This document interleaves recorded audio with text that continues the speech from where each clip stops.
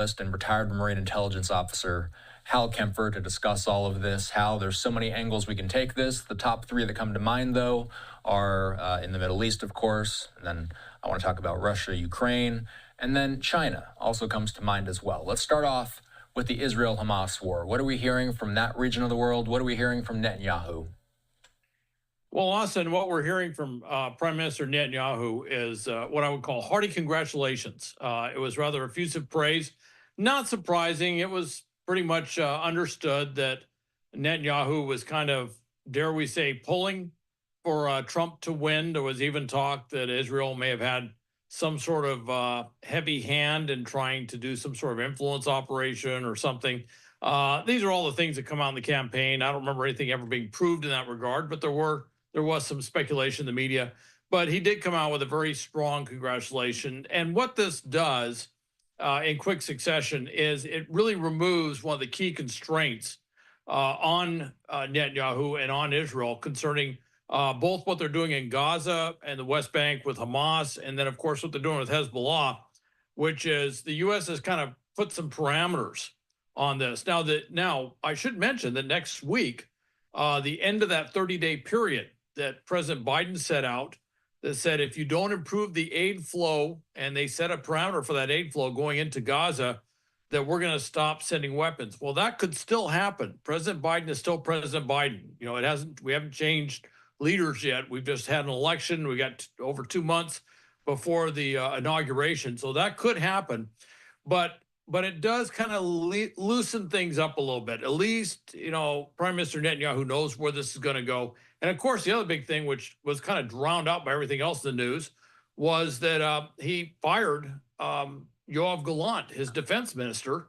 So those were two big things that kind of held him back within his coalition, and then his major international supporter of the United States. They're gone. They're now, that's all changed. And so this gives him a lot of freedom of action, which I would anticipate to be a more maximalist campaign against Hamas and Hezbollah. What does a more maximalist approach mean? Lots of strikes, lots of military action, and I would not hold my breath on any sort of deal, although there's been a lot of speculation that all of the negotiation, all the work done under the Biden administration for a ceasefire, and really focus more on the ceasefire in Lebanon, dealing with Hezbollah, that it could be that Netanyahu holds back on that, you know, supports the negotiations, and then waits until President Trump is in office and then agrees to a ceasefire, handing President Trump something of a political victory because it would have happened on his watch. Rather interesting speculation, and something that, frankly, I would not rule out. I've seen things in the past where stuff like that has happened. So let's move on to Russia and Ukraine. We saw President Zelensky immediately on social media. We saw it as soon as the race was starting to be called by certain outlets. Zelensky putting a post out there congratulating Trump for winning this. What are we hearing from that side of the world, and what do you expect the impacts to be on the Russia-Ukraine war with Trump back in office? I don't know if President Zelensky was the first person to congratulate him, but he definitely was amongst the very, very, very first to actually congratulate him. And of course, there's no country in the world that has more on the line right now than Ukraine. During the campaign, and certainly before the campaign, President Trump was, would frequently mention that he would have this war ended before he takes office, before the inauguration. And there is a lot of thought. In fact, Vice President-elect J.D. Vance has kind of articulated this, that they would freeze the U.S. idea of a negotiated settlement, if you will, or negotiated ceasefire would be to freeze the current lines, and that Ukraine would agree not to join NATO, and that would be it. And of course, for Ukraine, that's an absolute non-starter. Nothing that's going to happen. Interestingly, as far as we know, Putin has not called to congratulate President-elect Trump, which was kind of interesting. And of course, there was a lot of stuff in the press, open source, if you will, that Russia was pushing hard using covert influence operations to try and get President Trump elected. And it's interesting that he has not called, as far as we know, President Trump to congratulate him on his victory. So rather unusual there. And then another person who hasn't called is Kim Jong Un of North Korea. And of course, when President Trump was in office, there was kind of this rapprochement, if you will, between the U.S. and North Korea, or at least certainly between President Trump and Kim Jong Un. And as far as I know right now, last I saw, he has not received any congratulatory note from them as either. Now, I should, if I could take it a little further afield, Xi Jinping of China, as far as I know, has not formally called President Trump to congratulate him. Although there was a formal announcement by their foreign ministry, which was, you could kind of read it either way. Either it was, you could say it was maybe a congratulatory message. Basically, it was just acknowledging that the U.S. election process had taken place, and that we have a system for changing leadership or something. It was very strangely worded in such a way that you could read that either way. And but as far as I know, Xi has not called President Trump to congratulate him. Of course, for Xi, this is a huge issue. And for China, this is a huge issue because President Trump has talked about using tariffs extensively further with China. There is also, he's been very forceful about what China's been trying to do in terms of extending its power all over, but especially in areas of trade and finance. So Xi is very concerned about this. Ironically, I always find it odd that Putin and Xi have this, quote, friendship that knows no bounds between Russia and China. Yet on the other side, Putin was kind of, cheering or hoping for Trump to take power, and Xi was hoping for Trump not to take power. And I just find that rather interesting that in terms of real politics, they were on completely opposite sides of the fence. Yeah, before we go here, one of Trump's major talking points is that he's going to end the wars. He says it all the time. I'm not going to ask you how exactly you get such a thing done, but can you talk about the complexities of getting such a thing done, both the Israel-Hamas war and the Russia-Ukraine war? Well, if I could mention one complexity right off, it's Congress. Whatever the president says, he still has to deal with Congress on all this. That's still a huge issue. And he's not, as far as I know, Speaker Johnson has been very pro-Ukraine, very supportive of Ukraine throughout. He's the one that was kind of behind the scenes, pushing really hard to get the last aid bill put in place after all the delays that he had seen by one faction of the House. He finally got that through. So he's got to deal with Congress. And right now, it looks like, as far as we know, the House is going to stay in GOP hands. And there's certainly no discussion of a change of speakership that I've heard of. I'm assuming that Speaker Johnson will stay in place. So that's going to be one place. And then, of course, there's also and has been a lot of support for Ukraine in the Senate. So he's got Congress to deal with internally. The other side of that is Europe and NATO. And I'm not using those interchangeably, but NATO has an extremely strong commitment to, as does the European Union, but we're a member of NATO, a strong commitment to Ukraine. There's a lot of weapons flow, expertise flow, all sorts of things. There's a very set program for doing that, and it would be very difficult to change course without causing massive ramifications throughout Europe. There's already discussion on tariffs, and he's talking about using tariffs against Europe. Well, with the European Union, that could be a rather extensive, debilitating trade war that could take place. And this would just add fuel to whatever antagonistic fire that could potentially brew there. So that's another issue they're going to have to deal with. And that certainly is a constraint in terms of U.S. freedom of action in terms of that. That's an external thing as well. And then the public perception tends to be relatively pro-Ukrainian in the U.S. And I think there's a lot of people who hope that what the rhetoric on the stump does not become the policy reality of President Trump, if you will, that he's going to use a little bit more constructive negotiation and certainly some other ways of doing this. Of course, he may get checked right away in terms of trying to negotiate something with Russia, because Putin has already come out some time back and was responding to what President Trump had said on the stump about what he thought a ceasefire or a settlement would look like. And pretty much clear that Putin didn't think that was going to happen. And it's absolutely clear that President Zelensky is not in favor, as I just talked about, with what's been kind of put out there as a possibility.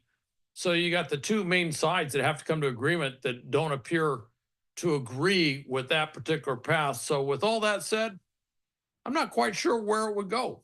I anticipate there's going to be a lot of negotiating, both within Washington, but also internationally, to try and figure out how this thing could possibly get settled. Trump takes the White House in January. Hal, as always, we appreciate you. Take care. All right. Thank you, Austin. All right, let's slide away for a quick break. We're back in 2 minutes.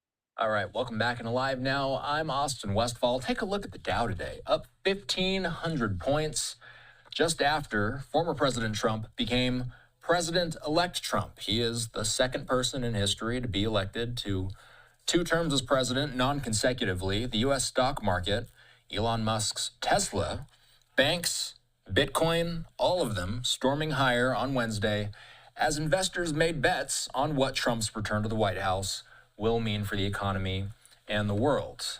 Economist Mike Walden standing by to talk about this. Mike, it's good to see you. As I just read there, everybody's kind of waiting to see what this will mean for the economy and for the world. We saw this dramatic reaction from the stock market. Why did we see such a shift because of a presidential election? Well, if you look at what Vice President Kamala Harris had talked about regarding things like enacting a higher corporate tax rate, taxing gains that were not realized, that is, your stock goes up in value, but you didn't take the money out. She proposed, or at least talked about, taxing that. I think the Biden-Harris administration had been known for an increase in regulations. These are all things that business people tend not to like. Investors in corporations tend not to like. Many average investors don't like them, especially the unrealized the taxation on unrealized gains. So I think this was a reaction to the fact that Vice President Harris will not become president, and instead, President-elect, we're going to have President-elect Trump. He is viewed, I think, in general, not in all cases, but in general, as being much more pro-business. He certainly did not promote the policies that I just mentioned that were associated with the Harris campaign. So I think that this is a normal reaction you would get, that people would buy stocks in order to express their interest in seeing further gains because they think the political environment will be favorable for that. Now, I think we can also have emotion behind this. And anytime you see the stock market go up by 1,500 points, I mean, that does strike you as a very, very large increase. And so, to the extent that there's some emotion there and it's not logical, we may have a pullback. But I think I think the read on this is very direct, that the market likes the positions that President-elect Trump talked about in the campaign, and they did not, emphasis on did not like some of the positions that Vice President Kamala Harris proposed. Let's go through some of the bullet points and some of the bigger ideas that Trump has talked about on the campaign trail. Tariffs, Mike, that comes to mind first. What has he said about tariffs, and why has there been so much discussion around it? This is one I think that will divide the business community and quite frankly, not be well received. What President-elect Trump has talked about is increasing tariffs. I think he's actually phrased it on all imports. His notion is that if he does that, he will motivate more manufacturing to locate here in the U.S., hire U.S. workers, and that's what he wants to promote. Now, I think the problem that a lot of economists, as well as people in the business community, have with that is, number one, in the interim, if a foreign company is selling something here, we'll take the classic example of widgets to Americans, and they now have to pay, let's say, $10 tariff on each item, they're going to be motivated to just pass that along in terms of a higher price. So the question is, doesn't the ultimate buyer here in the U.S. pay that tariff and not the company that's producing it in a foreign land? So that's point number one. Point number two, I think there's a worry that this might lead to retaliation, that other countries would say, fine, if you're going to do that, U.S., you're going to do that. We're going to put tariffs on your stuff. And we still have a global economy in which many, many companies in the U.S. rely on foreign exports. So I don't think this has been, my personal opinion, this has not been well thought out by the president-elect. I'm not sure that he would go through with it. Some think that he's just using this as a negotiating point, a threat to foreign countries. But I think it is a policy that I don't know will have a lot of traction and I think necessarily will not have a lot of support in the business community. So taxes, that's another thing that comes to mind when I think about some of Trump's bigger economic ideas. He is known for the saying, no tax on tips. He says it at his rallies all the time. I've heard the phrase, no tax on overtime as well. What do we need to know about what Trump has said about taxes? Well, I think those were, and I'm not being negative, but I think those were largely designed to appeal to a certain segment of the population. If you look at the amount of revenue that the federal government gets from tips, it's relatively small. Personally, I don't like singling out certain segments of the economy or certain segments of workers. Some workers getting favors, others not. I like a simple tax system. I don't know how. I mean, all this would have to go through Congress. I'm not sure that even with a Republican-dominated Congress, we'd have it. But I look at it as a tactic that was used, and all parties do this. The Harris campaign did it. All parties do this, where they're sort of focusing on getting a certain segment of the population, getting their vote, and they're sort of offering them something. And I think in this case, it was no tax on tips and no tax on overtime. So, okay, we talked about taxes, we talked about tariffs. What else comes to mind? What haven't I asked you about yet when it comes to Trump and the economy? Well, I think there's the issue that whenever all eyes tomorrow will be on the Federal Reserve, because the Federal Reserve will be meeting to, I think, cut their rate by about a quarter percentage point. President-elect Trump has in the past been very critical of the Federal Reserve. He's talked about changing how the Federal Reserve operates, maybe giving the president a vote on the Board of Governors, something like that. Again, I think that's a non-starter. Congress holds the charter of the Federal Reserve. I think the Federal Reserve was set up directly to keep it independent of the administration, independent of Congress. So again, I think this is perhaps maybe a campaign carrot to people to say, hey, look, I'm, as this would be President-elect Trump talking about, saying to the population, hey, I'm with you. I don't like these high interest rates the Federal Reserve has, so I'm going to change the system. I'm going to get in there and start voting on these. I don't think that's going to happen. All right, Mike, as always, we appreciate your time. We'll leave it there for now. Trump inaugurated in January. We'll be watching out for whatever happens with all these major topics. We'll talk soon. Thanks, Austin. All right. Slide away for a quick break. We're back in 2 minutes.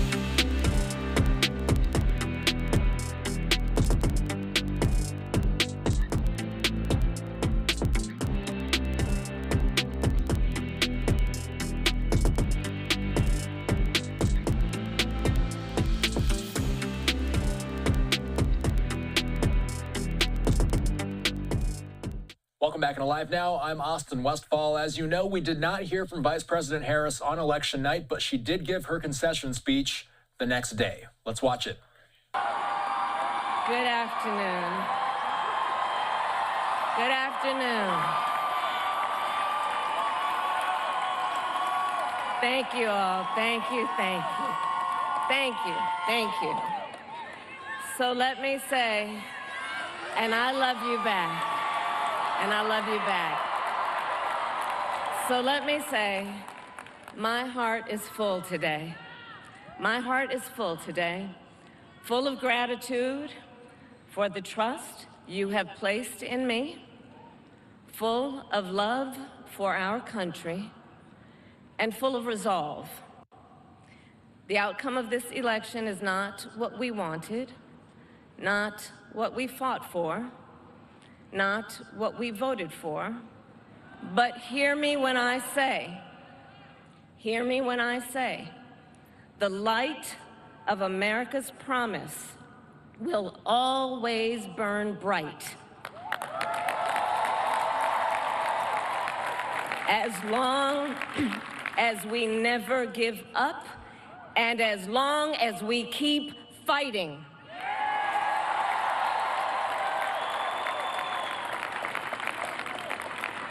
To my beloved Doug and our family, I love you so very much. To President Biden and Dr. Biden, thank you for your faith and support. To Governor Walz and the Walz family, I know your service to our nation will continue. And to my extraordinary team, to the volunteers who gave so much of themselves, to the poll workers and the local election officials, I thank you all. Look, I am so proud of the race we ran and the way we ran it. And the way we ran it over the 107 days of this campaign, we have been intentional about building community and building coalitions, bringing people together from every walk of life and background, united by love of country with enthusiasm and joy in our fight for America's future. And we did it with the knowledge that we all have so much more in common than what separates us. Now, I know folks are feeling and experiencing a range of emotions right now. I get it. But we must accept the results of this election. Earlier today, I spoke with President-elect Trump and congratulated him on his victory. I also told him that we will help him and his team with their transition, and that we will engage in a peaceful transfer of power.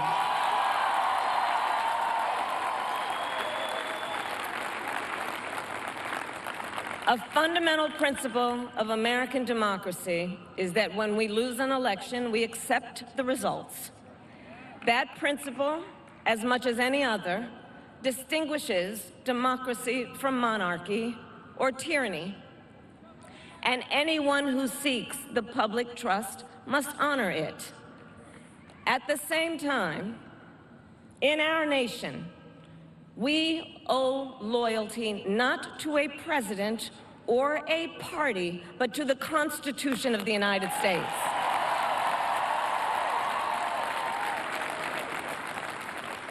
And loyalty to our conscience and to our God. My allegiance to all three is why I am here to say, while I concede this election, I do not concede the fight that fueled this campaign.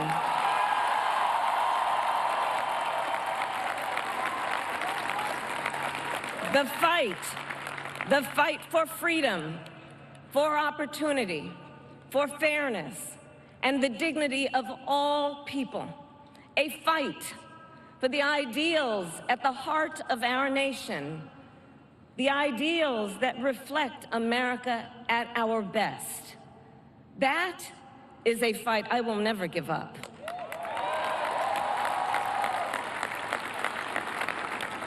I will never give up the fight for a future where Americans can pursue their dreams, ambitions, and aspirations, where the women of America have the freedom to make decisions about their own body and not have their government telling them what to do.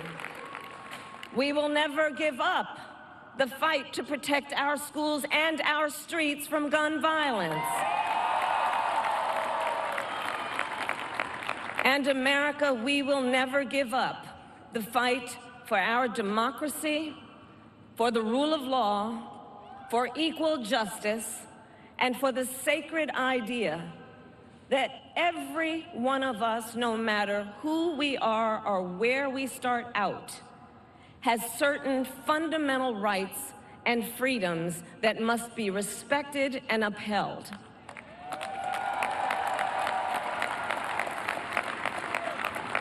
And we will continue to wage this fight in the voting booth, in the courts, and in the public square. And we will also wage it in quieter ways, in how we live our lives, by treating one another with kindness and respect, by looking in the face of a stranger and seeing a neighbor, by always using our strength to lift people up, to fight for the dignity that all people deserve. The fight for our freedom will take hard work, but like I always say, we like hard work. Hard work is good work. Hard work can be joyful work. And the fight for our country is always worth it. It is always worth it.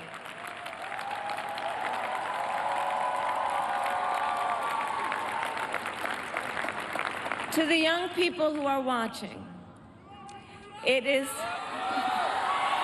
I love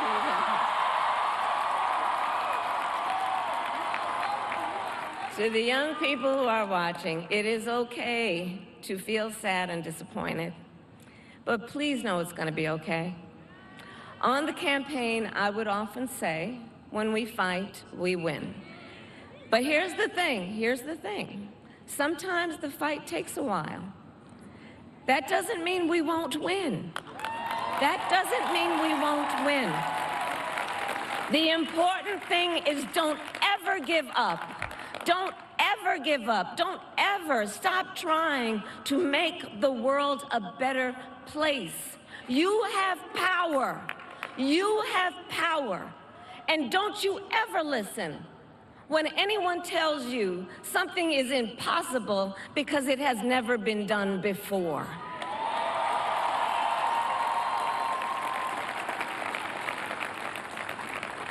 You have the capacity to do extraordinary good in the world. And so to everyone who is watching, do not despair. This is not a time to throw up our hands. This is a time to roll up our sleeves.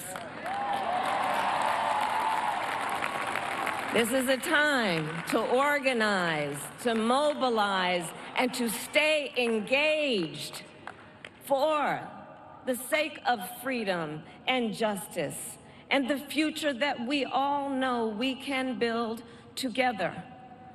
Look, many of you know I started out as a prosecutor, and throughout my career, I saw people at some of the worst times in their lives. People who had suffered great harm and great pain, and yet found within themselves the strength and the courage and the resolve to take the stand, to take a stand, to fight for justice, to fight for themselves, to fight for others. So let their courage be our inspiration. Let their determination be our charge. And I'll close with this.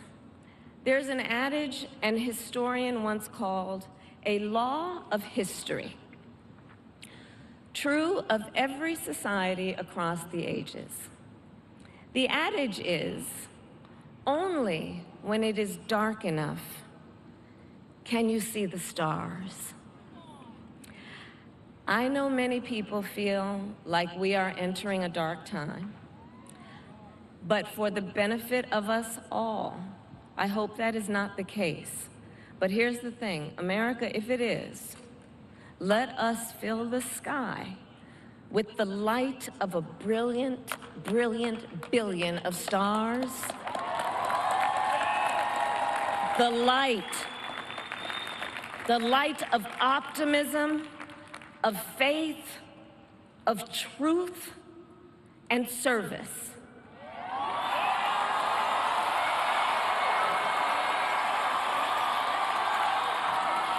HU. And may that work guide us, even in the face of setbacks, toward the extraordinary promise of the United States of America. I thank you all. May God bless you, and may God bless the United States of America. I thank you all. All right, the Vice President's concession speech wrapping up in Washington, D.C. It's time for us to take a commercial break. We're back in 2 minutes.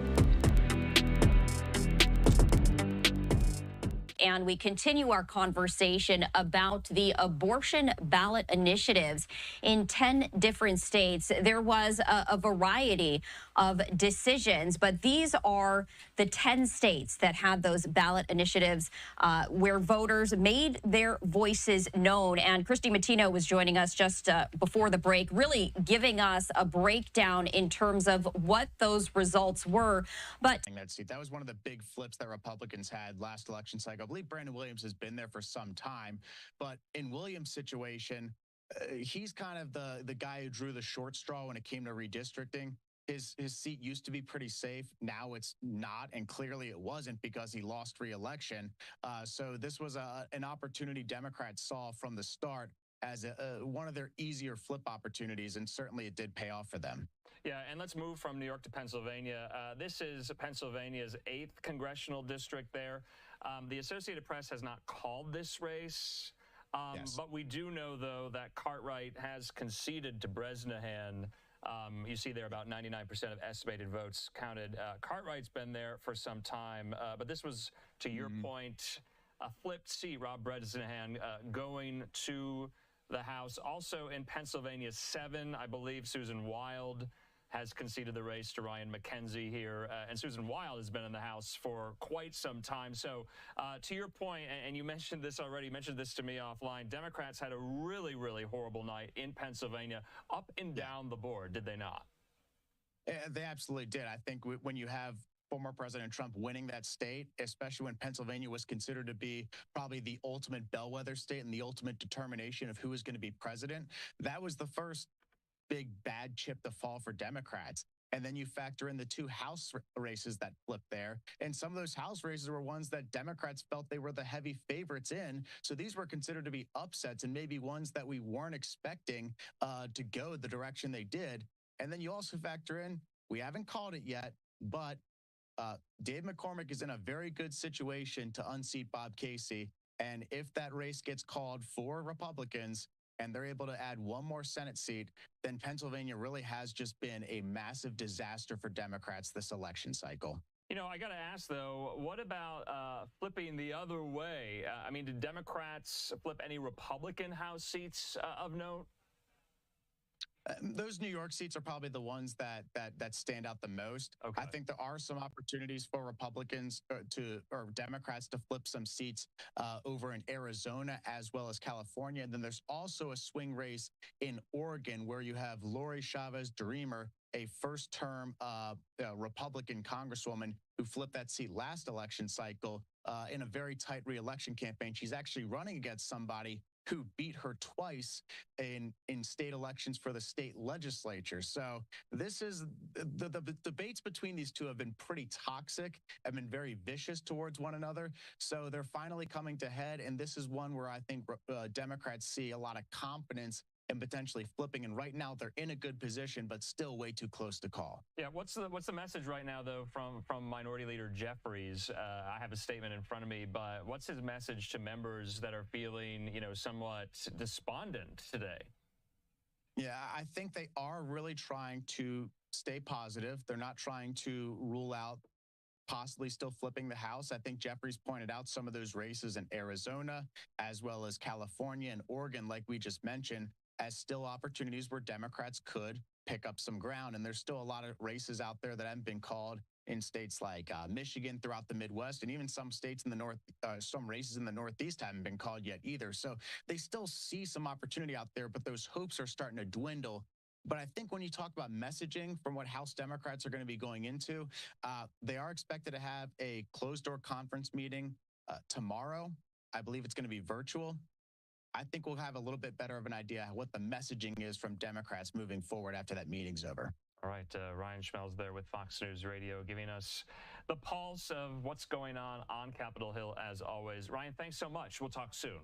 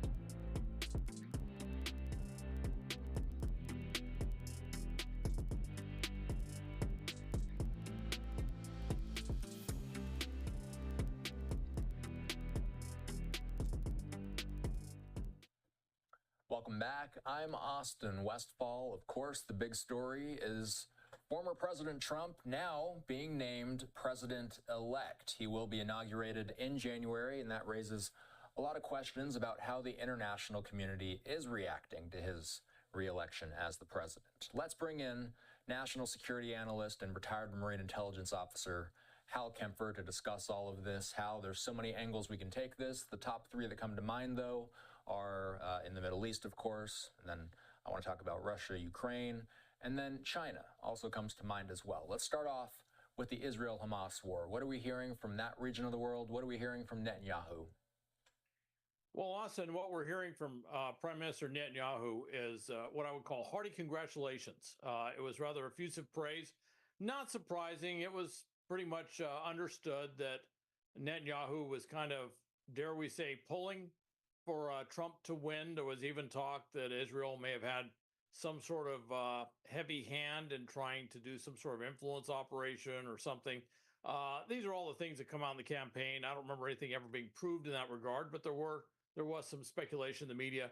But he did come out with a very strong congratulation. And what this does in quick succession is it really removes one of the key constraints on Netanyahu and on Israel concerning both what they're doing in Gaza and the West Bank with Hamas, and then, of course, what they're doing with Hezbollah, which is the U.S. has kind of put some parameters on this.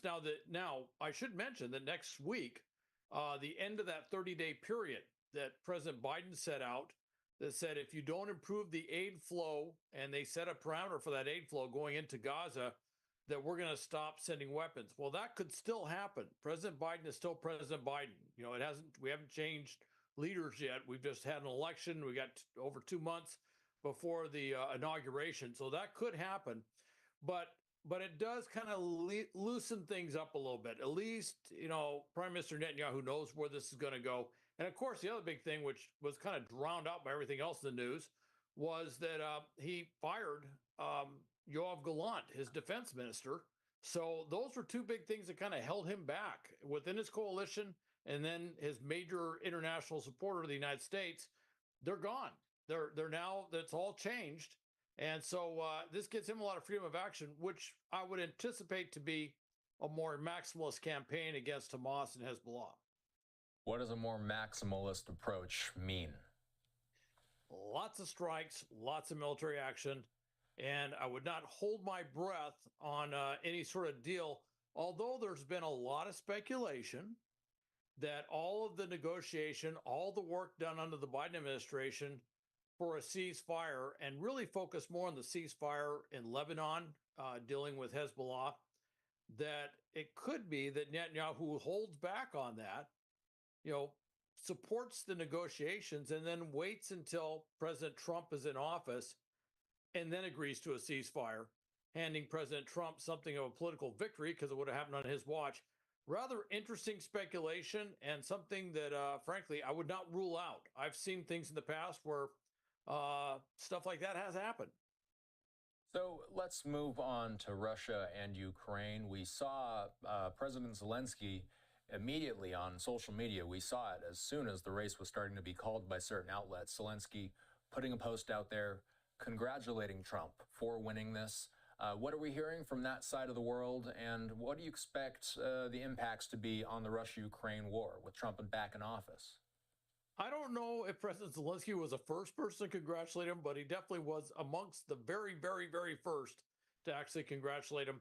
And of course, there's no country in the world that has more on the line right now than Ukraine. During the campaign, and certainly before the campaign, President Trump was, would frequently mention that he would have this war ended before he takes office, before the inauguration. And there is a lot of thought. In fact, Vice President-elect J.D. Vance has kind of articulated this, that they would freeze the U.S. idea of a negotiated settlement, if you will, or negotiated ceasefire would be to freeze the current lines, and that Ukraine would agree not to join NATO, and that would be it. And of course, for Ukraine, that's an absolute non-starter. Nothing that's going to happen. Interestingly, as far as we know, Putin has not called to congratulate President-elect Trump, which is kind of interesting. And of course, there was a lot of stuff in the press, open source, if you will, that Russia was pushing hard using covert influence operations to try and get President Trump elected. And it's interesting that he has not called, as far as we know, President Trump to congratulate him on his victory. So rather unusual there. And then another person who hasn't called is Kim Jong-un of North Korea. And of course, when President Trump was in office, there was kind of this rapprochement, if you will, between the U.S. and North Korea, or at least certainly between President Trump and Kim Jong-un. And as far as I know right now, last I saw, he has not received any congratulatory note from them as either. Now, I should, if I could take it a little further afield, Xi Jinping of China, as far as I know, has not formally called President Trump to congratulate him, although there was a formal announcement by their foreign ministry, which was, you could kind of read it either way. Either was, you could say it was maybe a congratulatory message. Basically, it was just acknowledging that the U.S. election process had taken place and that we have a system for changing leadership or something. It was very strangely worded in such a way that you could read that either way. And but as far as I know, Xi has not called President Trump to congratulate him. Of course, for Xi, this is a huge issue. And for China, this is a huge issue because President Trump has talked about using tariffs extensively further with China. There is also, he's been very forceful about what China's been trying to do in terms of extending its power all over, but especially in areas of trade and finance. So Xi is very concerned about this. Ironically, I always find it odd that Putin and Xi have this, quote, friendship that knows no bounds between Russia and China. Yet, on the other side, Putin was kind of, cheering or hoping for Trump to take power, and Xi was hoping for Trump not to take power. And I just find that rather interesting that in terms of real politics, they were on completely opposite sides of the fence. Yeah, before we go here, one of Trump's major talking points is that he's going to end the wars. He says it all the time. I'm not going to ask you how exactly you get such a thing done, but can you talk about the complexities of getting such a thing done, both the Israel-Hamas war and the Russia-Ukraine war? Well, if I could mention one complexity right off, it's Congress. Whatever the president says, he still has to deal with Congress on all this. That's still a huge issue. And he's not, as far as I know, Speaker Johnson has been very pro-Ukraine, very supportive of Ukraine throughout. He's the one that was kind of behind the scenes, pushing really hard to get the last aid bill put in place after all the delays that he had seen by one faction of the House. He finally got that through. So he's got to deal with Congress. And right now, it looks like, as far as we know, the House is going to stay in GOP hands. And there's certainly no discussion of a change of speakership that I've heard of. I'm assuming that Speaker Johnson will stay in place. So that's going to be one place. And then, of course, there's also, and has been, a lot of support for Ukraine in the Senate. So he's got Congress to deal with internally. The other side of that is Europe and NATO. And I'm not using those interchangeably, but NATO has an extremely strong commitment to, as does the European Union, but we're a member of NATO, a strong commitment to Ukraine. There's a lot of weapons flow, expertise flow, all sorts of things. There's a very set program for doing that, and it would be very difficult to change course without causing massive ramifications throughout Europe. There's already discussion on tariffs, and he's talking about using tariffs against Europe. Well, with the European Union, that could be a rather extensive, debilitating trade war that could take place. And this would just add fuel to whatever antagonistic fire that could potentially brew there. So that's another issue they're going to have to deal with. And that certainly is a constraint in terms of U.S. freedom of action in terms of that. That's an external thing as well. And then the public perception tends to be relatively pro-Ukrainian in the U.S. And I think there's a lot of people who hope that what the rhetoric on the stump does not become the policy reality of President Trump, if you will, that he's going to use a little bit more constructive negotiation and certainly some other ways of doing this. Of course, he may get checked right away in terms of trying to negotiate something with Russia, because Putin has already come out some time back and was responding to what President Trump had said on the stump about what he thought a ceasefire or a settlement would look like. And pretty much clear that Putin didn't think that was going to happen. And it's absolutely clear that President Zelensky is not in favor, as I just talked about, with what's been kind of put out there as a possibility. So you got the two main sides that have to come to agreement that don't appear to agree with that particular path. So with all that said, I'm not quite sure where it would go. I anticipate there's going to be a lot of negotiating, both within Washington, but also internationally, to try and figure out how this thing could possibly get settled. Trump takes the White House in January. Hal, as always, we appreciate you. Take care. All right. Thank you, Austin. All right, let's slide away for a quick break. We're back in 2 minutes.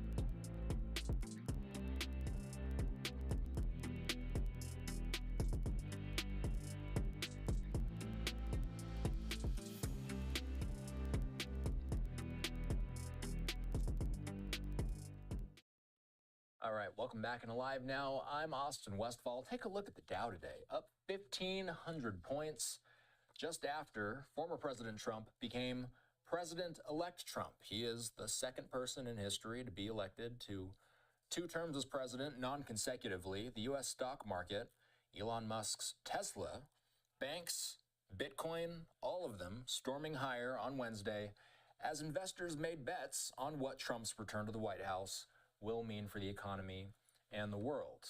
Economist Mike Walden standing by to talk about this. Mike, it's good to see you.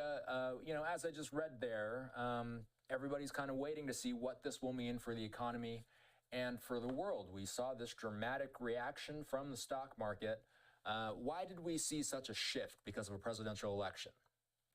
Well, if you look at what Vice President Kamala Harris had talked about regarding things like enacting a higher corporate tax rate, taxing gains that were not realized, that is, your stock goes up in value, but you didn't take the money out. She proposed, or at least talked about, taxing that. I think the Biden-Harris administration had been known for an increase in regulations. These are all things that business people tend not to like, investors and corporations tend not to like. Many average investors don't like them, especially the unrealized taxation on unrealized gains. So I think this was a reaction to the fact that Vice President Harris will not become president, and instead President-elect, we're going to have President-elect Trump. He is viewed, I think, in general, not in all cases, but in general, as being much more pro-business. He certainly did not promote the policies that I just mentioned that were associated with the Harris campaign. So I think that this is a normal reaction you would get, that people would buy stocks in order to express their interest in seeing further gains because they think the political environment will be favorable for that. Now, I think we can also have emotion behind this. And anytime you see the stock market go up by 1,500 points, I mean, that does strike you as a very, very large increase. And so to the extent that there's some emotion there and it's not logical, we may have a pullback. But I think the read on this is very direct, that the market likes the positions that President-elect Trump talked about in the campaign, and they did not, emphasis on did not like some of the positions that Vice President Kamala Harris proposed. Let's go through some of the bullet points and some of the bigger ideas that Trump has talked about on the campaign trail. Tariffs, Mike, that comes to mind first. What has he said about tariffs, and why has there been so much discussion around it? This is one I think that will divide the business community and quite frankly, not be well received. What President-elect Trump has talked about is increasing tariffs. I think he's actually phrased it on all imports. His notion is that if he does that, he will motivate more manufacturing to locate here in the U.S., hire U.S. workers, and that's what he wants to promote. Now, I think the problem that a lot of economists, as well as people in the business community, have with that is, number one, in the interim, if a foreign company is selling something here, we'll take the classic example of widgets to Americans, and they now have to pay, let's say, $10 tariff on each item, they're going to be motivated to just pass that along in terms of a higher price.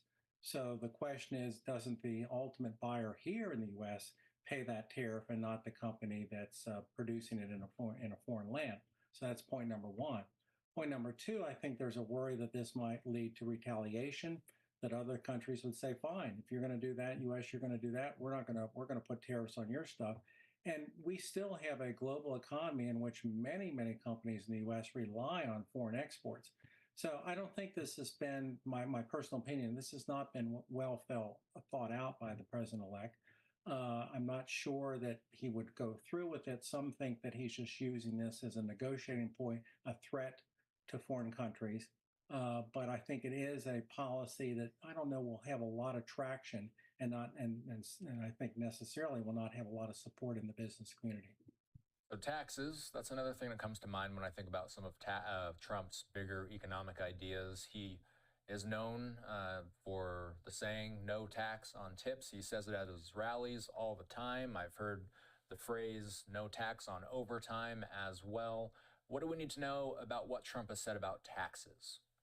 Well, I think those were, and I'm not being negative, but I think those were largely designed to appeal to a certain segment of the population. If you look at the amount of revenue that the federal government gets from tips, it's relatively small. Personally, I don't like singling out certain segments of the economy or certain segments of workers. Some workers getting favors, others not. I like a simple tax system. I don't know I mean, all this would have to go through Congress. I'm not sure that even with a Republican-dominated Congress, we'd have it. But I look at it as a tactic that was used, and all parties do this. The Harris campaign did it. All parties do this, where they're sort of focusing on getting a certain segment of the population, getting their vote, and they're sort of offering them something. And I think in this case, it was no tax on tips and no tax on overtime. So, okay, we talked about taxes, we talked about tariffs. What else comes to mind? What haven't I asked you about yet when it comes to Trump and the economy? Well, I think there's the issue that whenever all eyes tomorrow will be on the Federal Reserve, because the Federal Reserve will be meeting to, I think, cut their rate by about a quarter percentage point. President-elect Trump has in the past been very critical of the Federal Reserve. He's talked about changing how the Federal Reserve operates, maybe giving the president a vote on the Board of Governors, something like that. Again, I think that's a non-starter. Congress holds the charter of the Federal Reserve. I think the Federal Reserve was set up directly to keep it independent of the administration, independent of Congress. So again, I think this is perhaps maybe a campaign carrot to people to say, hey, look, as this would be President-elect Trump talking about, saying to the population, hey, I'm with you. I don't like these high interest rates the Federal Reserve has. So I'm going to change the system. I'm going to get in there and start voting on these. I don't think that's going to happen. All right, Mike, as always, we appreciate your time. We'll leave it there for now. Trump inaugurated in January. We'll be watching out for whatever happens with all these major topics. We'll talk soon. Thanks, Austin. All right, slide away for a quick break. We're back in 2 minutes.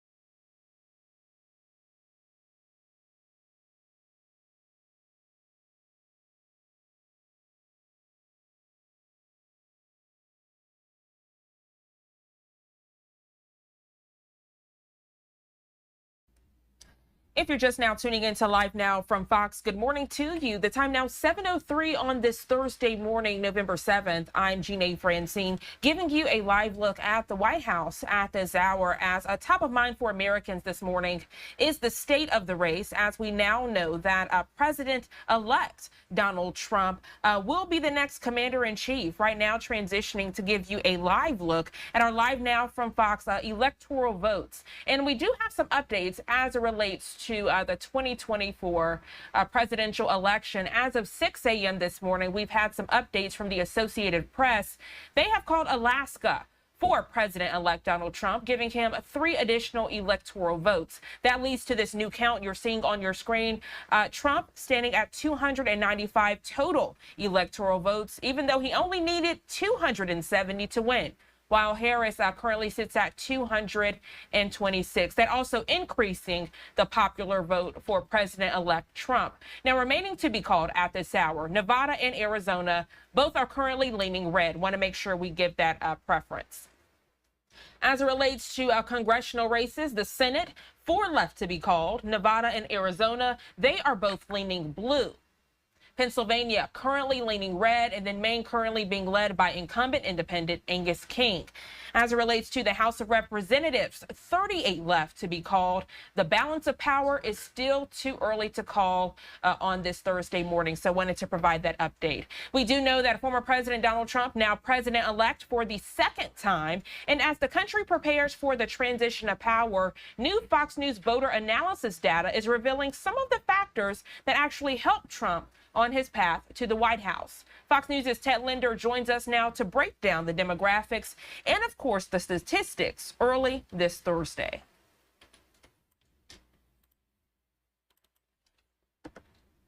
As the results of the presidential election continue sinking in, Fox News voter analysis data highlights several factors that motivated folks to elect Donald Trump for a second non-consecutive term in the White House. I voted for Trump. As you can see, I'm a small business owner.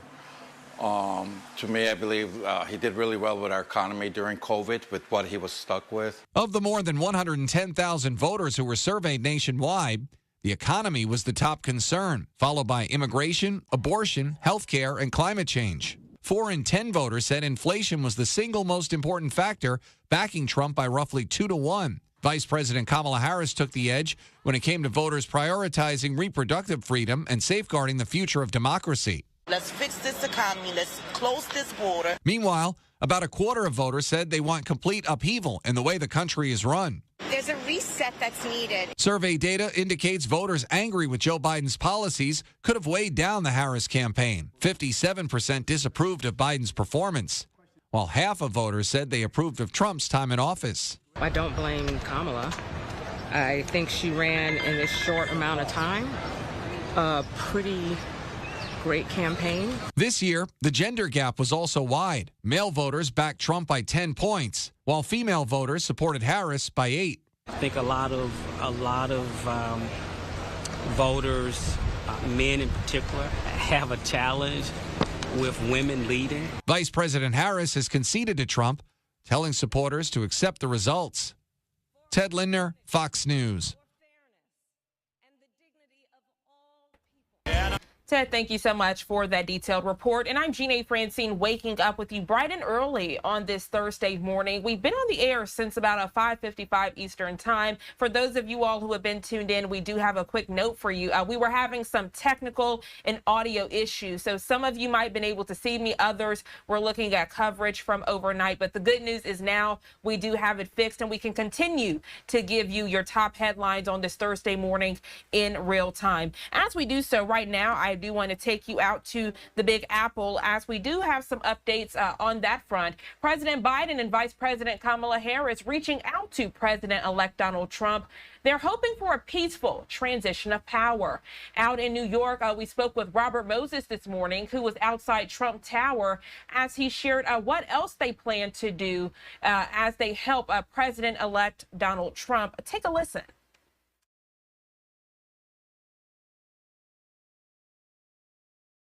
Address the nation from the Rose Garden at 11 this morning. It will be his first appearance since Vice President Kamala Harris lost Tuesday's election. It was his decision to drop out of the race in July and pass the baton to her that set in motion a frenetic 107-day campaign that culminated in her sound defeat. The president yesterday called President-elect Donald Trump to congratulate him and invite him to the White House to discuss the transition. A spokesman for the president-elect said he very much appreciated the president's call and that the White House meeting will take place shortly. According to the White House, President Biden also spoke by phone yesterday to Vice President Harris and congratulated her on her campaign. Late yesterday afternoon, Vice President Harris spoke at her alma mater, Howard University in Washington, though it was not the speech she envisioned. Tears ran down the faces of some of her supporters as they looked on. While I concede this election, I do not concede the fight that fueled this campaign. The vice president said she spoke to President-elect Trump and congratulated him on his victory. I also told him that we will help him and his team with their transition, and that we will engage in a peaceful transfer of power. The electoral map shows a sea of red. The president-elect won 5 of the 7 battleground states, Georgia, North Carolina, Pennsylvania, Wisconsin, and Michigan, and leads in the 2 others, Arizona and Nevada. His win will lessen his legal headaches. Special counsel Jack Smith is looking at how to wind down the 2 federal cases against him related to election interference and classified documents before he takes office, according to the Associated Press. Justice Department policy holds that sitting presidents cannot be prosecuted. Nevada, Texas, Ohio. And that was Fox 5 New York's Robert Moses reporting there. And speaking of that popular vote, as he did in his story there, giving you a live look at our Live Now from Fox polling stats there. And you can see the popular vote in real time. And a quick content reminder for you this morning here on Live Now from Fox as we are looking ahead this morning, again, slated for the 11 o'clock hour here on the East Coast. 11 o'clock this morning, we can expect to hear from President Joe Biden as he gives a speech as it relates to the 2024 election. Here is 7-Eleven on the East Coast. We're going to go to our first 2-minute commercial break of the hour. Staying on top of politics when we come back and heading out to the Peach State of Georgia. We'll be checking in with Fox 5 Atlanta's Mark Teichner, understanding the very latest as there are some questions surrounding legality in cases of President-elect Donald Trump. He'll explain the very latest when we come back.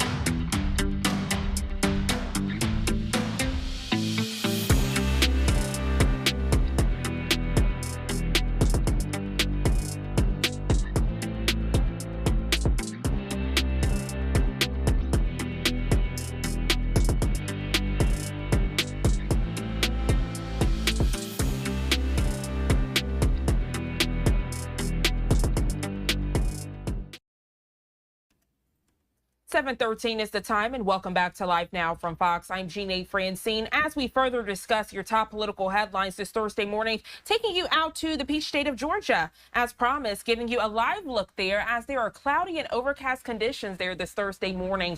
A legal expert saying President-elect Donald Trump's victory likely puts an end to his Fulton County racketeering case. Mr. Trump stands accused of illegally trying to overturn Georgia's 2020 election. But as Fox 5 Atlanta's Mark Teichner explains live from the Fulton County Courthouse this morning, that case probably won't go forward. Mark, good morning to you. Yeah, good morning. You know, Mr. Trump is the first convicted felon to be elected president, and that election likely will now move forward and prevent him from having any charges against him, at least unless for the next 4 years.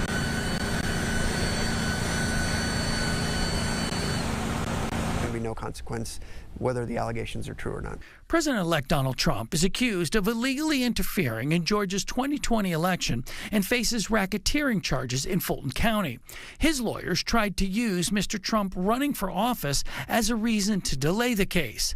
Now that he's been elected, things get even more complicated. Under the Supremacy Clause and his duties as President of the United States, this trial would not take place at all until after he left his term of office. A Trump Justice Department can't make the Fulton case go away, but it was already teetering because of District Attorney Fani Willis's personal relationship with Nathan Wade, a lawyer she hired for the case. Next month, the Georgia Court of Appeals will hear arguments to determine if Willis should be removed. Attorney Manny Aurora represented Kenneth Chesborough, a Fulton County Trump co-defendant who took a plea deal. Unfortunately, they took 2 years to bring it, or however much time it was. It just shows you, if you're going to bring charges, expedite it through and get the cases moving. Because Aurora expects the Fulton County case against the president-elect to wither and die. It's just been a colossal waste of our Fulton County taxpayer dollars. The charges against the president-elect could be dismissed. This if a court determines that his actions were official presidential acts, which the Supreme Court have deemed to be immune from prosecution. Reporting from Atlanta, Georgia, I'm Mark Teichner for Live Now from Fox. All right, Mark Teichner there. Always a pleasure to have you join the show. Thank you so much. I hope you have a great rest of your day.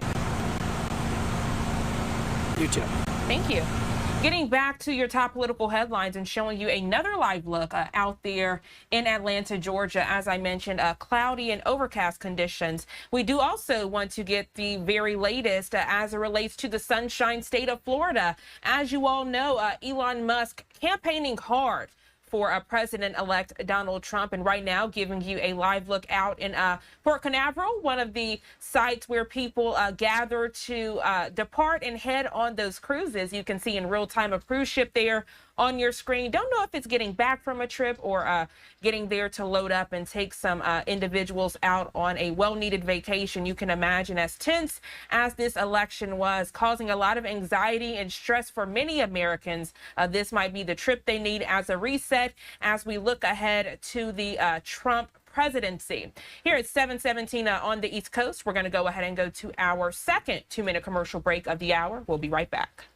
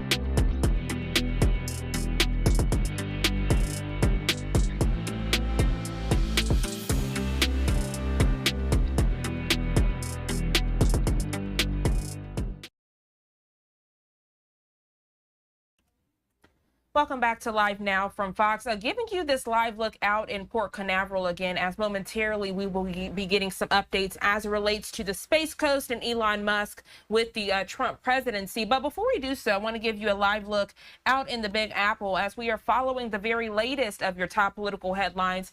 New York Governor Kathy Hochul and the New York Attorney General Letitia James holding a discussion about the election results. I want to play some of their comments for you now.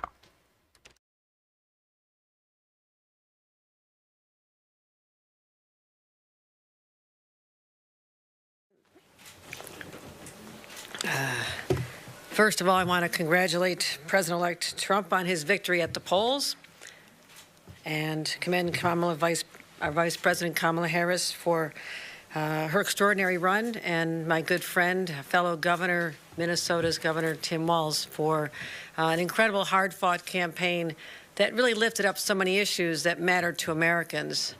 I also want to congratulate New York's newly elected and newly re-elected Democratic members of Congress, as well as those who prevailed in some of our down-ballot races across the state, as well as the re-election of our senator, my great friend Kirsten Gillibrand.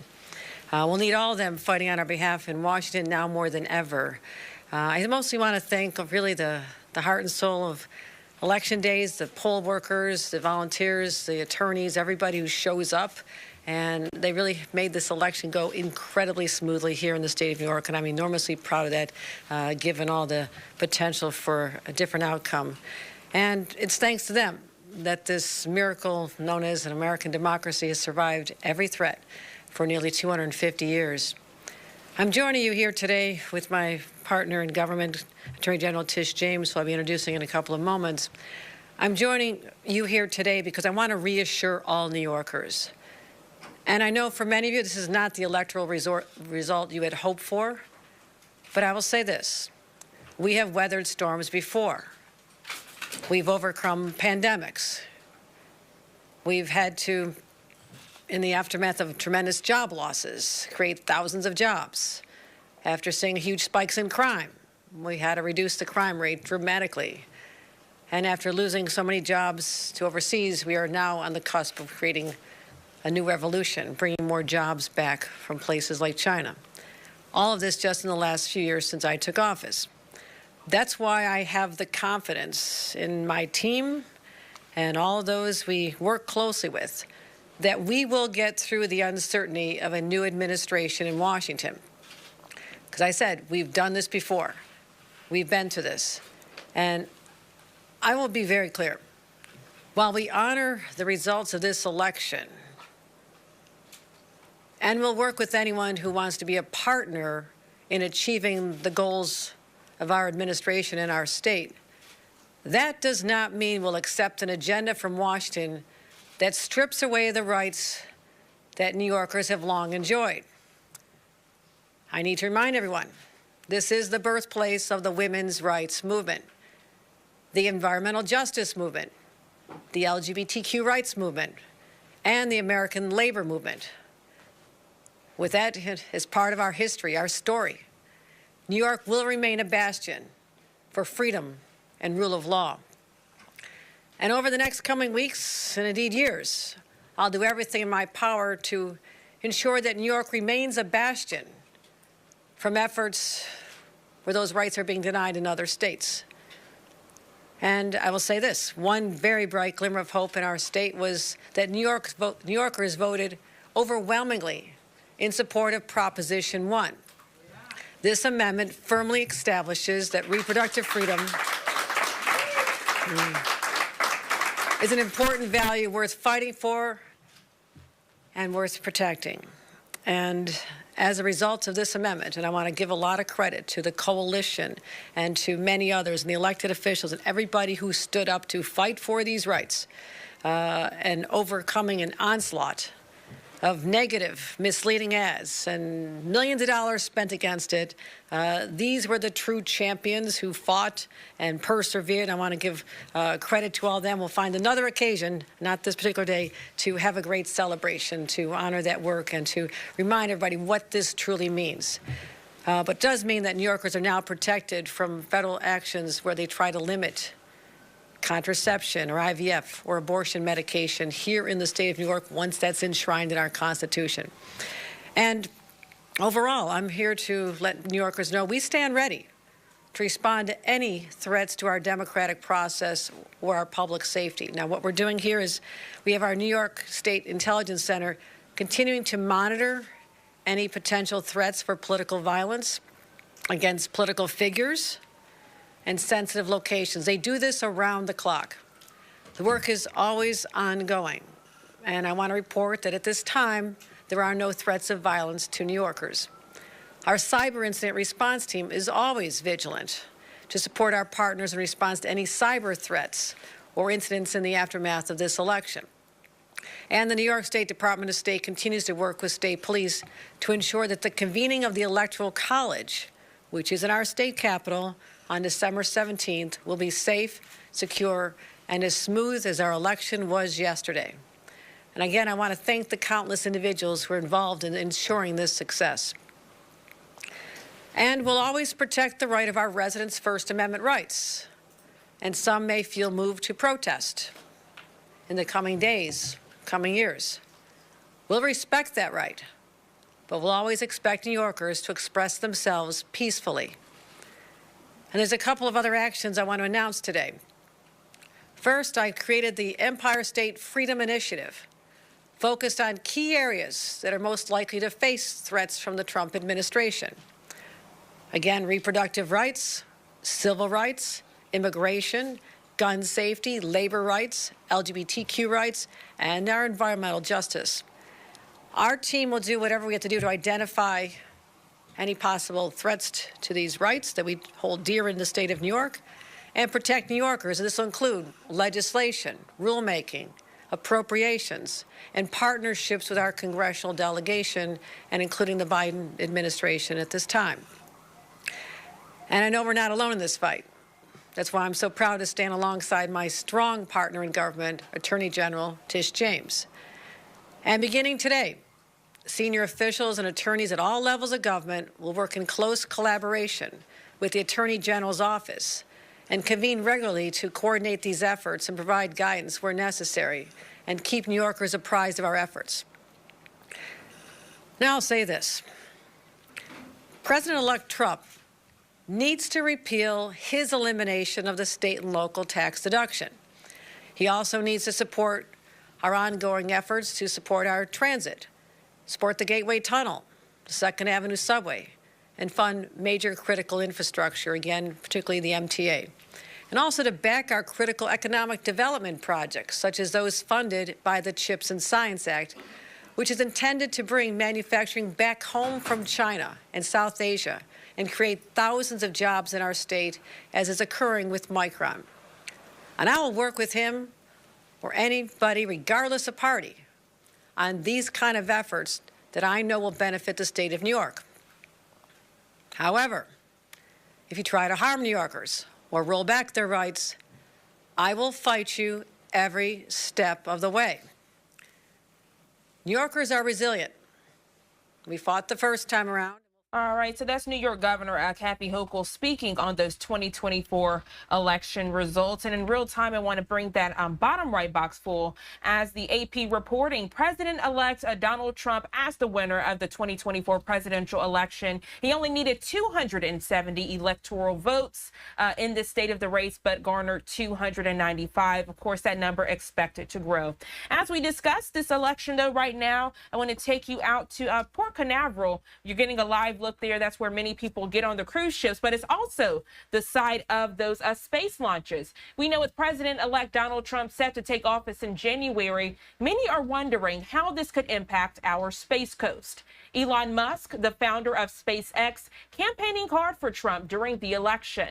Fox 35 Orlando's Marley Capper joining us live this morning. Marley, good morning to you. Trump has already said he plans to make the space industry a big focus for his next term in office. Gina, good morning to you. I think a big question a lot of people have is if Elon Musk is going to get a cabinet position. Like you mentioned, he campaigned really hard for Trump, so people are wondering if he's going to have any influence over the FAA, how that'll impact launches here on the Space Coast, or if he'll play any role into NASA's space launches. Like I mentioned, he was in Pennsylvania for the past 2 weeks, knocking on doors. He had giveaways for money, lots of things that he was doing to help campaign for Trump, and many have speculated that Musk will be evaluating all three-letter agencies in the government on their spending and efficiencies. We talked to a space expert who really thinks that Musk will be taking a hard look at the FAA. Artemis is well over budget, well late, really expensive. Does that fall into, do we change that program for more government efficiency? Does money go more in the private sector with Starship?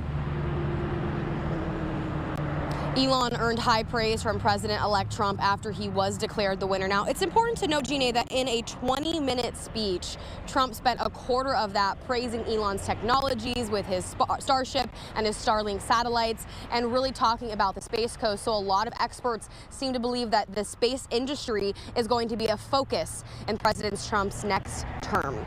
For now, reporting live in Florida, Marley Capper, Live Now.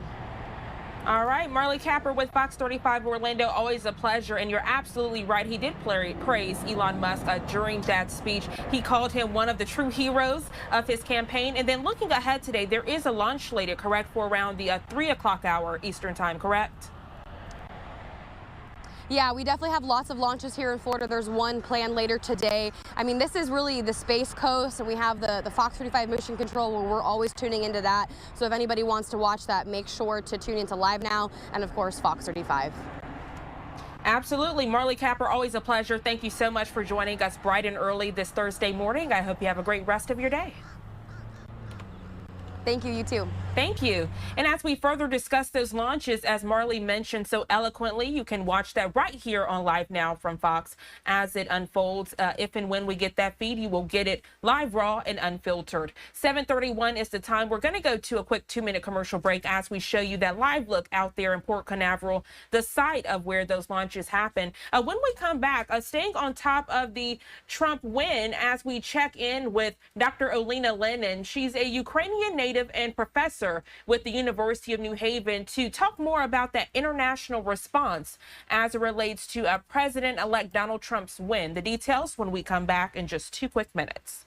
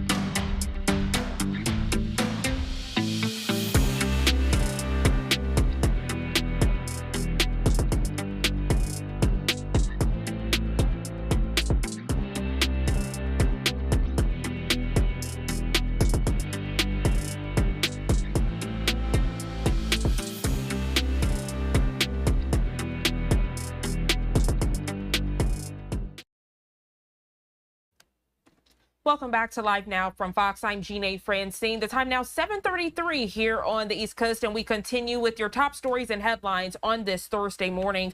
Take a look at your screen as we continue with your top political headlines. You can see Americans have made their choice for the next president, but how is the rest of the world reacting to this news? Fox's Caroline Shively has some answers from Washington.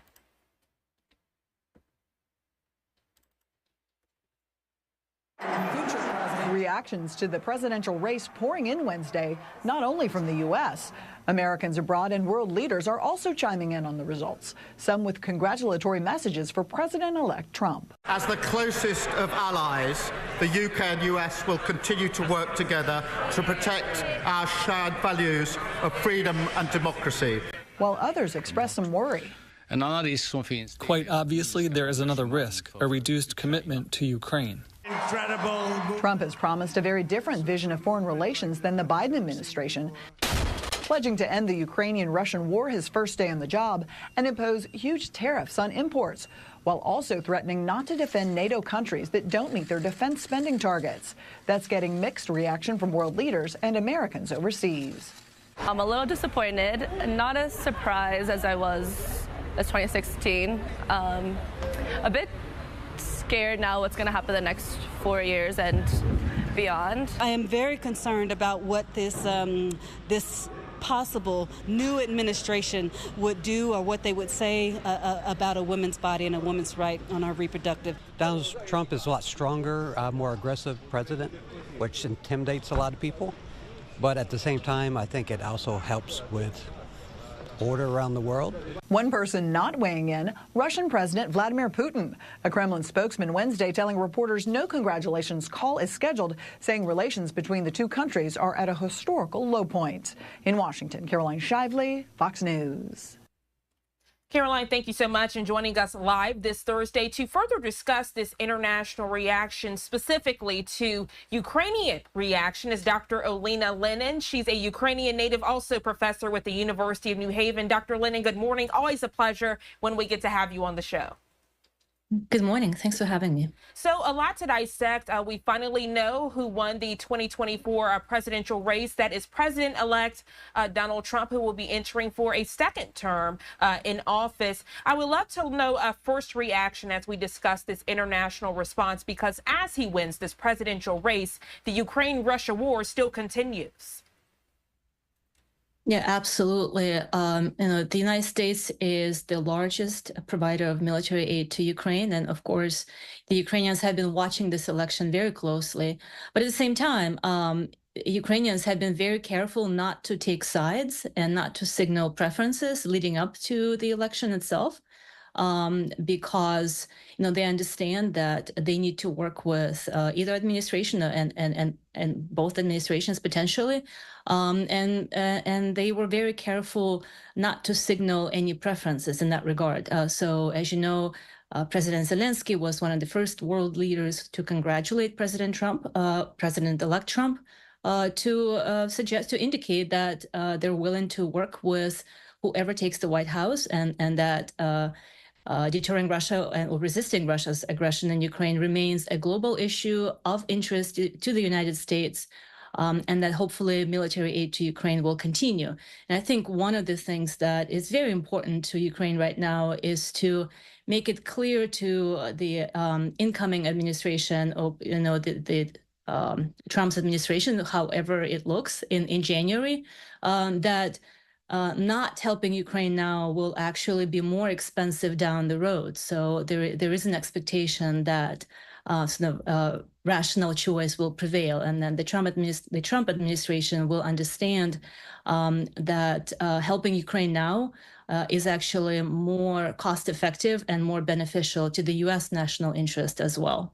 Very interesting points you're raising this morning, Dr. Lennon. Thank you so much for that detailed breakdown, because we know Ukraine is entering winter, and that will be a very pivotal time for this war. One thing you mentioned, though, Ukrainians being careful not to pick sides, and I'm glad you mentioned that, because you mentioned how Ukrainian President Zelensky was one of the first people to congratulate Trump. But if we look at the Russian side, we've been told, and we've also heard from President-elect Trump, that he and the Russian President Putin have have a close relationship.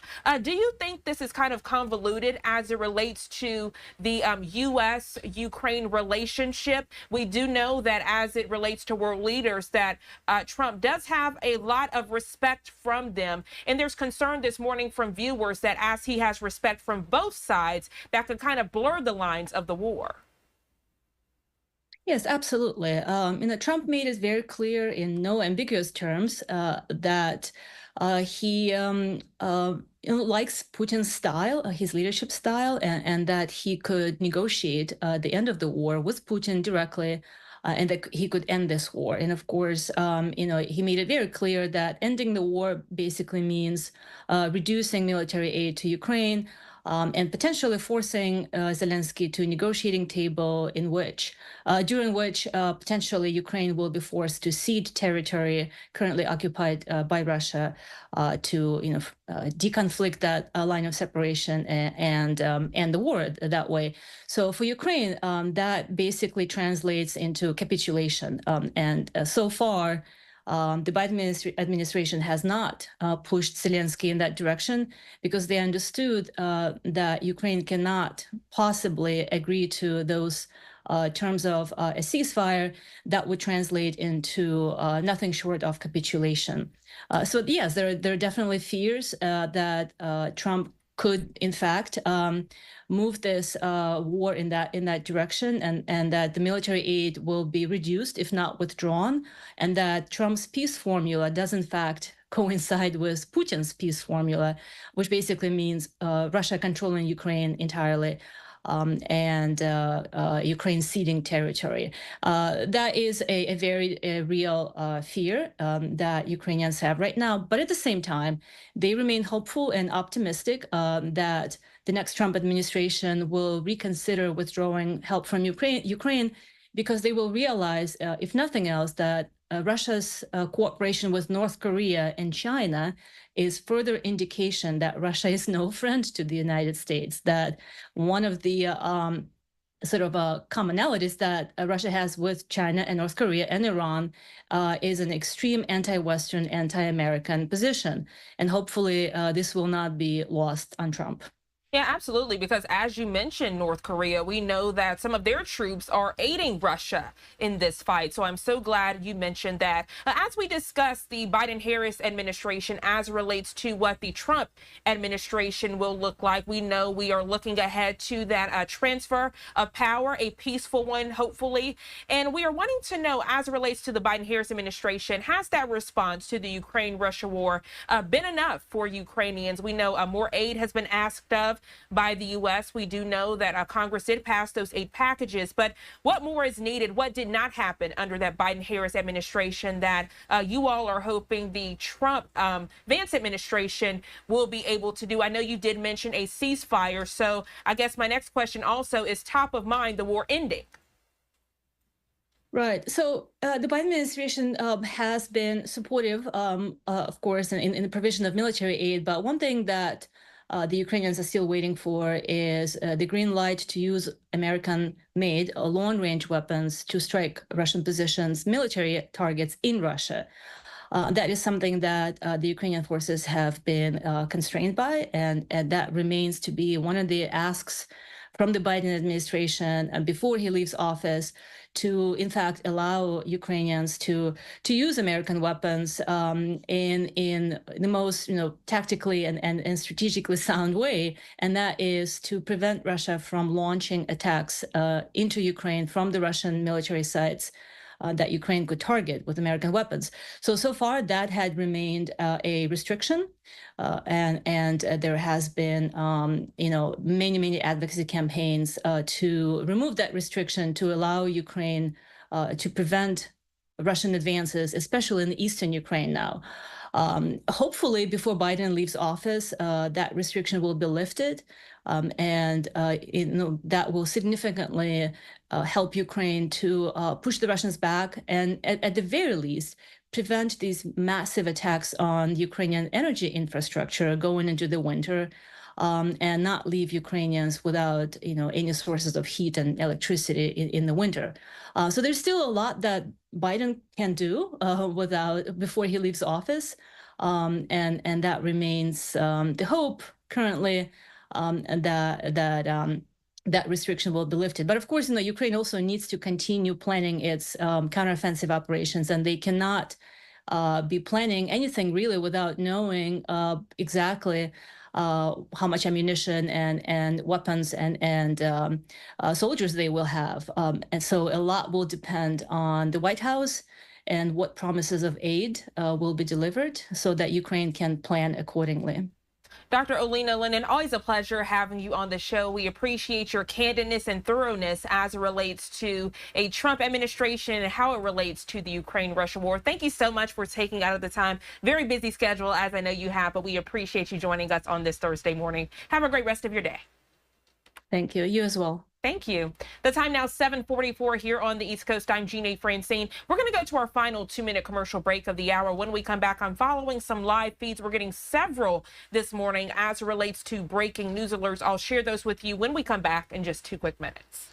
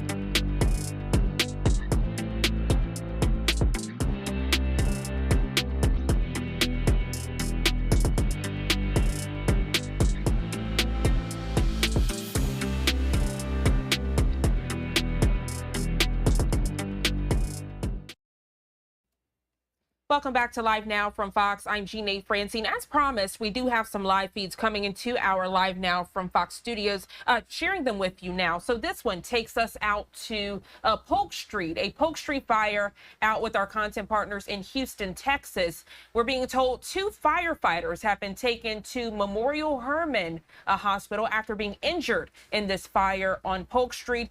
We're told the public information officer is en route, and all information updates will come from the hospital. So that public information officer leaving the scene to head to the hospital, and then media partners will meet them there to get updates. They have yet to arrive at the hospital, so that's why we haven't given you a press conference from this event. But you can see extensive fire damage there, and tragic news to share that 2 firefighters were injured as they were working to battle this blaze early this Thursday morning. Once we get more information on this feed, you'll be the first to know. Another live feed coming into our Live Now from Fox Studios on a lighter note, because I know there's been a lot of heavy news on this Thursday. This one actually takes us out to Maryland, the Rockefeller Christmas tree transport. And I know some of you all might be thinking, okay, Jeanne, can we get through Thanksgiving first before you share Christmas celebrations? But hey, they got to get started early to make sure that everyone does have a Merry Christmas. So a little bit of details about this. It's 74 feet tall, 43 feet in diameter, approximately 11 ton. This is a Norway spruce that will be the Rockefeller Center Christmas tree for the 2024-2025 season. We're told it'll be cut down and hosted by a huge crane onto a 115-foot long trailer. And you can see it has since been hoisted up and cut there to be transported. This Christmas tree donated by the Albert family, and the tree will be brought into Manhattan by flatbed truck and put into place by a crane at Rockefeller Center. This will happen Saturday, November 9th. So once we get that, you'll see that here on Live Now from Fox. But you can see the tree has since been cut, then to soon be transported there for the Rockefeller Christmas tree. So did want to share that with you. Getting to other headlines early this Thursday that I'm sure many of you all are following, I want to give you a look at some of the damage out in California. This is a story we continue to follow. I know a lot of eyes were on the election, understandable, but once those results wrapped, this was happening out in California. The Golden State turning red once again as yet another large wildfire decimates Southern California.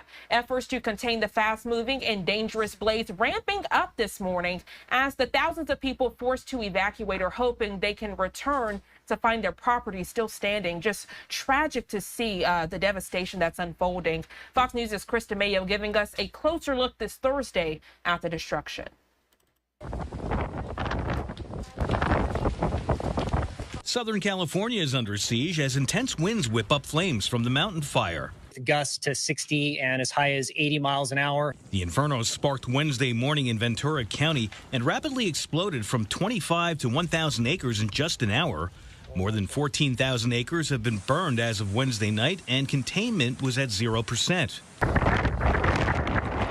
Firefighters say the gusts are carrying embers far and wide. Imagine a hurricane with fire. Thousands of residents evacuated as towering flames driven by the wind crept closer. Firefighters were right off the bat engaged in pulling people out of their houses and saving lives. Dozens of homes have already been reduced to piles of smoldering ash, and crews say thousands more remain threatened. It's adding pressure to the hundreds of firefighters responding. Local officials are reporting several people were hospitalized with injuries. The fires burning in various fuel types, including agricultural and various brush and grasses that we have in our county. Resources that arrived on scene initially were faced with a tough firefight. Crews immediately went into structure protection, property conservation. Visibility in several neighborhoods was quickly compromised as thick clouds of smoke swept through, making it hard for some aircraft to battle the fire from above. This fire is moving dangerously fast. Firefighters expect conditions to persist until Thursday night. Chris DeMayo, Fox News.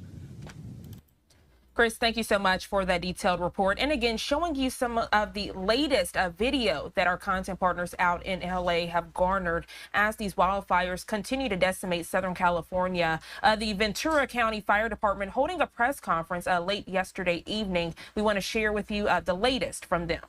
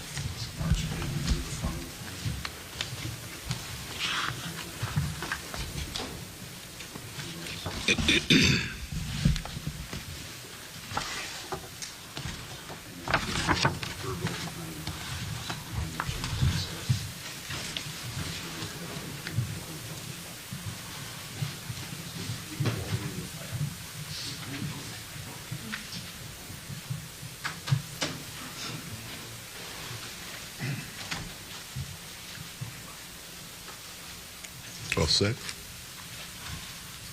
All right, good afternoon. And I'm joined here today by Mayor Brandon Johnson, Deputy Mayor of Community Safety, Gary Gatewood, Cook County State's Attorney, Kim Fox, ATF Chicago Field Division Special Agent in Charge, Chris Amon, and Assistant Special Agent in Charge, Aaron Wheeler, members of our Chicago Police Command Staff, and members of our investigative response team. On Monday night, our department and our city lost a hero when Officer Enrique Martinez was shot and killed protecting the city of Chicago. Today is the first step in bringing his killer to justice. 23-year-old Darian McMillan has been charged with 1 felony count of first-degree murder of a police officer, 1 felony count of first-degree murder, 1 felony count of attempt murder of a police officer, 1 felony count of residential burglary, 1 felony count of unlawful use of a weapon, machine gun, 1 felony aggravated unlawful use of a weapon by felon. Immediately following the shooting, our detectives from the investigative response team began their investigation to secure charges against the offender who took the life of Officer Martinez. This offender is a convicted felon who was on electronic monitoring out of Will County. Needless to say, this individual should not have been on our streets with a fully automatic weapon, a weapon used to kill Officer Martinez, as well as another individual who was in the car with the offender. The responding officers who apprehended this offender amidst a chaotic scene did a great job in their response. Our detectives who gathered all evidence necessary to secure these charges, our partners at the ATF Chicago Field Division who worked to process the gun evidence, and our prosecutorial partners at the State's Attorney's Office who we communicated with throughout this investigation. I'd like to thank all of them for the great work that they provided to bring these charges. Everyone had a role to play in making sure this offender would be prosecuted to the fullest extent of the law. They did this in honor of Officer Martinez's sacrifice, and they did this to make sure no one else in our community would face the same heartbreak that Officer Martinez's family is right now. Officer Martinez was killed by the violence he worked to stop. I want that to resonate with everyone. Knowing the risks out in these streets, Officer Martinez and all of our police officers run toward this danger to protect everyone in the city. We all need to be outraged at the violent offenders who are creating endless cycles of trauma in our communities. We need to be outraged at the proliferation of guns that are killing our residents, our children, and our first responders. Anger doesn't describe the feeling that I feel right now. When we think about the loss of this officer who was out trying to protect the city, I think of all of the losses that we've had over this time.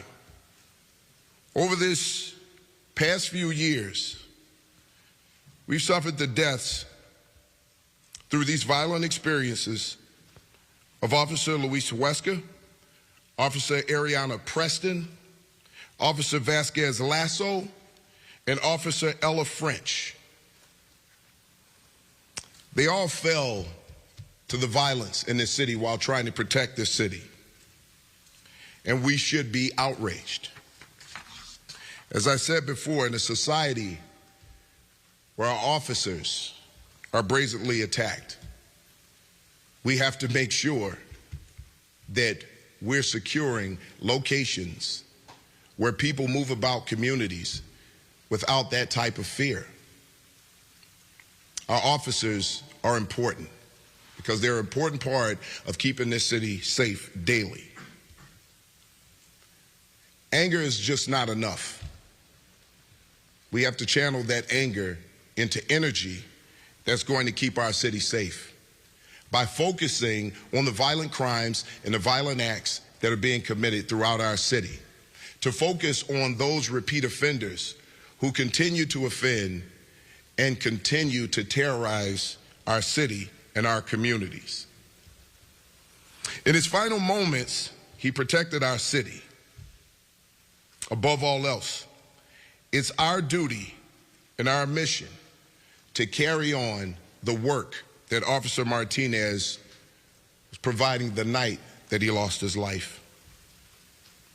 I want to thank everyone here in the city and across this country for the outpouring of condolences for the officer and his family. It was far-reaching. It meant a lot to the family. It continues to mean a lot to the family. And we have to make sure that we are standing with the family who lost an officer attempting to protect this city. The focus now is on the family.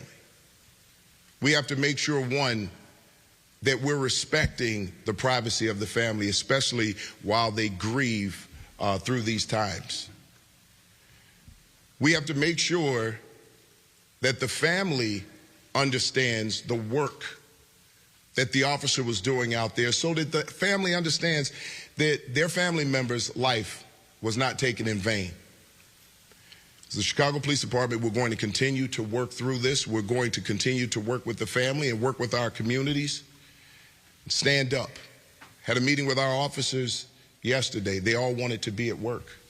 And they wanted to be at work not just for Officer Martinez, but they knew that he was out there protecting the communities and the people of these communities, and they wanted to be out there to continue that. They understand how much they're needed here. They understand how much these communities need them, and they're going to be there to make sure that we keep those most vulnerable people safe, that we keep our children safe from these types of violent attacks by those people who should not be walking our streets right now. So please, again, keep the family in your thoughts and prayers, because they're struggling right now at the loss of a 26-year-old individual who chose a life of service and had just a little under 3 years on the job. He was energetic, he was focused, and he wanted to make sure that he went out and did a good day's work to keep this city safe. With that, I'm going to turn it over to the Chief of Detectives, Antoinette Orsini.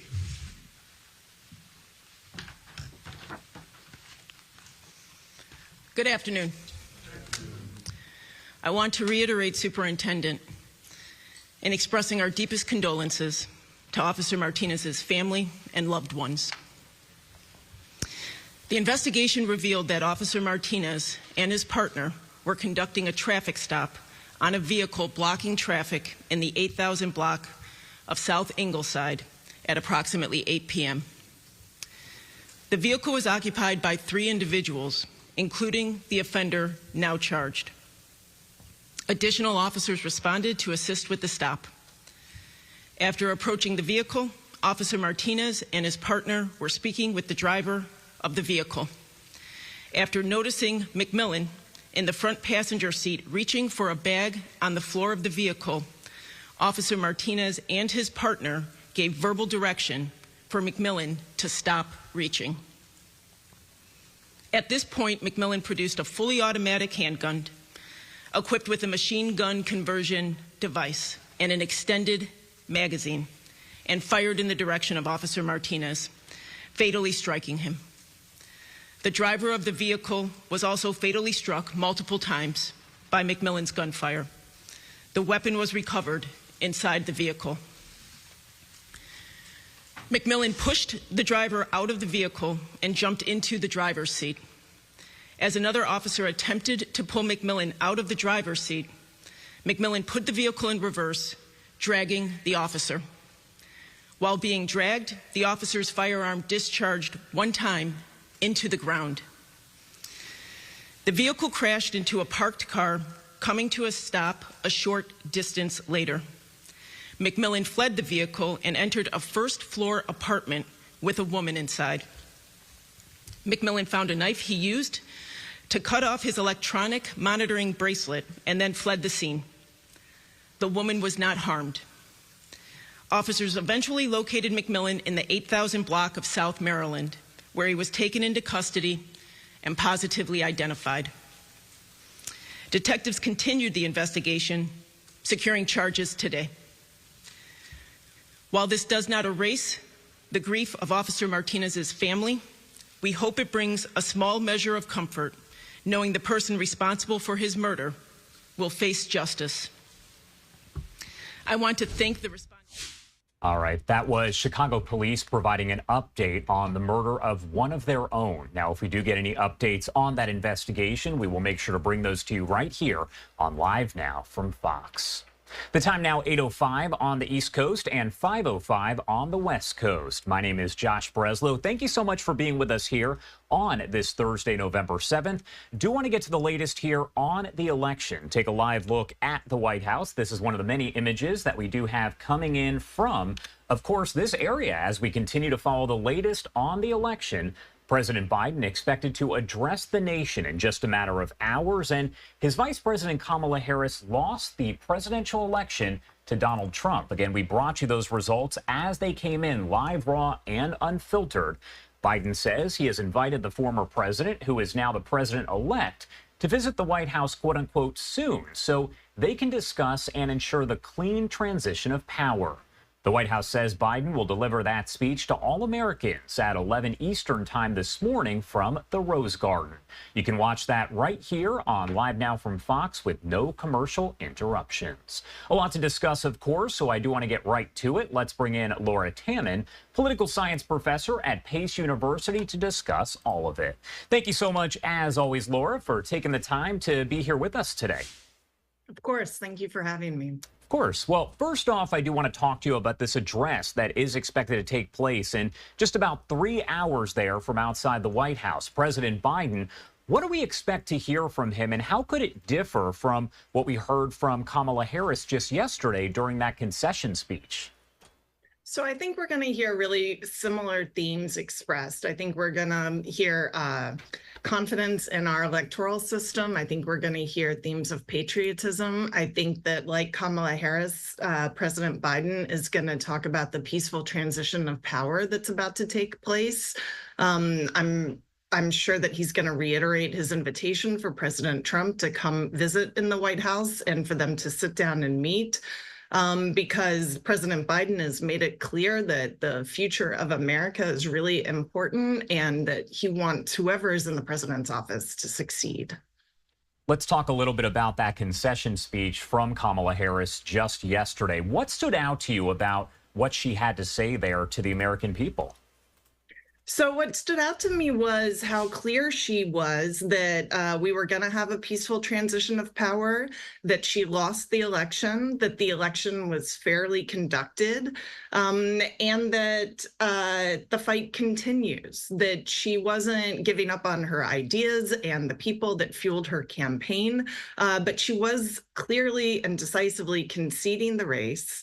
And I think giving Americans faith in our institutions of government. We are still, of course, a couple months away from the inauguration. So what happens now? Where does the process exactly go from here? So at this point, there's a transition team assembled by the Trump campaign. I believe he named co-chairs a few months ago. He does have a history of a high rate of turnover with his staff, including his appointees, including his transition heads. He famously fired Chris Christie from being the head of his transition shortly after he won election in 2016. So we really don't know what to expect. I believe there's an MOU that they typically sign in order to get access to the government resources. There's basically a government bank account set aside for the transition. but you're typically only granted access if you sign an MOU agreeing to abide by certain ethical standards. President Trump hasn't yet signed that MOU, so we'll see if he signs it, and/or if President Biden decides to waive that requirement. That could be another option for him to unlock those resources that would let the transition of power continue in earnest.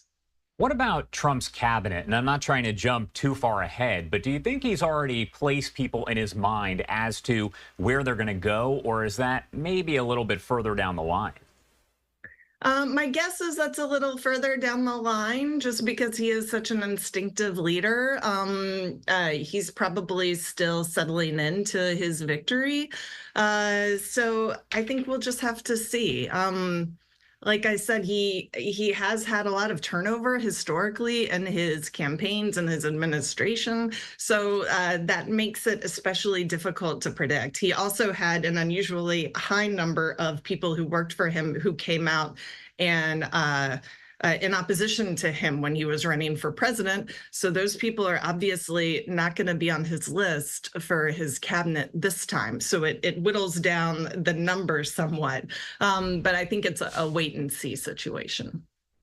Again, it's wait and see, but I did want to ask and get kind of your take on this, because one thing that stood out to a lot of people is J.D. Vance was asked whether Trump would consider maybe appointing a Democrat or two to his cabinet, and J.D. Vance said, of course. So do you see that happening, and does it happen very often where you have a president of one party and they actually appoint someone of the opposite party to their cabinet?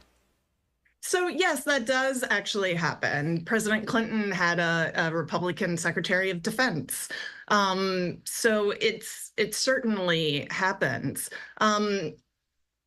The Democrat that Trump would appoint, if he appoints someone who's a Democrat, is unlikely to be someone who's really, I would say, a core member of the Democratic Party. It would likely be someone who's more fringe, like RFK, even though he doesn't.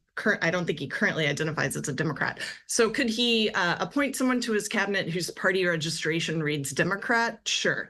Is he going to appoint a Democratic Party activist to his cabinet? I doubt it. And will J.D. Vance be calling the shots on the cabinet, or will President Trump be calling the shots? I think we know it's going to be President Trump. We also know that we heard from President Biden, and Trump himself said the same thing, but that Biden had invited him to the White House so the two could have a conversation and discuss that peaceful transition of power. That's a phrase that has been repeated a lot over the past several days. Is that normal? Is that something that we see maybe every election cycle, where you see the president and the president-elect kind of meet up to discuss the situation prior to the inauguration?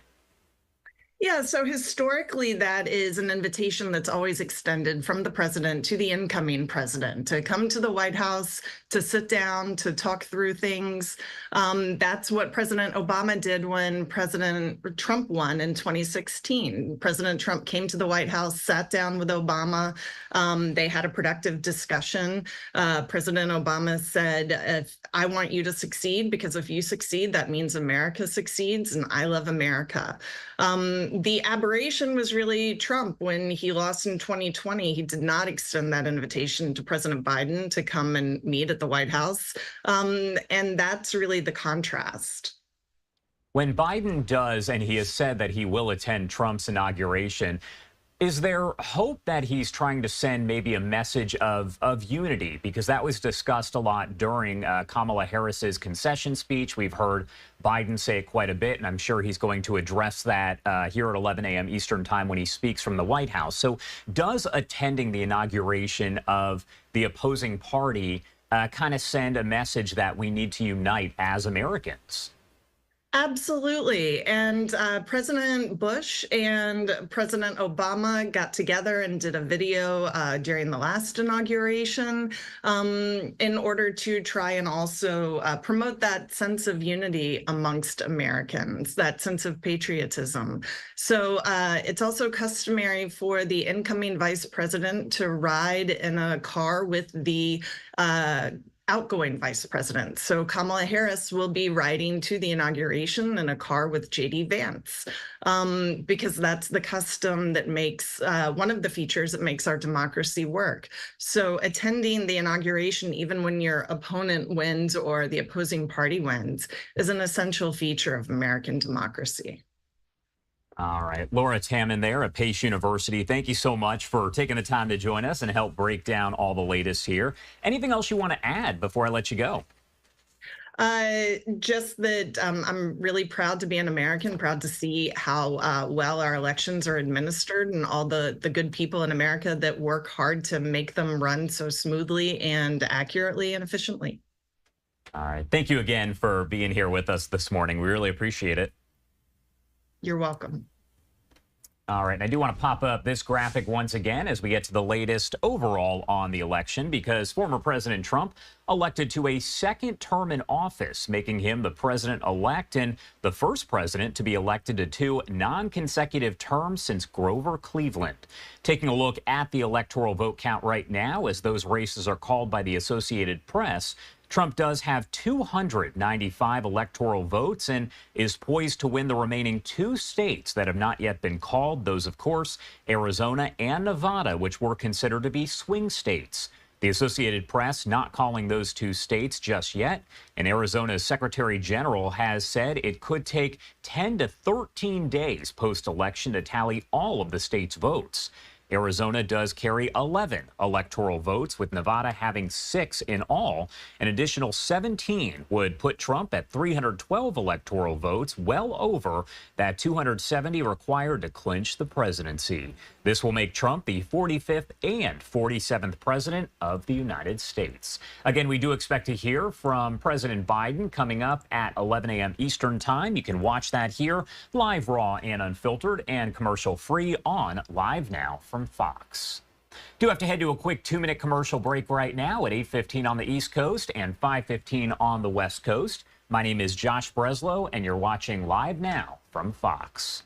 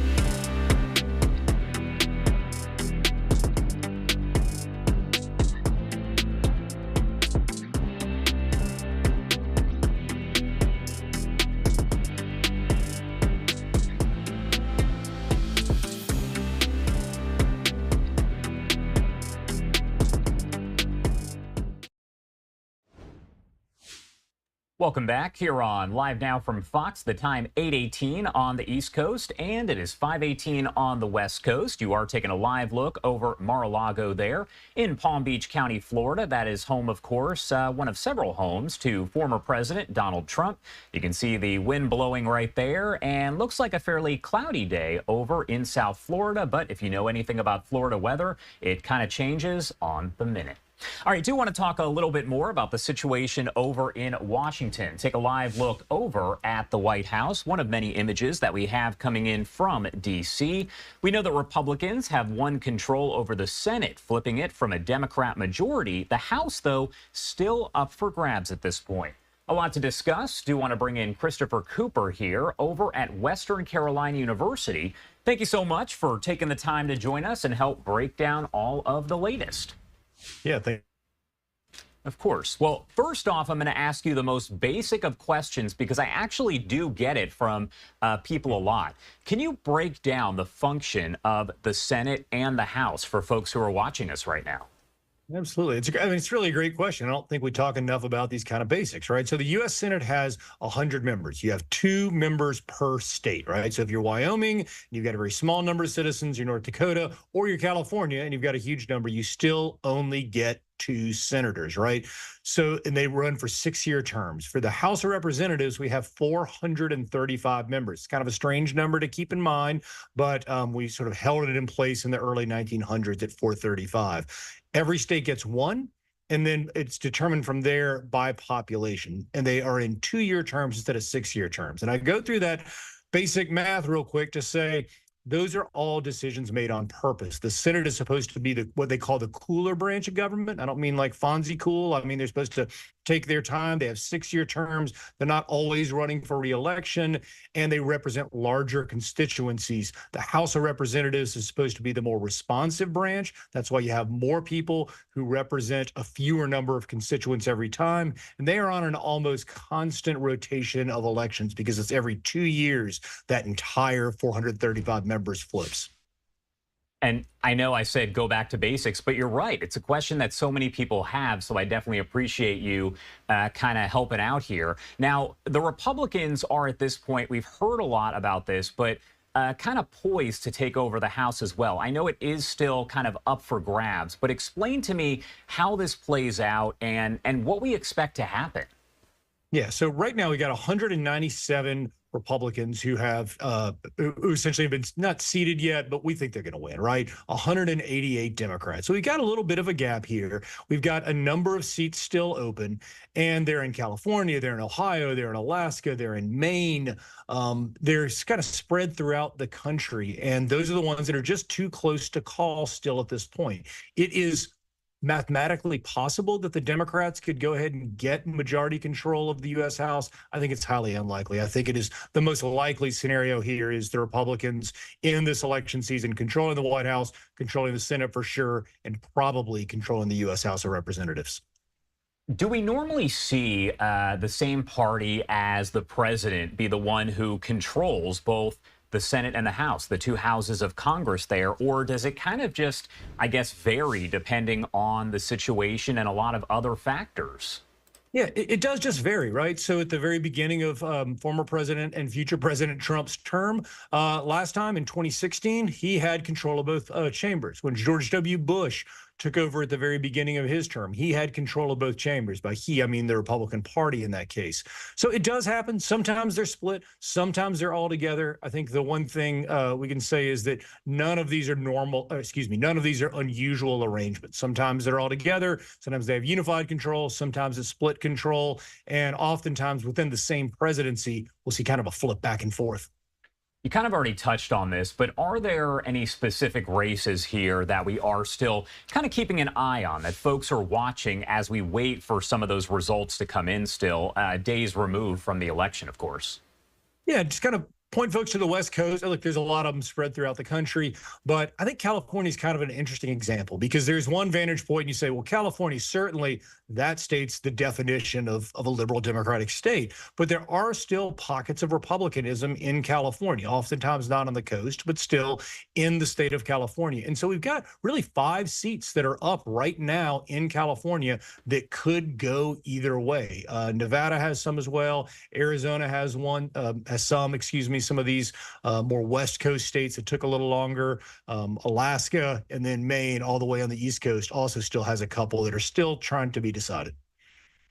Most people just kind of pay attention here to the actual presidential race. That's what they're waiting on. They're waiting to see the electoral vote count. But I mean, these races over in Congress and kind of the control of both houses is also very important to Americans. Can you explain why? Absolutely. I mean, in some ways, I hate to say more important, but in some ways it kind of is more important, right? If we think about legislation, what comes out of Washington that directly affects our lives, Congress is the first branch of government. It is the first among equals, but it is the first branch of government. If you look to the U.S. Constitution, always a good idea, right? What's the first branch of government they mention? Congress, right? I think it just tells you how important it is. So if you care about things like, I don't know, the U.S. budget, if you care about really any kind of policy decision, it's coming out of the House, it's coming out of the Senate. And so I hear folks a lot of times say, we won or we lost that election, right? So right now, Republicans nationally are saying we won, Democrats saying we lost. And what I would ask folks to do is to realize that no matter whether you're a Democrat or Republican, you probably won some and you probably lost some, right? And that is a good thing, not a bad thing for how we're governed. Kind of going in reverse a little bit, want to talk about the election itself. Again, as we are waiting for more of those results to come in, we do have the presidency obviously going to a Republican. We do have the Senate going to Republicans with the majority there, and the House, again, poised to go that direction as well. So what are the implications here when you have both houses controlled by the same party that is also the president? Yeah, I mean, look, the Republican Party can do within reason kind of what they would like to do. Now, there are some checks on that, right? We have the filibuster. It's been much debated. Frankly, a lot of Democrats wanted to get rid of it when it was going the other direction. Right now, I think the Democrats are going to be pretty glad they have this filibuster actually in the United States Senate. But it means that Donald Trump's probably going to have a couple of years where he can enact his agenda with fewer guardrails than would be on if the Democrats were to control one of these two chambers. Now, in 2 years, we'll see what happens, right? We have this tradition in American politics where the president, tends to lose seats in the midterm. That's a lot I just put at you. But what that means is in 2 years, we're unlikely to sort of hold these same kinds of numbers. The Democrats will probably perform a little bit better in 2 years. All right, Christopher Cooper, thank you so much for taking the time to join us and discuss obviously something that we're still keeping our eyes on here. Anything else you want to add about really any of this before I let you go? You know, just to look at the states as well.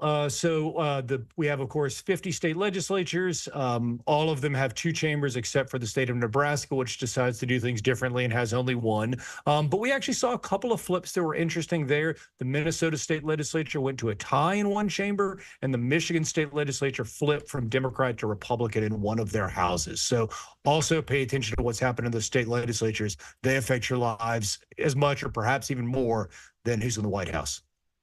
All right, Chris Cooper, thank you again for being here with us and helping to break it all down. We appreciate it. Thanks. Have a great day. You too. And you are taking a live look right now over at the White House in D.C. It's a shot that's a little bit farther away than we normally have, but hey, it looks like there's maybe some construction or fencing going on there in the front. 8:26 on the East Coast, 5:26 on the West Coast. My name is Josh Breslow, and I'm here for the next couple hours to bring you all of your top stories and live events from across the country. I do want to remind you right now that we do have this speech that is going to get underway in just about 2.5 hours. That is at 11 a.m. Eastern time, as President Biden is expected to address the nation from the Rose Garden there outside the White House. We know we will have cameras there, of course, and we'll make sure to bring you all of that commercial-free, live, raw, and unfiltered. That is what we do here on Live Now from Fox. Do have to head to a quick 2-minute commercial break right now, but a lot more discussion about the election coming up on the other side of this quick break. You're watching Live Now from Fox. We will be right back.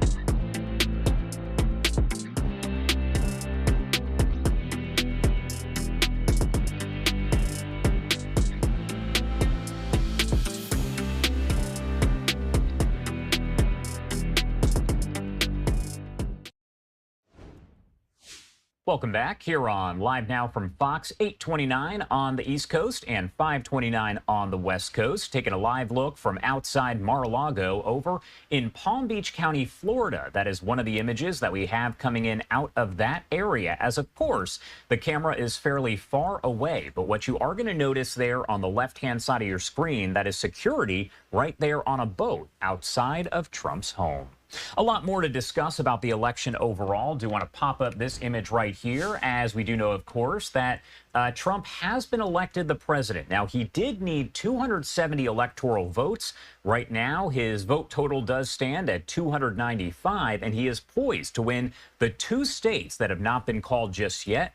Those are Arizona and Nevada, and they carry electoral vote totals of 17, which would bring his total there, if my math is correct, to about 312. Again, a lot to discuss. Do want to bring in David Becker, the executive director and founder of the nonpartisan nonprofit Center for Election Innovation and Research. Thank you so much, as always, for taking the time to join us here on Live Now from Fox.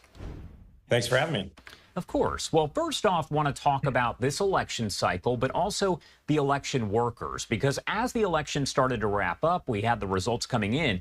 You took to social media and talked about the hard work of those election workers. So how has that kind of differed this time around versus maybe the previous election cycles? Well, it actually hasn't differed that much. They've continued to deliver for the American people. They're just a model of public service. I've been working with them for a quarter of a century. For the past several years, they've been dealing with a bunch of abuse, threats, and harassment. There's been a lot of disinformation that's swirled around past elections and even leading into this election cycle. Of course, we know our foreign adversaries were trying to interfere with elections.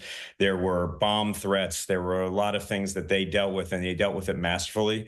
Our elections are secure. They're as secure as they've ever been. I think this election and past elections have demonstrated that. They really facilitate the voice of the American voter. And while we live in a closely divided nation and about half of the American people are disappointed after every presidential election, they should know, regardless of whether their candidate won or lost, that the correct candidate, the candidate that got the most votes, did in fact take office, and appropriately so. And so we can be confident in that, thanks to these professional election workers all across our nation. Yeah, and off to the left-hand side of your screen, you are taking a live look over there at Mar-a-Lago, Trump's home over in Palm Beach County, Florida. Wanted to pop that shot up for you. Of course, you can see it is fairly far away. Yesterday, there were large crowds gathered out there, and right now, a little bit empty, as we do know that Trump is the president-elect. You can see folks are kind of running around that area right now. All right, so I did want to ask you, as far as any sort of issues that took place at the polls, do we know of any major ones that could have potentially impacted anything as far as results go? Yeah, there was absolutely nothing that could have impacted the outcome or results. The challenges that election officials face were dealt with. There were some machine problems in a county in Pennsylvania, for instance. There was very high turnout, which led to some long lines and long waits for some people in some places. And then, of course, there were a few dozen bomb threats that appear to have originated through Russian email servers, which likely means they came from foreign adversaries, not necessarily Russia, though possibly. And those are being investigated, of course. So there were some evacuations of polling places for periods of time. There were some court orders to keep polling places open as a result of a few of these problems. But widespread, the election went very, very smoothly. We didn't see record turnout compared to 2020. 2020 was the highest turnout we've ever seen in American history. But when all the votes are counted, and it's important to note, there's about 15 to 20 million ballots still being counted out there. But when those are finally counted, we're going to have turnout that's very, very close to what we had in 2020, maybe about 1 million or so votes fewer. And kind of diving a little bit deeper into what you were just talking about there, we did hear over the past, I would say, several weeks about the attempts by Russia, Iran to interfere in the election. But as you said, it doesn't appear that they were able to have any real impact, right? They're definitely not having an impact on how the election is being run or whether or not voters get to have their voice heard. The ongoing disinformation stream coming from our foreign adversaries is likely having some kind of impact on all of us collectively in our impressions. We should be very careful and skeptical about the media we consume and look for diverse sources of media to consume, particularly when the media that we read seems to agree with us. That's how some of our foreign adversaries get at us, to spread disinformation. So we should try to broaden our horizons and be skeptical of things we read, particularly on like social media. But as far as whether people intended to vote for a particular candidate and that vote being counted accurately, that was done masterfully again by our election officials. Our system is very secure from that perspective. And I keep kind of piggybacking off what you're talking about, but did want to ask you about some of those myths that have been circulating, misinformation there. What do you think needs to be addressed right now to Americans who are watching as far as some of that misinformation, disinformation that was out there? Yeah, it's remarkable to still see some people, even though we had one party win the White House in 2020 and a different party win it in 2024, still trying to engender distrust of our system when it's extremely trustworthy right now. First of all, we should understand, like I said, there are tens of millions of ballots that are still being counted, predominantly out west. That's normal. When all is said and done, the total number of votes cast is going to be very close to 2020. It looks like President-elect and former President Trump will get significantly more votes than he got in 2020. And Vice President Harris will get somewhat significantly fewer votes than President Biden got in 2020. That's normal. That's why we hold elections. People change their minds. People have different views. It's one of the greatest parts of our democracy. We shouldn't allow foreign adversaries and certain bad actors here domestically to try to get us to distrust our fellow Americans, hate our fellow Americans, distrust our democratic process, just because election results change from election to election. You know, in 2024, the federal government was controlled, the White House, the executive branch controlled by Democrats, and yet Republicans won the election. In 2020, the federal government, the White House, was controlled by Republicans, and yet Democrats won the election. That should engender trust. I think that shows us that our decentralized system run by professionals all over the country really works for us and is not controlled or rigged at all by either party. What we heard from Vice President Kamala Harris yesterday over at Howard University during her concession speech was a lot of talk about the peaceful transition of power. We also know that President Biden has invited President-elect Trump to meet him at the White House so they can discuss that peaceful transfer. What does that say to you as there are these discussions and that is brought up so much over the past several days and likely over the past several weeks, or next weeks, I should say? Yeah, quite frankly, prior to 2016, we wouldn't even be talking about this. This would not be news. This is what has been done throughout American history, certainly since the Civil War. And of course, President Biden is inviting President-elect Trump over to the White House. Of course, Vice President Harris has conceded his victory, and she will preside over the joint session of Congress, where she does not have the power, nor would she apparently even seek to exercise it or attempt to have the power to send electors back to the states because she doesn't like the results. That's normal. That's the way our democratic process should work. The reason we're talking about it is because we did not have a peaceful transfer of power in 2020.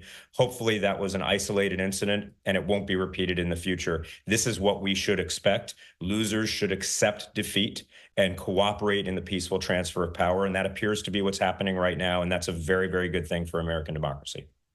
And digging a little bit deeper into that, we know that message of peaceful transfer of power, unity, did come up a lot during Kamala Harris's concession speech. So does it appear that we should expect any sort of legal challenges or anything of that nature? Because again, Kamala Harris said Trump won, quote, fair and square. So if there are those potential legal challenges, things of that nature, does that almost muddy that message?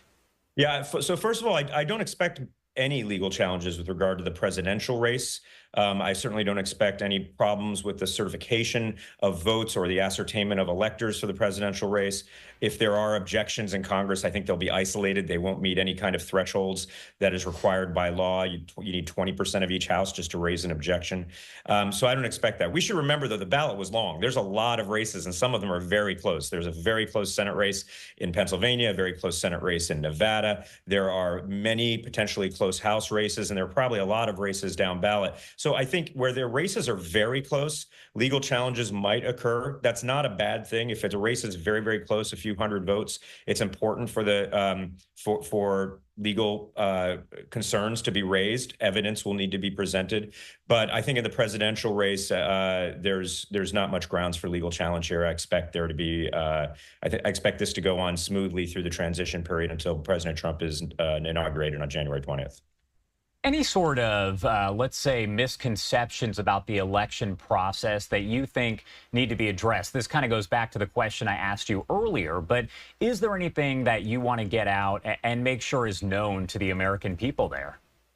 Well, I think what I've seen in my quarter century of work is that there are foreign adversaries, often aided by bad actors in the United States, that want Americans to disbelieve in the integrity of our election process, particularly when their candidates lose. And I have seen this election cycle be evidence of that. You've seen folks who may be more right-leaning, who have cast doubt on the 2020 election, who have believed that the election was stolen, which it was not, who are looking even after President Trump won on earlier this week, that Joe Biden's vote totals were so high and yet Kamala Harris's vote totals are so low right now. But that's because there's millions of votes still to be counted in California, where she's going to do quite well. She will be a little bit lower than President Biden was. And I've also seen folks on the left who have asked why 20 million votes just disappeared compared to 2020. 20 million votes did not disappear since 2020. It is Thursday. They are still being counted in places like California and Arizona. And when all is said and done, we're going to have nearly equal vote totals between 2020 and 2024. So it's really important for people across the political spectrum. Don't allow yourself to doubt our electoral process. Don't allow yourself to doubt our fellow citizens, the men and women who serve as election officials all over the country of both parties. They are doing a remarkable job. And when your candidate loses, you're particularly susceptible to disinformation that would try to get you to doubt our process and our fellow citizens. Our system is very secure. I think this election proved it. I think the previous presidential election secured it. And we're very lucky to have the men and women all around the country who serve as election officials. And it is very important to note that just because a race is called for a state and the electoral votes are awarded, doesn't mean that all the votes have been counted. The Arizona Secretary of State saying that it could take 10 days to 13 days after the election to count all of them. So that is a good point and definitely something to keep in mind. David, thank you so much for taking the time to be here with us today. Anything else you want to add about this before I let you go? Yeah, I think that was just a really great point. I mean, there are military ballots still coming in from all over the world, and those are going to be counted. Now, the vast majority of votes will be counted by the end of this week. That's normal. That's fantastic. There's going to still be some ballots that come in, and those could be dispositive in some races when it's really, really close. Provisional ballots, military ballots, et cetera. So don't allow yourself to distrust the process because of that. That's normal. And we'll continue working to try to get it to the point where we can count those ballots faster. That's a goal that we should try to meet. And I make about one good point a month, so that's going to be it. David, thank you so much for taking the time to join us here and break it down. We really appreciate it. Thanks a lot, Josh. All right, everybody, do want to take you out to this shot of the White House that you've probably seen quite a bit over the past, I would say, 2 years or so. But coming up at 11 a.m. Eastern time, I do want to remind you that's in just over 2 hours. We are expected to hear from President Biden. He is going to address the nation from the Rose Garden right outside the White House. We will bring that to you uninterrupted, commercial-free, live, raw, and unfiltered, as we always do on Live Now from Fox. Again, that is set for 11 a.m. Eastern time. Do have to head to a quick break at 8:43 on the East Coast and 5:43 on the West Coast. We'll be right back with more coverage on the other side.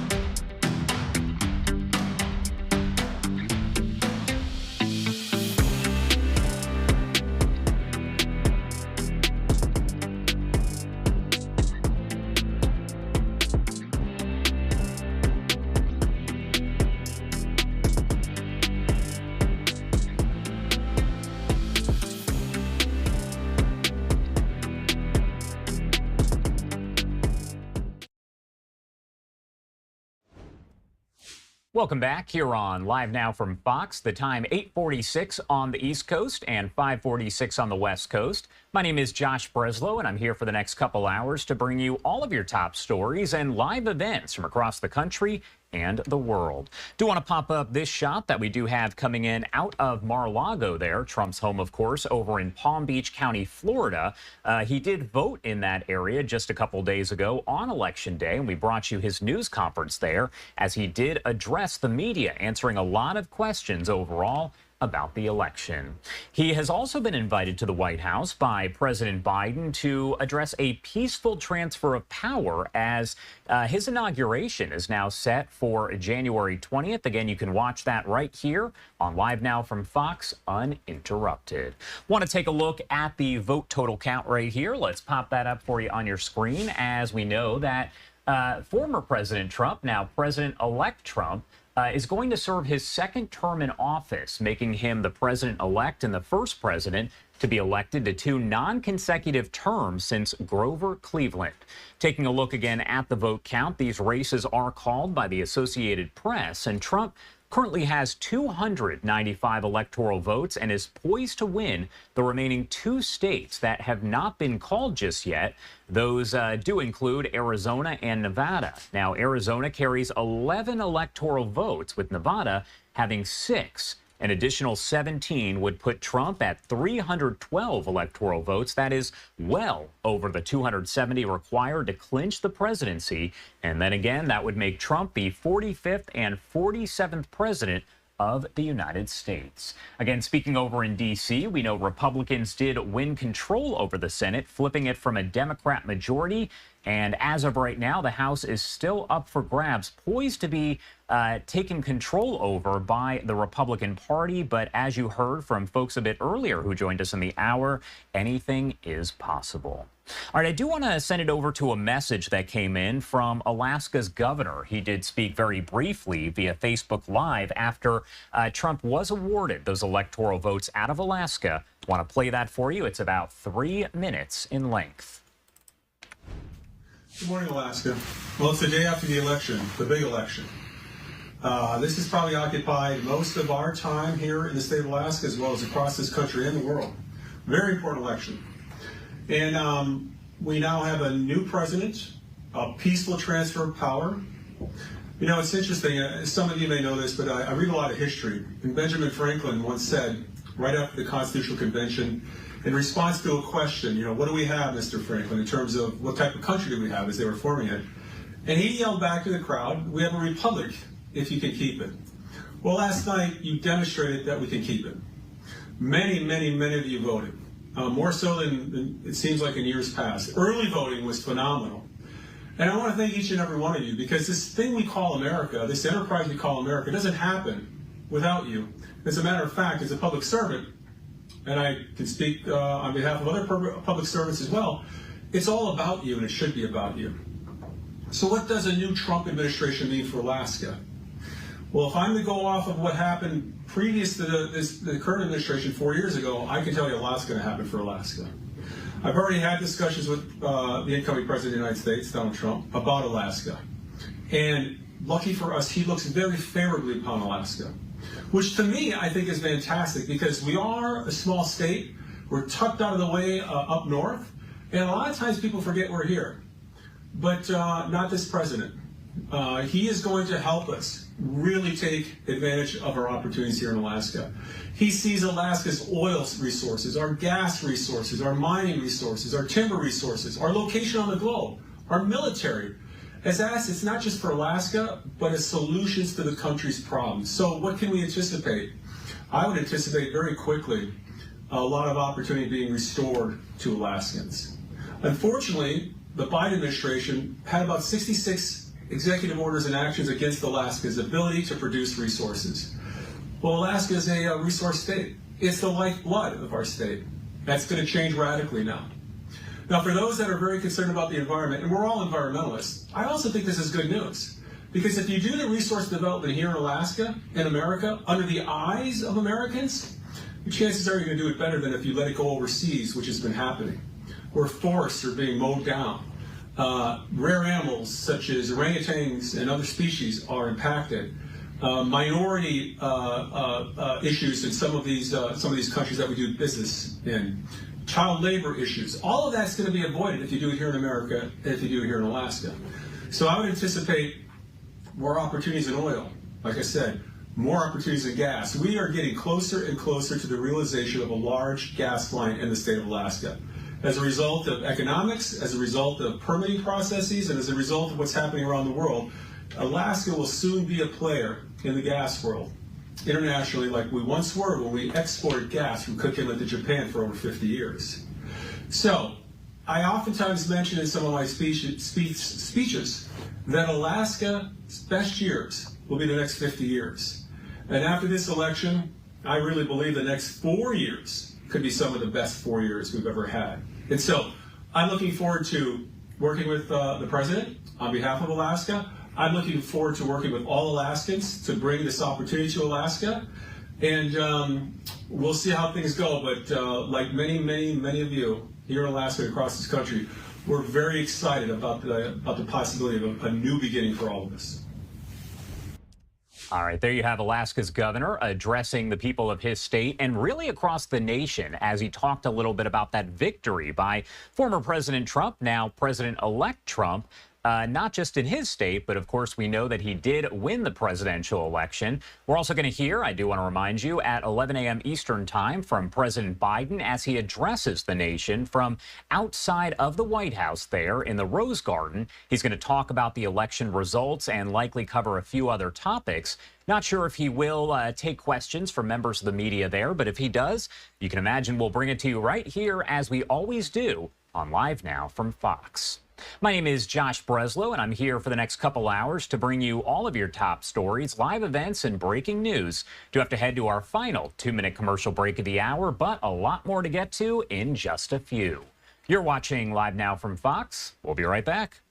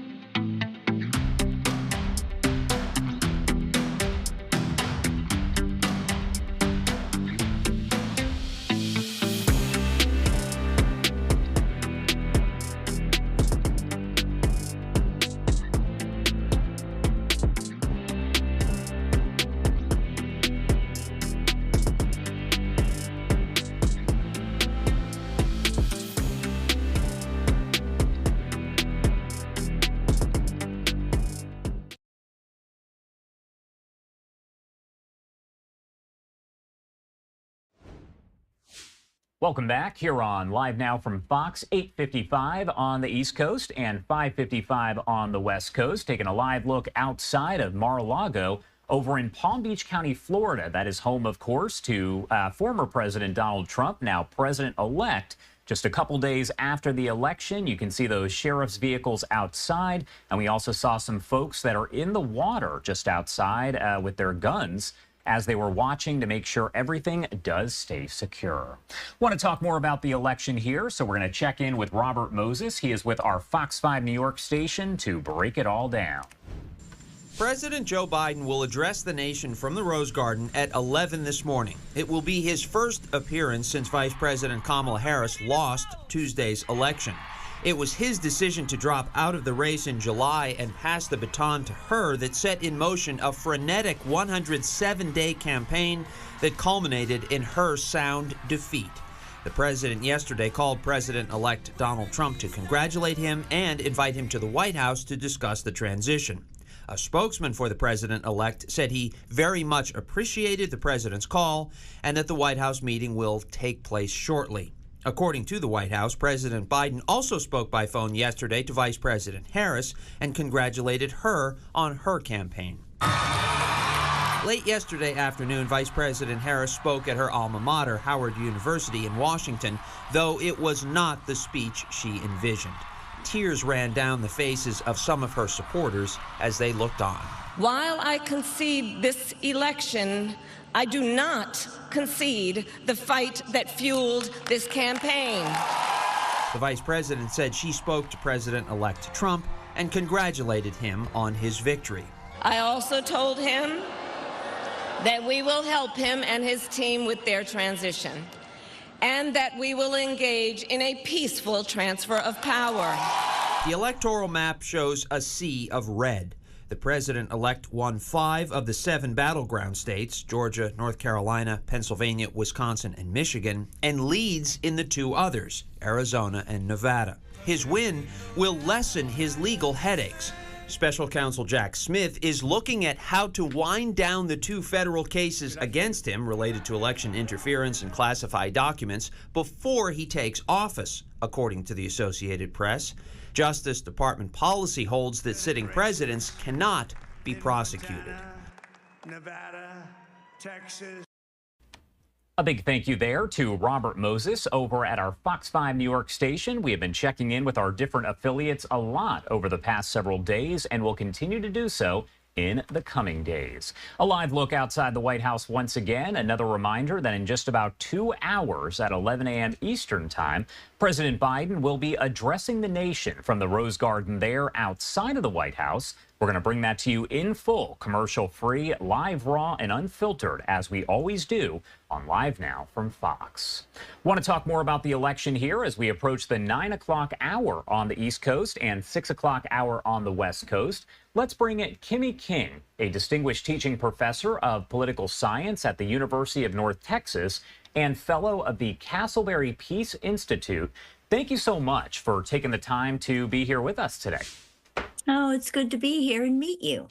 Well, okay, so first off, and great to meet you as well. First off, I do want to talk about the historic nature of this election, and it's probably very hard to kind of narrow it down, but what is it about the election that really made it so historic? I think really part of the reason why this is historic is because we can go all the way back to 2016 and the initial election of now President-elect Trump again to the White House. I think in part because we began to see with that first election that public opinion polls and the role of the media sometimes play an outsized role in elections, and there was a greater awareness of it. And it was also historic in terms of the kind of presidency that he tried to bring about and the way in which he looked to reshape the presidency, regardless of the degree of success he may or may not have had in any wide range of programs. He brought this very different kind of view that, quite honestly, we had never seen before.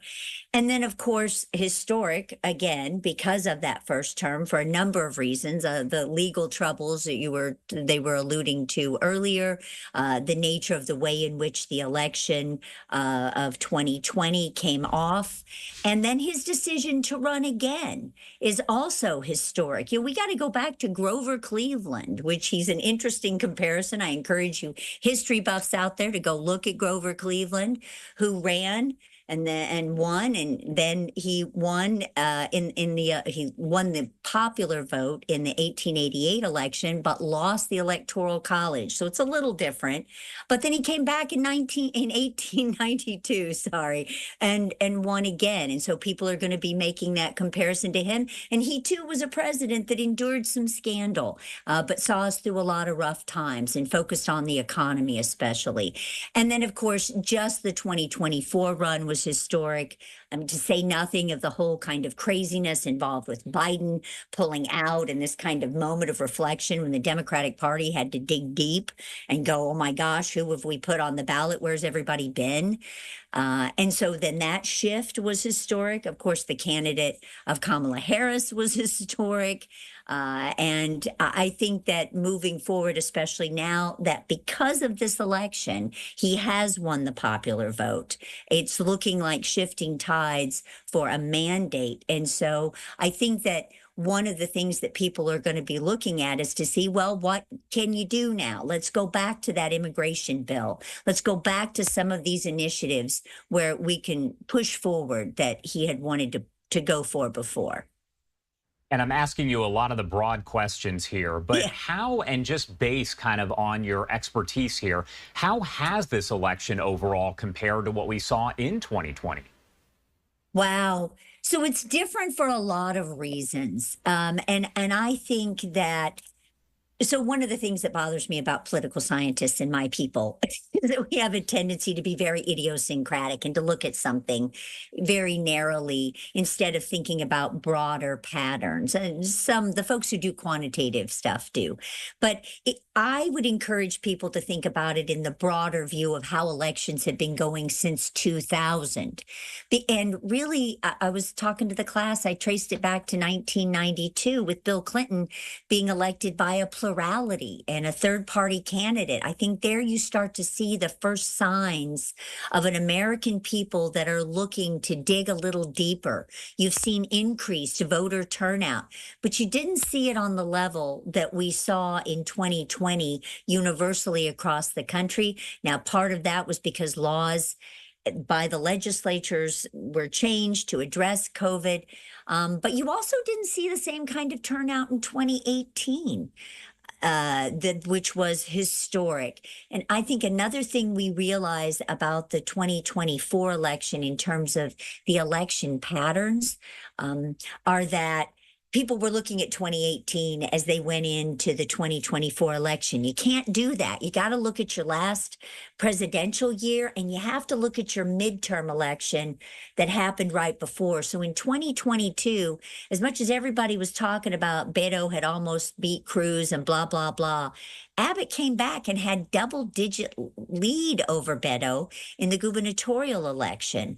And so you just have to be really careful when you start talking about the elections and how they come off, that there's so many complicated pieces between the polls, election integrity, because without a doubt, everyone acknowledges that this election moved as it should.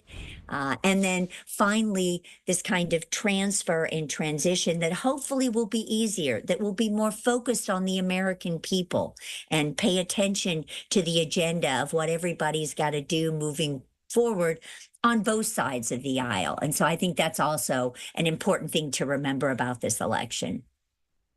I do want to ask to kind of get your take on this, but what lessons might the Democrats take away from this election overall?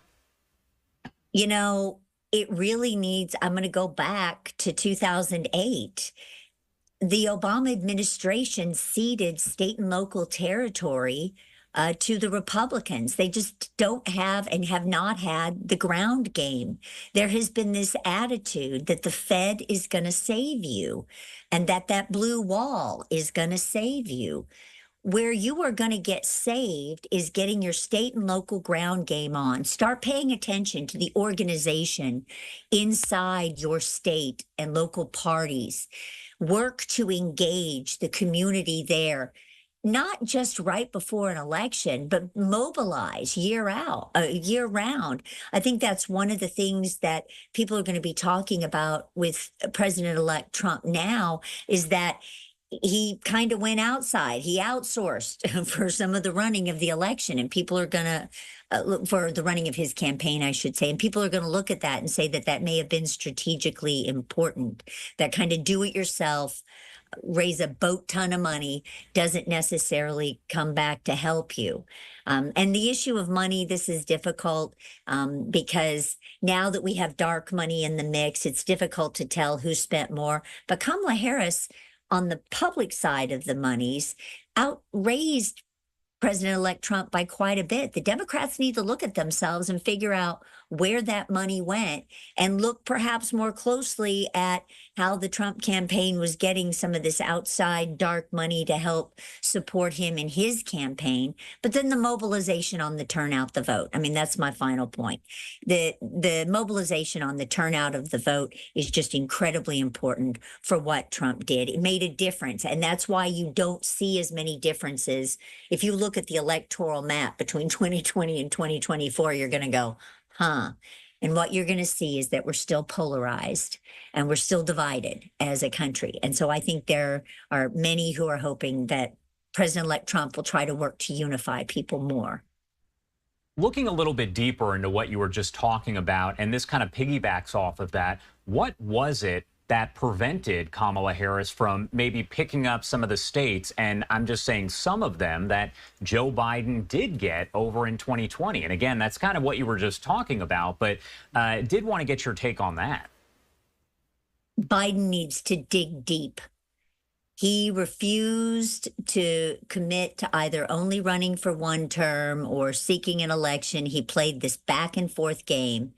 But then as he became president, he sort of talked about the importance of moving forward and the next generation. He had no succession plan at all. And the idea that people around him thought that he could pull off a very difficult electoral race is absolutely something the Democrats need to be scratching their head about. They need to think about what their succession plan is, what it looks like going forward. It is unprecedented to think that someone in 107 days will become familiar enough with the American people that it would bring them to a point where they could, overwhelmingly elect her, which is what Biden needed to be pushing for in this kind of historic election where you're putting forward a non-traditional candidate who, quite honestly, President Biden kept hidden for quite some time. This idea that he stuck her with the immigration issue when he followed largely former President Trump's policies on immigration and tariffs, by the way, is really striking. And so I would make the argument that she got set up to fail from the moment she walked through the door of the White House, because he did not give her the kind of responsibilities and things that you need to be giving to a vice president in order to show that you really are a team to get the job done. He introduced her too late, and I think his vanity got in the way and kept him from, backing out much earlier.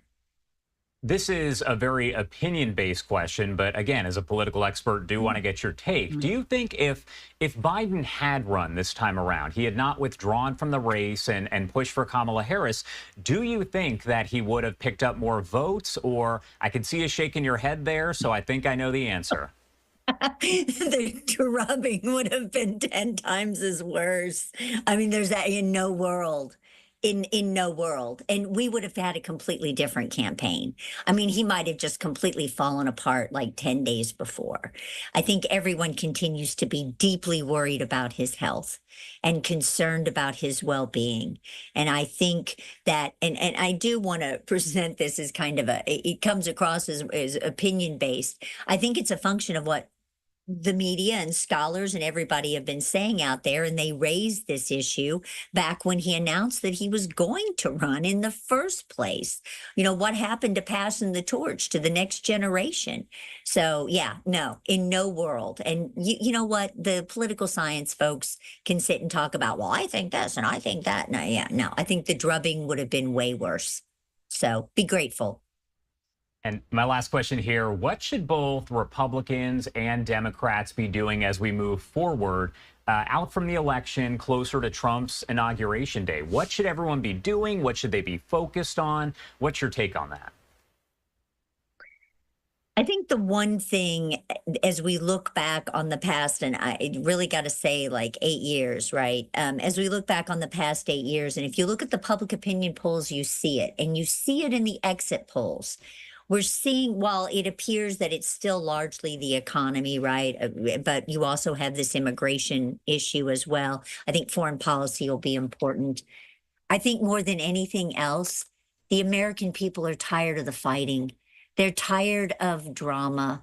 They don't want to just continue on with this kind of bashing of both sides. There's so much work to be done. We have so many difficulties that we are facing as a country and as as a global leader, and we need to think about it in that context. And so I think that the most important issue is that we've spent the last 8 years talking about what we disagree about, what we hate about each other, what we don't like, what we want to change. I would like us to spend the next 4 years talking about what we can agree on. And it may only be like this big. Like it may only be a couple issues, but we were close on the immigration issue. And you saw President Trump talk about reproductive access in ways that spoke to suburban women as well as women who don't have access to resources. And so I just am hoping that both sides will get back past their partisan nonsense. Sorry, it's been a lot of interviews, partisan nonsense, and move forward. All right, Kimmy King, thank you so much for taking the time to join us and help break it all down. Some great insight there. Anything else you want to add before I let you go? No, just great. And always remember to think of us up here at the University of North Texas, proudly internationally ranked for political science. Thanks for letting me get my commercial in. Yeah, did they pay you to say that? No, thank you so much. I appreciate it. No, you folks take care out there. And you are taking a live look here over at Mar-a-Lago. This is a live image. You can see they've been zooming in a lot on the different security measures that are there. It's not clear if they've been there in the past or what the situation is, if it's because he was just elected, but that is Trump's home over in Mar-a-Lago there in Palm Beach County, Florida. Do have to sneak in a quick 2-minute commercial break. We'll be right back with more live, raw, and unfiltered coverage on the other side.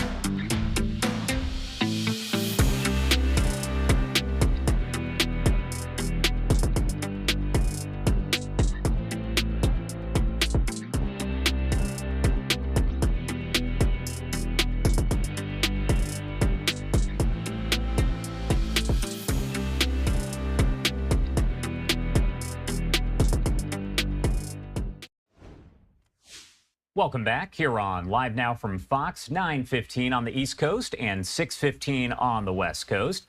My name is Josh Breslow, and I'm here for the next couple hours to bring you all of your top stories and live events from across the country and the world.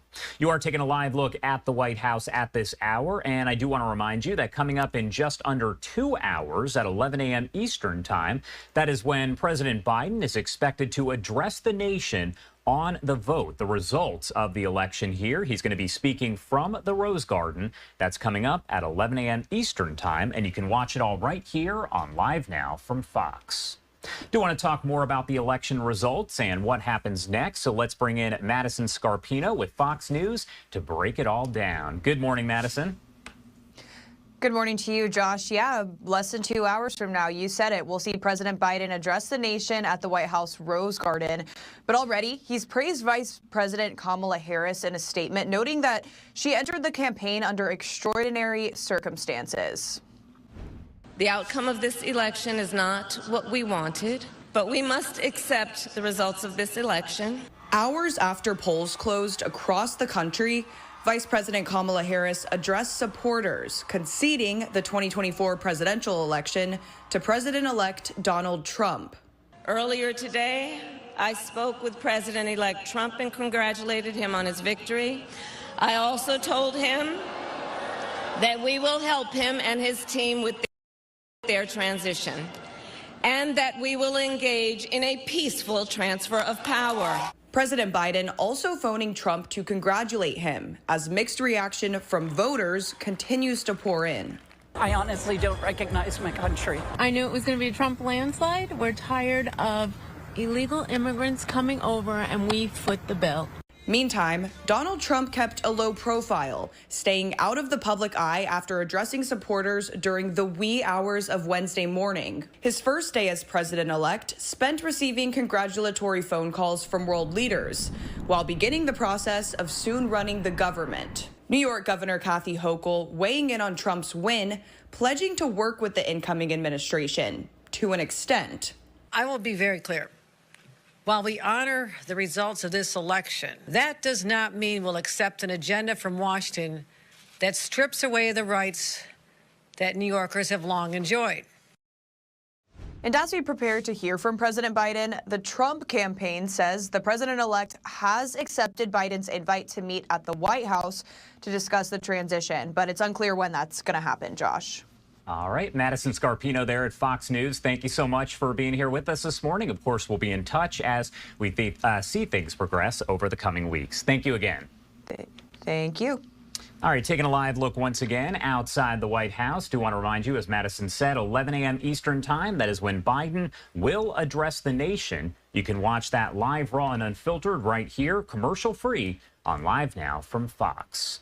Also do want to check in with our different Fox affiliates here. We do have our Fox 5 DC team that's been following what all of this does mean for those January 6 cases that have been prosecuted.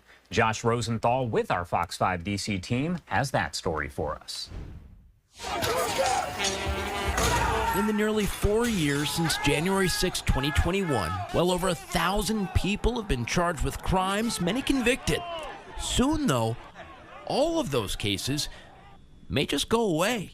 And that's what you expect to happen? Yeah. Here's why. On multiple occasions, now President-elect Donald Trump has said he'd pardon January 6 defendants. This clip is from August. Would you pardon What's those going to people? happen? Oh, absolutely, I would. You would pardon those? If they're innocent, I would pardon them. They've been convicted. And by the way, the Supreme Court just well, they were convicted by a very tough system. Already, just since Tuesday, we've seen a defendant mention Trump's comments while seeking to delay his case, unsuccessfully, in court. So now that Trump has been voted into office again, we asked law professor Mark Graber what he thinks will happen next. Trump is the president. And in the United States, the president basically controls prosecutions. I could make plans after Trump's inauguration. I could say, honey, I'll be home. Be home by February. If you were a January 6th defendant, that's what you would be saying right now. Yeah. And remember, Trump himself is facing federal charges in connection with January 6th. Ultimately, Graber said he expects that case and others Trump is facing to go away as well.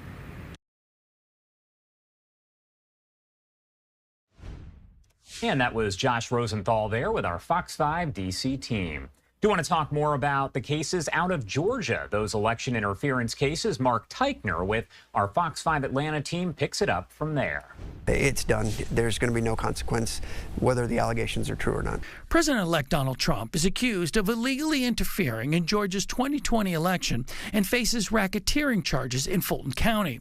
His lawyers tried to use Mr. Trump running for office as a reason to delay the case. Now that he's been elected, things get even more complicated. Under the Supremacy Clause and his duties as President of the United States, this trial would not take place at all until after he left the term of office. A Trump Justice Department can't make the Fulton case go away, but it was already teetering because of District Attorney Fani Willis's personal relationship with Nathan Wade, a lawyer she hired for the case.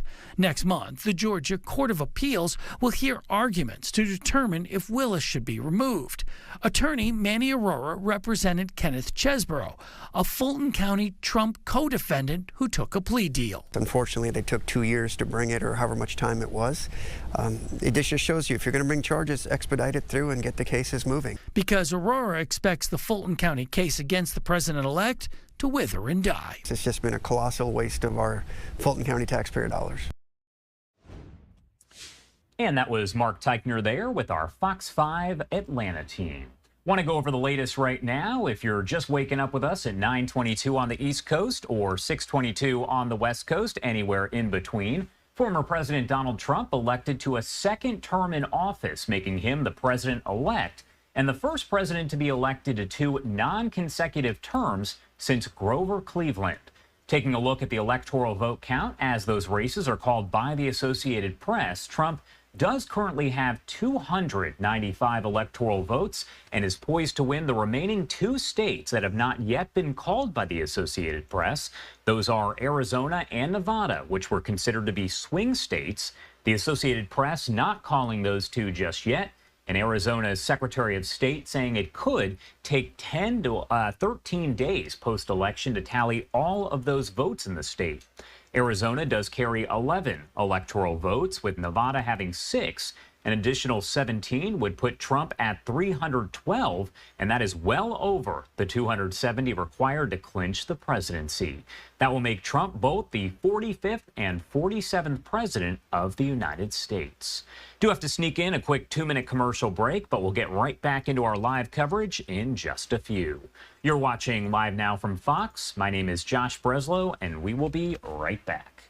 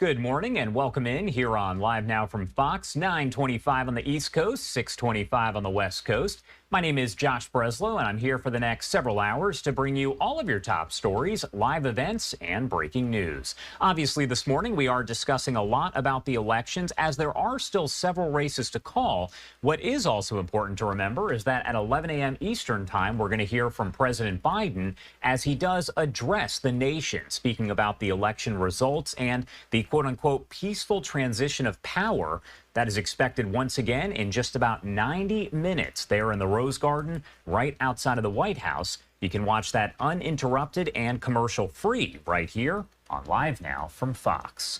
We also have this live image I want to pop up on your screen. This is outside of Mar-a-Lago over in Palm Beach, Florida. That is Trump's home, and so far we've seen several security vehicles out there. There's been sheriff's office cars as well as a boat with someone inside there. We also saw a robotic dog, so there is a lot going on in that area right outside of Trump's residence. Again, he is now the president-elect after picking up 295 electoral votes. That number expected to rise as the votes are tallied there in Arizona and Nevada. A lot to discuss. Do want to bring in Russell Morgan, legal expert and founder and partner over at Morgan Legal Group. Thank you so much for taking the time to be here with us this morning and help break down the latest details. Good morning, Josh. Great to be here. All right, so first off, I do want to talk about Kamala Harris's concession speech. We heard from her just yesterday. That was over outside Howard University. Can you kind of break down for me, as she did say that this was a fair election and that she did lose fair and square? She also said there will be that peaceful transition of power. Does that indicate that she has no plans to file any sort of legal challenges or anything of that nature? Well, it doesn't necessarily mean she's not going to challenge the outcome. There's always a possibility, and voter fraud, unfortunately, is a constant issue. So at this point, it's more of a diplomatic statement that they're willing to honor a peaceful transition of power. That does not by any means mean that the Democratic Party will not be challenging votes as they are submitted, especially in the swing states, and there may be further legal action taken to contest some of the larger states that may impact the outcome of the election. You kind of touched on this, but speaking more generally, what kind of legal filings, challenges can we normally see from campaigns, parties, other folks there following a presidential election? So in most cases, and what we've seen over the past couple of elections, specifically, there have been issues with mail-in ballots. There have been issues with electronic voting, where there have been allegations that people have been voting in several states. There also have been allegations that other countries have been interfering in our electronic voting system. Particularly this year, there's a new issue where there are allegations and lawsuits currently pending where they're claiming that illegal immigrants are actually voting. And not only are they voting, they're voting in multiple states. So that's something that we will likely see on the horizon post-election. Let's kind of shift to another topic related to the election, because we know that no justices are set to retire from the Supreme Court anytime soon. Obviously, anything can happen, but Trump going into the presidency once again here, if he is to select additional justices, as maybe some do retire in the future, what sort of implications could that have? The implications are going to be substantial. And one of the main focuses at the moment is the abortion ban that's going state by state. So although we already have a conservative Supreme Court, if there are additional conservative justices appointed, it's much more likely that a federal abortion ban may be effective or may in fact become law during the term of Mr. President Trump's presidency. And if not during his presidency, it's very likely that it may take place after he is no longer in office as this is one of the major issues that is currently facing our country. As I mentioned here, the Senate has actually flipped Republican. We know the president is Republican. The House could be Republican as well. So how does that overall change the effort to maybe pass legislation compared to how it has been over the last several cycles or just in general? The Democrats are going to have a very hard time passing legislation that they have been pushing during the Biden-Harris presidency. If in fact the House, the Senate, and the executive branch all turn Republican majority, they're going to have to acquiesce in order to get things done, simply because what their agenda is not necessarily the same as what the Republican Party wants to see in effect for our country. Want to talk more locally. You already mentioned the abortion topic, but we do know that in Florida, there were amendments related to abortion, marijuana. Those did not pass. They received a majority of the vote, but Florida does actually require 60% or higher. Can you explain why that is and how that compares to maybe some of the other states? So Florida requires what's called a supermajority. So in most states, 51% or higher can pass legislation. Florida's supermajority requirement requires 70% or higher for it to take effect. So although they did get 60% of the votes in their favor, unfortunately, it did not go forward. Now, that does not mean that it will not happen. The legislation specifically concerning the abortion ban and the expansion on the marijuana laws is set to go forward again in Florida. So it's very likely that there's a possibility that they may in fact get the necessary supermajority to pass the ban on abortion and the marijuana laws. All right. Russell Morgan there, legal expert, founder and partner at Morgan Legal Group. Thanks so much for being here with us. Anything else you want to add about really any of this? We covered a variety of topics there, but anything you want to add? Well, I think there's still a lot to be seen. We have major swing states that may or may not create future litigation, specifically over whether or not voter fraud took place. And the issue of immigrants voting in our country is prevalent. And it's something that I would imagine and can definitely see in the coming years will be addressed by the House, by the Senate, and by the executive branch to make sure that this is not an ongoing concern for our country and for our voting system. All right. Thank you again for being here with us this morning. We appreciate all your insight. It's great to be here, Josh. And I do want to take you right back out to this graphic right here that does show the current layout of the electoral votes. 295 for Donald Trump, making him the president-elect. We are obviously still waiting on two different states. We're talking Arizona and Nevada, which would add 17 electoral votes for Trump. That is well over the 270 that are required. So he is the president-elect there. And coming up at 11 a.m. Eastern time, we will hear from President Biden in the Rose Garden outside of the White House. We also do have our Fox 5 DC team and other Fox affiliates that are covering all of this from each and every angle. Do want to check in with Fox 5 DC as they look more into Harris's concession speech just yesterday at Howard University. Thank you all. Thank you. Gratitude is what the vice president led with before conceding in front of a crowd on the yard of Howard University. And I love you back.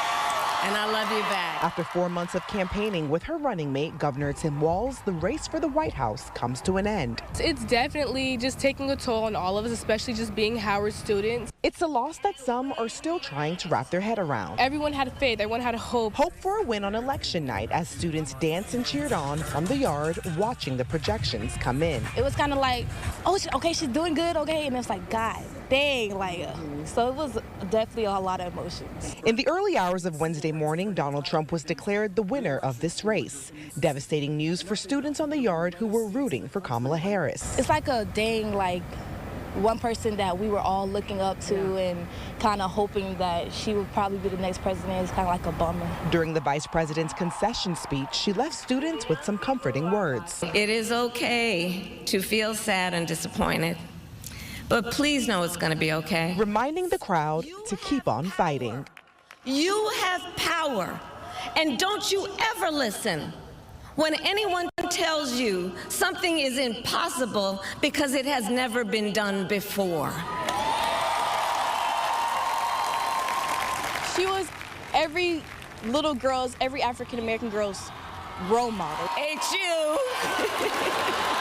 I just want her to know that even though it didn't turn out the way she thought it was gonna be, just for her to know that she's a role model in our hearts every day after, and so on and so forth. Now the yard here that you're looking at, it was transformed for this historic moment, and because of that, in-person classes are canceled for the rest of the week for students here at Howard. All right, that was our Fox 5 DC team, and I want to talk more about the Space Coast right now as we head over to our Fox 35 Orlando team. They take a look at what Elon Musk, what sort of impact he could have here on a Trump presidency. Of course, the second term that will be served by former President Trump. From the launch pad to helping launch Donald Trump back to the White House. We have a new star. A star is born, Elon. Elon Musk earned high praise from President-elect Trump after he was declared the winner. But he's a character, he's a special guy, he's a super genius. We have to protect our geniuses. Musk campaigned for Trump for 2 weeks in Pennsylvania. Now space experts wonder if the space giant will play a role in his administration. He's got Elon clearly on his team, being a big part of the campaign. He's talked about Elon helping kind of revitalize efficiency of the government. Space expert Zach Aubert thinks Musk will take a hard look at the FAA. You know, the FAA has been around for decades, and their industry's changed just in the last 5 years, let alone the last 40 years. So there's definitely going to be changes there that have to happen. Aubert also thinks NASA's Artemis program could change when Trump takes office. Artemis is well over budget, well late, really expensive. Does that fall into, do we change that program for more government efficiency? Does money go more in the private sector with Starship? A big thank you there to our Fox 35 Orlando team and all of our different Fox affiliates as they cover the election from each and every angle. We will make sure to check in with them all throughout the morning and in the coming days. Taking a live look outside of Mar-a-Lago there in Palm Beach County, Florida, you can see security is tight just 2 days after Election Day, as former President Trump is now President-elect Trump, winning his second term in office, the first president to serve 2 non-consecutive terms since Grover Cleveland back in the 1800s. Do have to head to a quick 2-minute commercial break, but we'll have much more live coverage coming up in just a few. You're watching Live Now from Fox. Much more to come.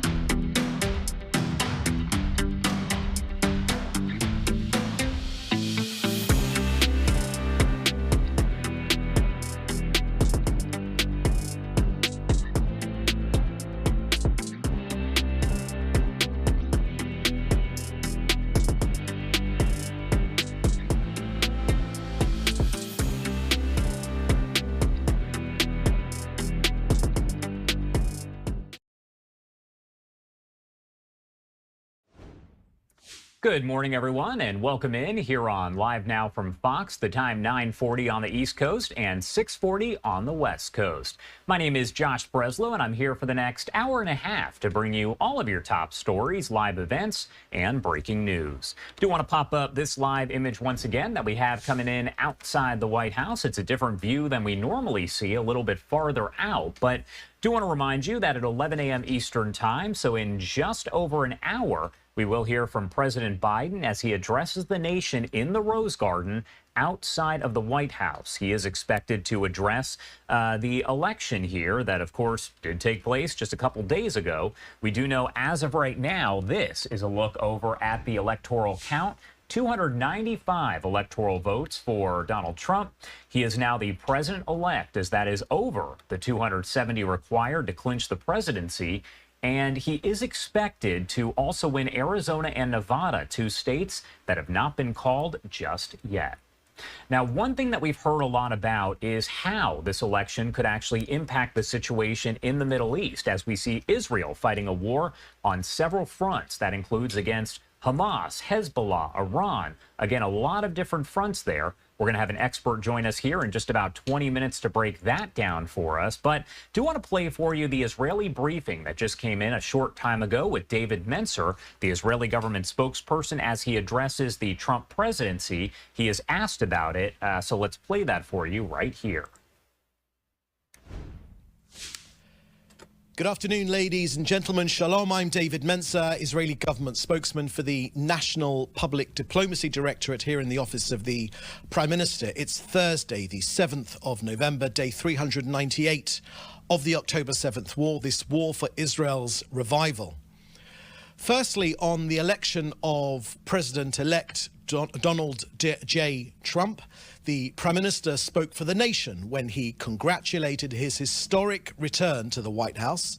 The Prime Minister said that it offers not only a new beginning for America, but also a powerful recommitment to the great alliance between our two nations. I can share with you that the Prime Minister and the President-elect shared a warm and cordial conversation last night. The Prime Minister was amongst the first to make the call. Last night, with both leaders agreeing to work together for Israel's security, as well as the threat posed by Iran. Two great democratic nations once again reaffirming their partnership. Next, on Israel's fallen soldiers, it is with regret that I share with you that since the start of the war, 781 soldiers have made the ultimate sacrifice in defense of our homeland. Sergeant Ariel Soznov was aged just 20 years old. He was from Jerusalem. He fell fighting for his country in the north of Israel. There are no words of mine that can assuage the pain of their parents and families. We embrace them. And those dear families who have lost their precious heroes, sons and daughters in this war for our very existence. The price of war is heavy and painful. Each casualty is a world unto itself. May their memories be a blessing forever.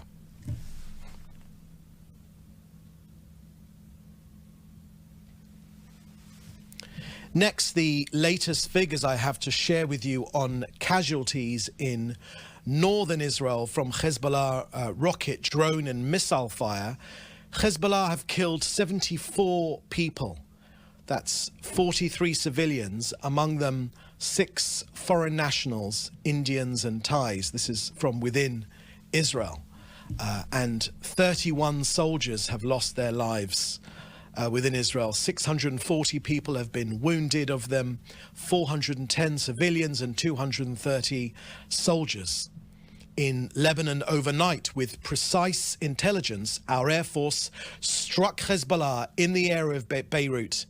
Prior to the strikes, we warned civilians to get out of harm's way. No other army does that. Yes, Hezbollah, like Hamas, embeds its terror infrastructure in civilian areas. That's a double war crime. Using Lebanese people as human shields, hiding their weaponry and carrying out attacks at Israeli civilians, a double war crime. Our people must be allowed back to their homes in Israel's sovereign north.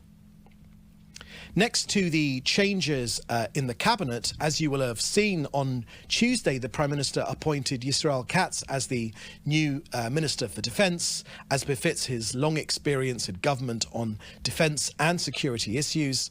The Prime Minister also invited Minister Gideon Sa'ar to join the coalition along with his faction and serve as the Minister for Foreign Affairs. For more details, the Prime Minister made a full statement on Tuesday. Next, an update from COGAT getting aid into Gaza. Our humanitarian efforts are continuous and ongoing.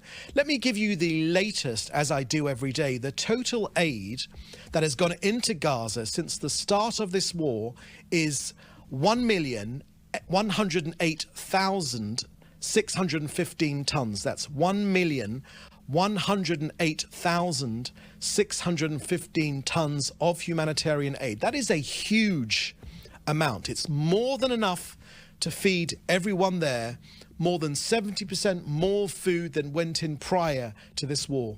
So within that humanitarian aid, that is food, medication, vaccines, all delivered daily with no limits.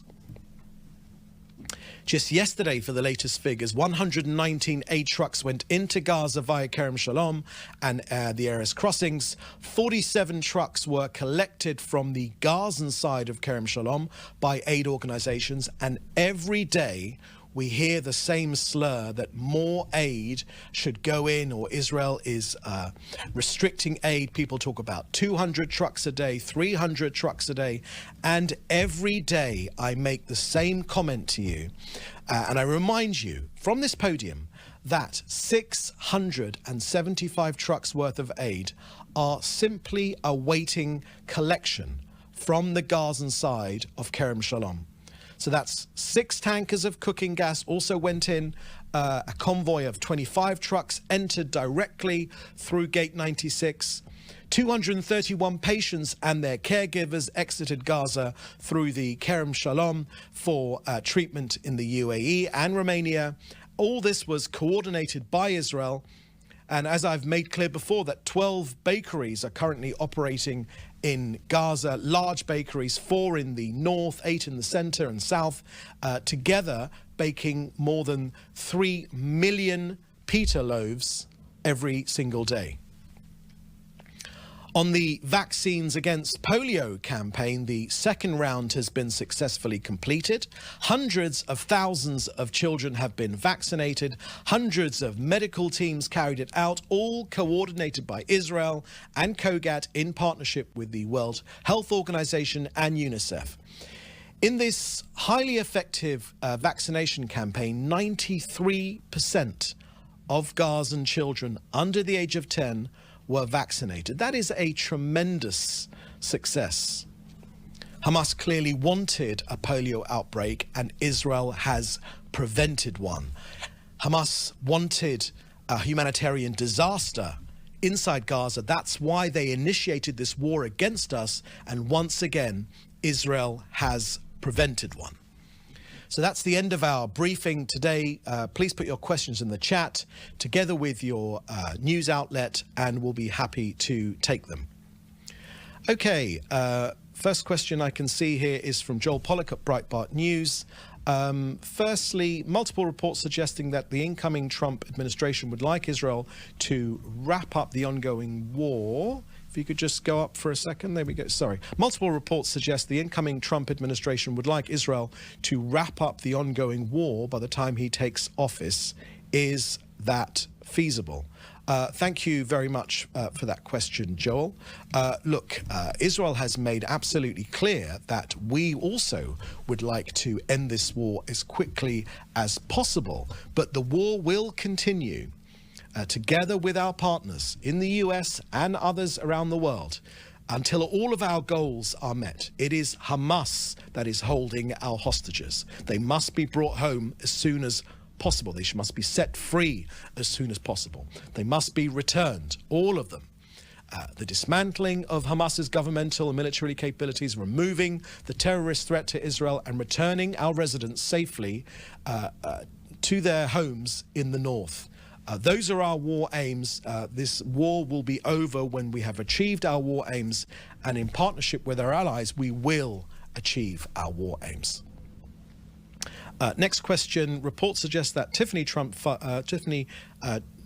Trump's father-in-law, what we might call one of President-elect Trump's machatunim in Yiddish. This is Joel Pollack's question. Will lead negotiations between the US and Lebanon. Does Israel have any reaction? Thank you for that question, Joel. I haven't seen those reports. We, of course, here in Israel recognize that the relationship between the US and Israel is a long-standing one. It's a bipartisan one. We've very much appreciated the support which the Biden administration has shared with this country. It's been absolutely key in achieving our objectives, to get our hostages home, to defeat Hamas, to destroy them militarily and their governing capabilities, and to get our people home into their homes in the north. We are two great nations, two great democracies. We also appreciate, of course, what we know that the Biden administration has done in the past.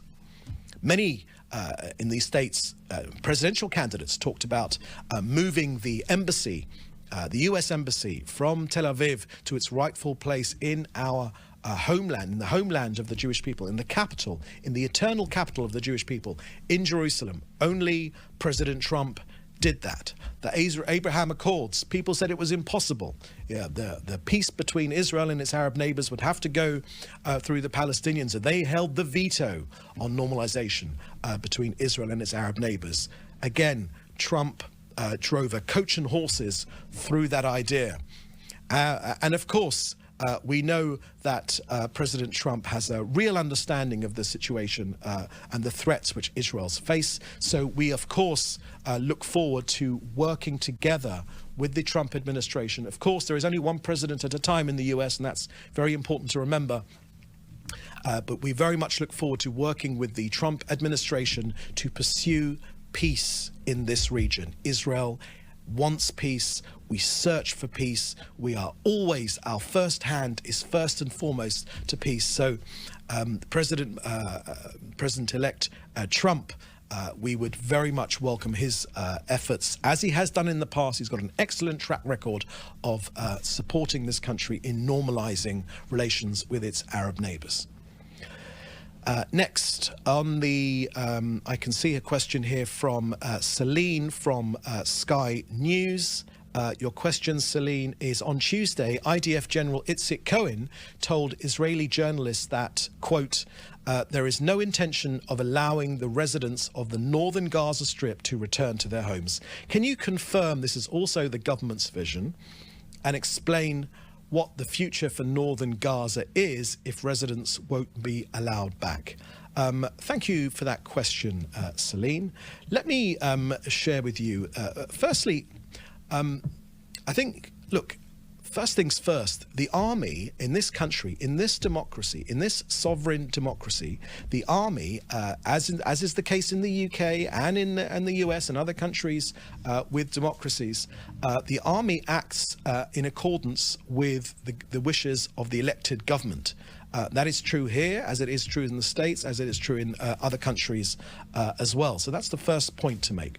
But let me answer your point directly. At this point right now, there are residents of the northern part of Gaza who have been evacuated to safer places. Why? Because wherever there are Gazan civilians, that's where Hamas seek to embed themselves again, to hide themselves amongst civilians, to draw Israeli fire to the civilians. That is their objective. Again, a double war crime, using ordinary Gazans as a human shield and firing at Israel from those places, Israeli civilians. So first and foremost, we've moved them to the humanitarian area in Al-Mawasi. We are very clear that they will not be allowed to move back again for as long as anti-terror operations continue in the northern part of the Strip. The IDF will always keep Gazan civilians out of harm's way, to make sure they will not be used as human shields, as is the Hamas terrorist way. From the Iranian playbook, Hezbollah uses that method as well. We are fighting against it. We are isolating Gazan civilians away from Hamas terrorists so we can get to the terrorists. Now, Gazans are not going anywhere. Israel is not going anywhere. And as long as Palestinian terrorists will not release the hostages, we will continue fighting the terrorists and doing everything in our power, and I mean everything in our power, to rescue the hostages. 101 of them. US citizens amongst them. British people among them. And that was David Mencer there with the Israeli government addressing a lot of different topics, including the wars that are being fought on several fronts by Israel, as well as the election of former President Trump, now President-elect Trump. Do have to get another quick 2-minute commercial break in, but we'll get right back into our coverage here in 2 short minutes.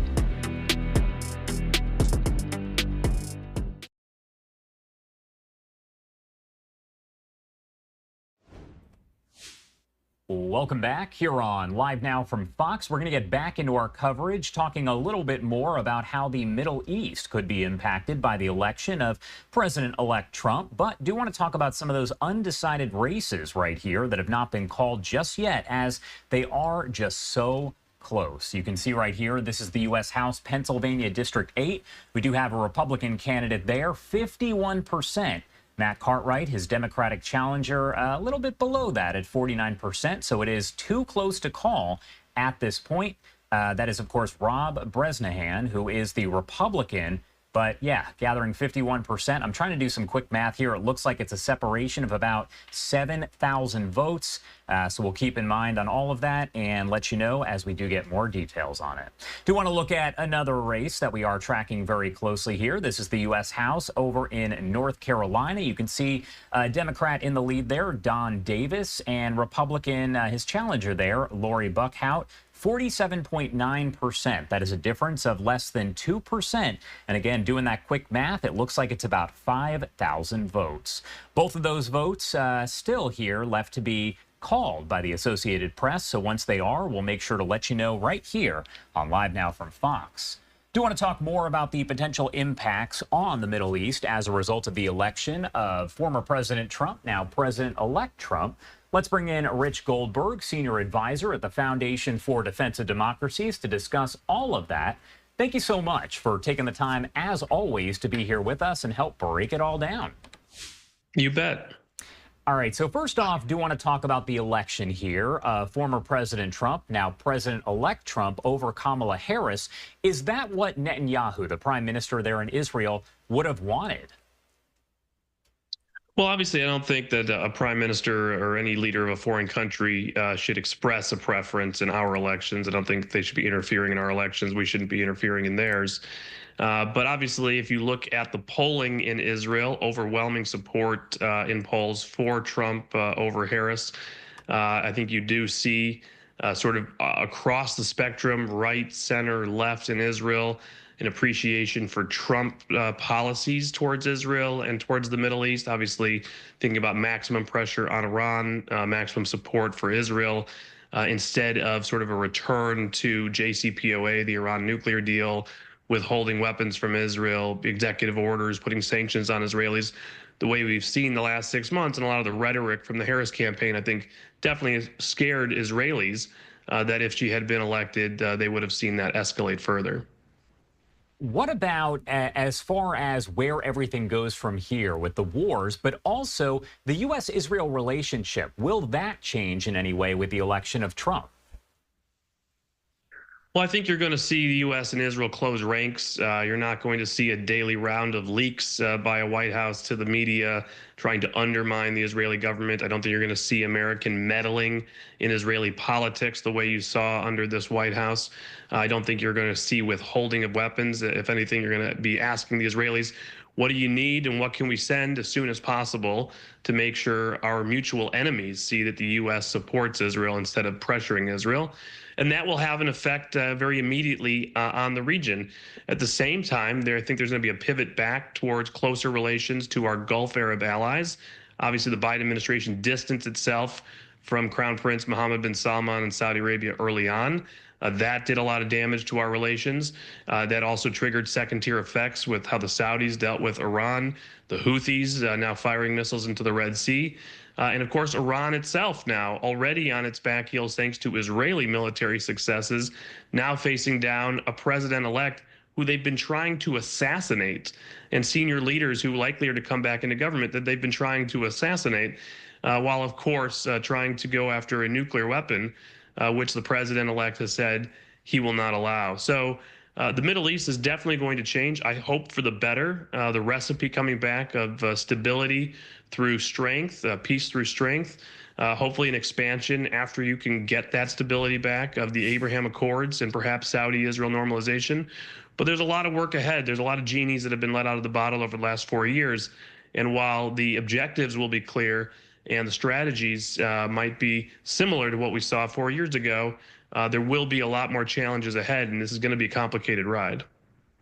I want to get your take as an expert here. I know you analyze a lot of this information. Do you think, talking specifically about Iran, and we'll go back to Israel in a second, but does Iran maybe fear former President Trump more than they fear President Biden?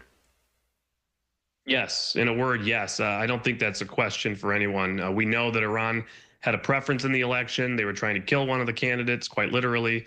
They were interfering in other ways to try to influence the election results.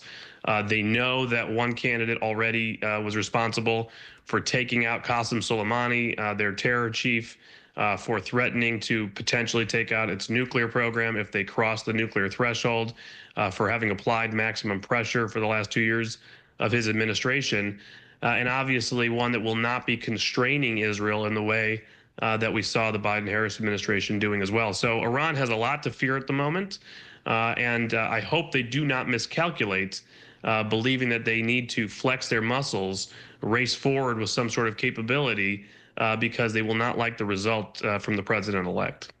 And it's interesting that you mention that because, I mean, we're obviously discussing this right here, but we just got a statement, so to speak, that came in from Iran and Hezbollah as they are dismissing Trump's win. They're saying the relationship there with the U.S. won't change. But, of course, that is the kind of statement that we would have expected to guess. But, again, that statement kind of just coming in here. Do want to go back to talking more about Israel and Netanyahu overall.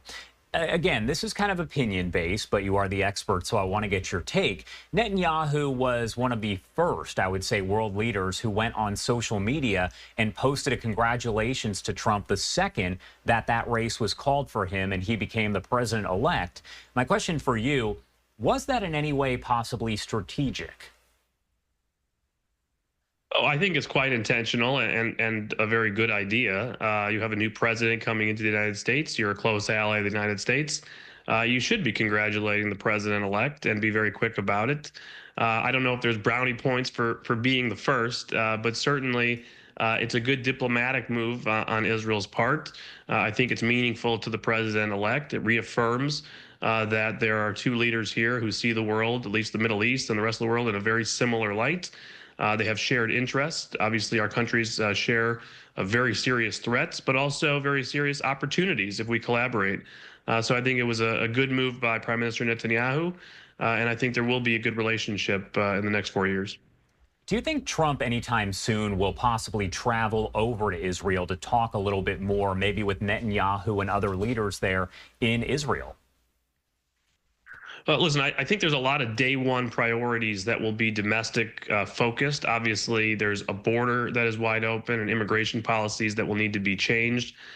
We have an American energy policy that is broken that needs to be fixed so that we unleash what the president has called the liquid gold under our feet, which, by the way, doesn't just have domestic implications for our economy and inflation, but also flexibility in foreign policy as America becomes energy dominant. When he would schedule his first foreign trip, I think is unknown to us at the moment. Would Israel be on that first foreign trip? Would it be the Middle East? Or would it be to the Asia-Pacific region, Indo-Pacific? Would he go to Tokyo? Would he go to India? We don't know these answers yet. I think there's a lot of priorities for the president to sort out. China, Russia, Iran, North Korea, Venezuela, many others. So we'll expect that they'll be prioritizing cabinets and nominations and personnel, domestic priorities that may need to come first, and then work through what his first foreign trip looks like. Can you talk about the previous relationship between Netanyahu and Trump during Trump's last administration, maybe versus him and Biden? Because Netanyahu and Biden have had kind of a tense relationship, so to speak, over the past several months here. How is it different between Trump and Netanyahu? Well, there's obviously a history here. Donald Trump has been president while Israeli Prime Minister Netanyahu was prime minister once before. They have a rapport. They've been through a lot of events together, tough times, good times. So they know each other pretty well as far as how they talk to each other, how each other might think about certain issues, how they might react to certain ways of talking. So that will impact their relationship. I think one of the most important changes that I hope that will happen, and I expect to happen, is that all these conversations will remain private. Really, there was a cottage industry created under the Biden White House of leaking to certain reporters almost every conversation that the president would have with the prime minister, or the national security advisor would have with a counterpart, or the secretary of state, et cetera. And it was very undermining to the relationship, and it seemed very intentional to undermine the Israeli government politically, domestically. I hope that comes to an end. I expect it will. If you start seeing reports about something that is attributed to a phone call between Trump and Netanyahu, or a Trump camp and an Israeli government camp, I think that now quickly becomes much more fictional than anything that I would call a leak. All right. Rich Goldberg there at the Foundation for Defense of Democracies. Obviously, a lot of discussion and a lot left to see as, again, we know that former President Trump is now the president-elect, so we'll see how that all does play out. Anything else you want to add about this before I let you go? No, listen, I think as we look at the election results, obviously incredible numbers in the Jewish community moving forward towards Trump's election. We saw some results come out from the Orthodox Union in Pennsylvania. We've seen the New York numbers where you're looking at half of Jewish voters voting Republican. That's historic in a battleground state. It's game changing. And I think it reflects an uneasiness in where the Democratic Party had shifted, not just in its hostility to Israel, but also in how it was dealing with the manifestation of anti-Zionism as anti-Semitism here in America on college campuses. And I think that domestic focus will also be one that will be prioritized in the Trump administration. All right, Rich Goldberg, as always, thank you so much for being here with us and breaking it all down. I'm sure we'll be talking with you a lot over the coming months. You bet. All right, let's pop up this live image that we do have outside the White House, as I do have a program reminder. Coming up at 11 a.m. Eastern Time, that is in just under an hour, we expect to hear from President Biden. He is going to address the nation from the Rose Garden there outside the White House as he speaks about the election of former President Trump, once again, now President-elect. We'll bring you that speech in full right here on Live Now from Fox, commercial-free, live, raw, and unfiltered. Do have to head to a quick 2-minute commercial break, the first one of the hour, but it is now 10:11 on the East Coast, 7:11 on the West Coast. It is Thursday, November 7th. You're watching Live Now from Fox. We'll be right back.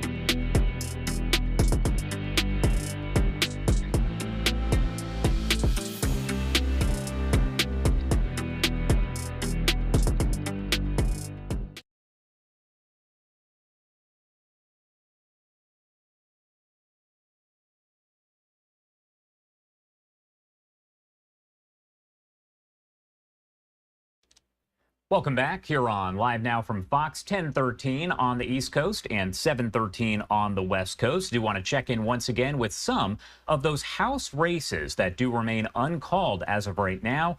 Again, this is power up for grabs in the House. We know the presidency has gone to the Republicans with the election there of former President Trump, now President-elect Trump. The Senate has flipped from Democratic-powered to Republican-powered and Republican-controlled. But again, the House still up for grabs. So let's take a look at some of those races. We do have the race out of the U.S. House in Ohio, District 9. We have the Democratic contender there at 48.1%. And the Republican challenger at 47.8%. So that is very, very close. Doing that math, it is a difference of just about 1,000 votes. So we'll keep an eye on that race and let you know as we do get more details on that. Again, these votes still being tabulated, but as you can see on the top right-hand side of your screen, according to the Associated Press, 99% of the estimated votes there have already been counted. We can imagine that will probably go into a recount. Want to take a look at a race there over in Arizona that we're watching very closely. We'll actually bring you that result here in just a second. Let's pop up this live look right here over at the White House, as we do know that in 45 minutes we will hear from President Biden as he speaks over in the Rose Garden. As for the latest on the election, do want to send it over to Robert Moses with our Fox 5 New York team to break it all down. President Joe Biden will address the nation from the Rose Garden at 11 this morning. It will be his first appearance since Vice President Kamala Harris lost Tuesday's election. It was his decision to drop out of the race in July and pass the baton to her that set in motion a frenetic 107-day campaign that culminated in her sound defeat. The president yesterday called President-elect Donald Trump to congratulate him and invite him to the White House to discuss the transition. A spokesman for the president-elect said he very much appreciated the president's call and that the White House meeting will take place shortly. According to the White House, President Biden also spoke by phone yesterday to Vice President Harris and congratulated her on her campaign. Late yesterday afternoon, Vice President Harris spoke at her alma mater, Howard University in Washington, though it was not the speech she envisioned. Tears ran down the faces of some of her supporters as they looked on. While I concede this election, I do not concede the fight that fueled this campaign. The vice president said she spoke to President-elect Trump and congratulated him on his victory. I also told him that we will help him and his team with their transition, and that we will engage in a peaceful transfer of power. The electoral map shows a sea of red. The president-elect won 5 of the 7 battleground states, Georgia, North Carolina, Pennsylvania, Wisconsin, and Michigan, and leads in the 2 others, Arizona and Nevada. His win will lessen his legal headaches. Special counsel Jack Smith is looking at how to wind down the 2 federal cases against him related to election interference and classified documents before he takes office, according to the Associated Press. Justice Department policy holds that sitting presidents cannot be prosecuted. That was Robert Moses there with our Fox 5 New York team. Now, this is a look at the graphic we were talking about a bit earlier as we keep an eye on all of these House races. Again, it is up for grabs as far as the power goes, as the presidency has gone to a Republican, as former President Trump, now President-elect Trump. We also know the Senate has been flipped from Democrat-controlled to Republican-controlled. And again, all eyes are still on these House races that have yet to be called. We do have Republican Eli Crane. He does have 166,000 votes. That is 53%. And his challenger, Democratic challenger, Jonathan Nez, has 145,000. That is a difference of about 21,000. He has 47%. Now, this is the 2nd district, and it's typically voted Republican and does include the Phoenix metro area's traditionally conservative Western Valley.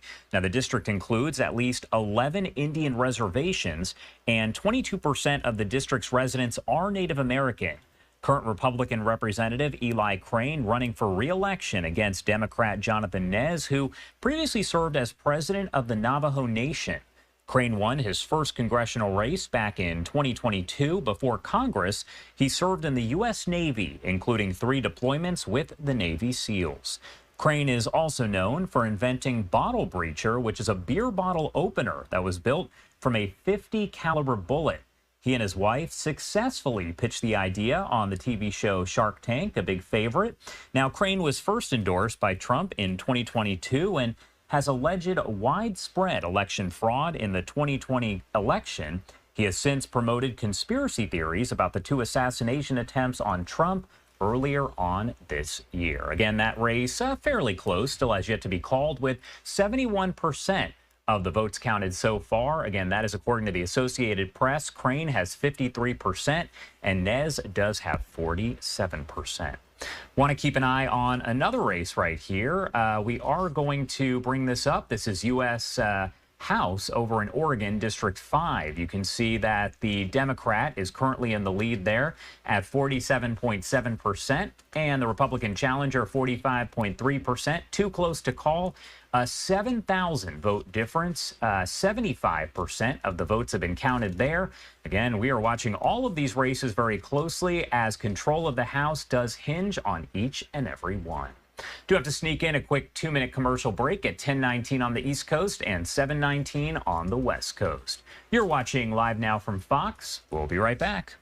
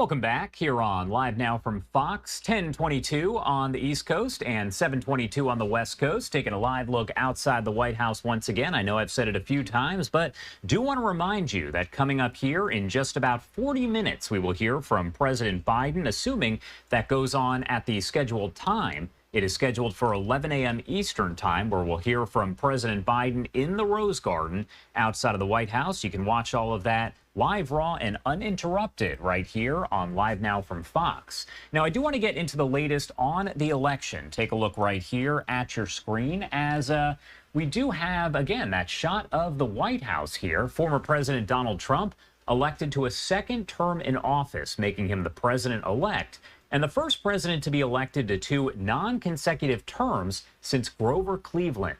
Taking a look, we had the electoral vote count as called by the Associated Press. Trump does currently have 295 electoral votes and is poised to win the remaining 2 states that have not yet been called. Those are Arizona and Nevada, which were considered to be swing states. The Associated Press not calling those 2 just yet. And Arizona's Secretary of State said it could take 10 to 13 days post-election to tally all of the state's votes. Arizona does carry 11 electoral votes, with Nevada having 6. An additional 17 would put Trump at 312 electoral votes. That is well over the 270 required to clinch the presidency. This will make Trump the 45th and 47th president of the United States. As we've mentioned, Republicans won control over the Senate, flipping it from a Democrat majority. The House at this point is still up for grabs, so that is why we will be checking in on those results right here as they do come in. Again, a lot of information to process here. We did just learn from the Associated Press that independent Angus King has won re-election to the U.S. Senate from Maine. That is one of the handful of races that do have yet to be called. There have been a lot of questions here about how the election of former President Trump is going to impact some of the cases against those who have been charged in connection with the January 6th insurrection. Let's pop up the audio here and listen as Josh Rosenthal with our Fox 5 DC station has more on that. In the nearly 4 years since January 6, 2021, well over 1,000 people have been charged with crimes, many convicted. Soon, though, all of those cases may just go away. And that's what you expect to happen? Yeah. Here's why. On multiple occasions, now President-elect Donald Trump has said he'd pardon January 6 defendants. This clip is from August. Would you pardon What's those going to people? happen? Oh, absolutely, I would. You would pardon those? If they're innocent, I would pardon them. They've been convicted. And by the way, the Supreme Court just well, they were convicted by a very tough system. Already, just since Tuesday, we've seen a defendant mention Trump's comments while seeking to delay his case unsuccessfully in court. So now that Trump has been voted in office again, we asked law professor Mark Graber what he thinks will happen next. Trump is the president. And in the United States, the president basically controls prosecutions. I could make plans after Trump's inauguration. I could say, honey, I'll be home.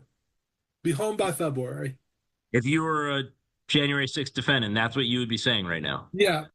And remember, Trump himself is facing federal charges in connection with January 6th. Ultimately, Graber said he expects that case and others Trump is facing to go away as well.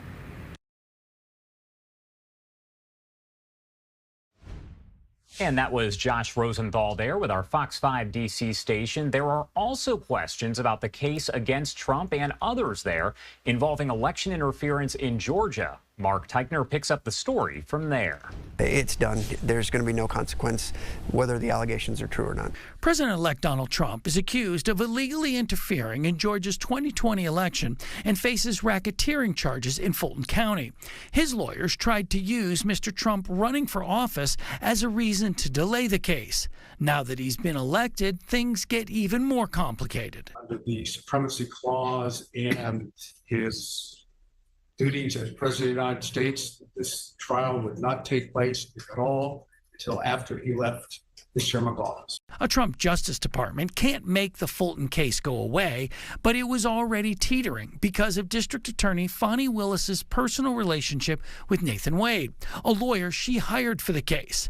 Next month, the Georgia Court of Appeals will hear arguments to determine if Willis should be removed. Attorney Manny Arora represented Kenneth Chesborough, a Fulton County Trump co-defendant who took a plea deal. Unfortunately, they took 2 years to bring it, or however much time it was.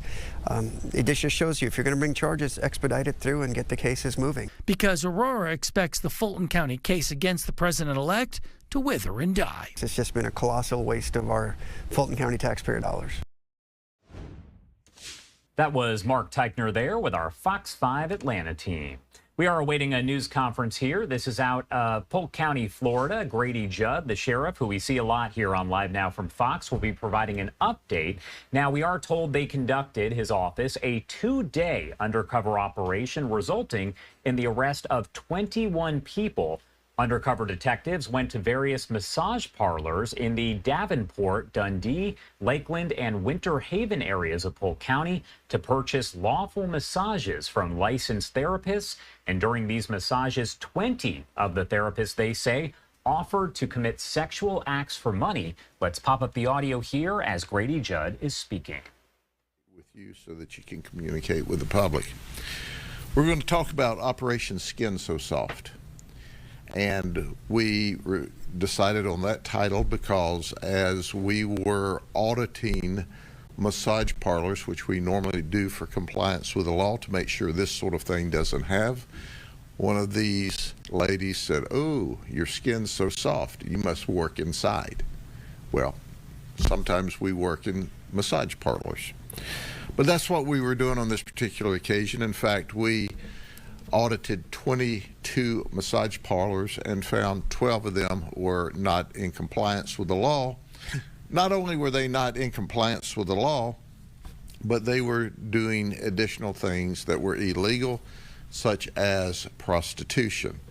So we had 21 arrests. There's some interesting facts about this. All 21 of these ladies are not only Asian, but they're from the Republic of China, a communist country. 3 of them are citizens at this time.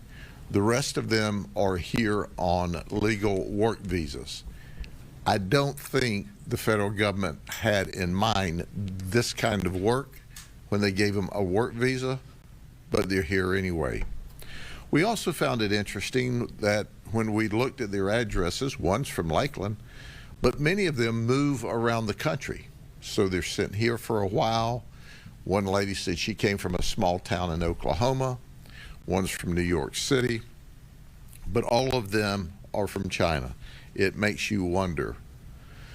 The oldest is 64 years of age that we arrested. The youngest was 31 years of age. 8 of them claimed to have been married. All of these Asian ladies or Chinese ladies, by their own admission, were at Asian massage parlors. And we have to show you some of the more bizarre events. I'll start out with the most bizarre. And as I pronounce their names, understand I'm born and raised in Polk County, Florida, and these names are from the Republic of China, okay? So I'm just saying. So we don't know if her name is Hing-Ya, Hung, or Jinx Hung, or whatever, but this is who she is. We'll give you the appropriate spelling, and you give it your best shot. She's 60 years of age. I'm sorry, she's 37 years of age. She charged $60 for a massage. Now, this was supposed to be a legitimate massage. My undercover agents asked only for a regular legal massage. But she started upcharging and inappropriately handling, in fact, tried to have full sex with this undercover detective to the point that he had to push her off and start to get up to leave. She was extremely aggressive, at which point she grabbed him, tried to get him to sit back down. She stood in front of the door so he couldn't leave, and then she tried to hold him down. Now understand, they said this was really interesting because this is a big man, undercover detective, and they said, might have been 5 foot tall. She wasn't as big as a popcorn fart, and she was trying to hold this man down. So anyway, she obviously not only got arrested for prostitution, but a litany of other charges that included battery. Then there's Yan Lu. She's from Winter Garden. I neglected to say that Mrs. Hong here was from East Valley, California. So here's one from California. Yan Lu is 64 years of age. She was from Winter Garden. She was paid $60 for 45 minutes of sex. She left the room and she came back with a condom. Now, this was not in a commercial package, but it was wrapped up in like paper, you know, maybe used, okay, and tried to have sex with the undercover. And the undercover she upcharged $290 for a total of $350. She was very, very aggressive.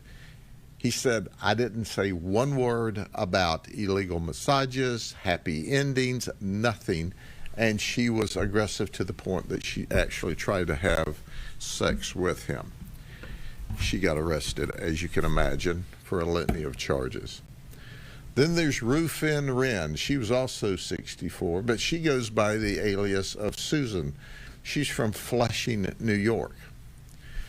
She wanted $80 for a 1-hour massage.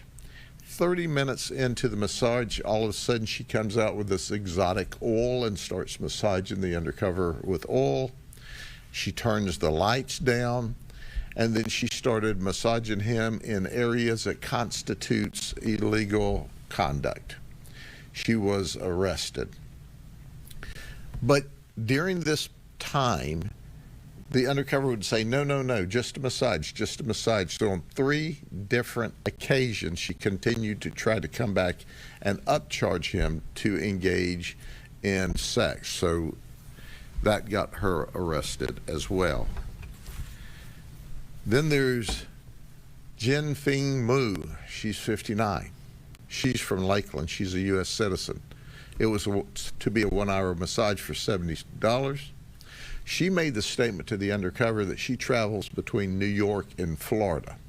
So apparently all of these ladies are on a circuit. They don't stay here for any lengthy period of time. And she then wanted to add $20 for a happy ending for the massage. What's interesting about Jin Fin Mu is that in December 2023, less than a year ago, she was arrested here by us for the same exact thing in another audit. So these investigations are still underway, and the message is clear that if you do illegal conduct in what is otherwise a legal business, you will be arrested. And I caution customers of going to these kinds of establishments, okay? Now listen, I'm cautioning customers that go to these kinds of establishments. No, we're not going to do one of these craft operations, but maybe somebody's videotaping you. Maybe somebody's giving you the opportunity to violate the law. I don't want you to get in trouble.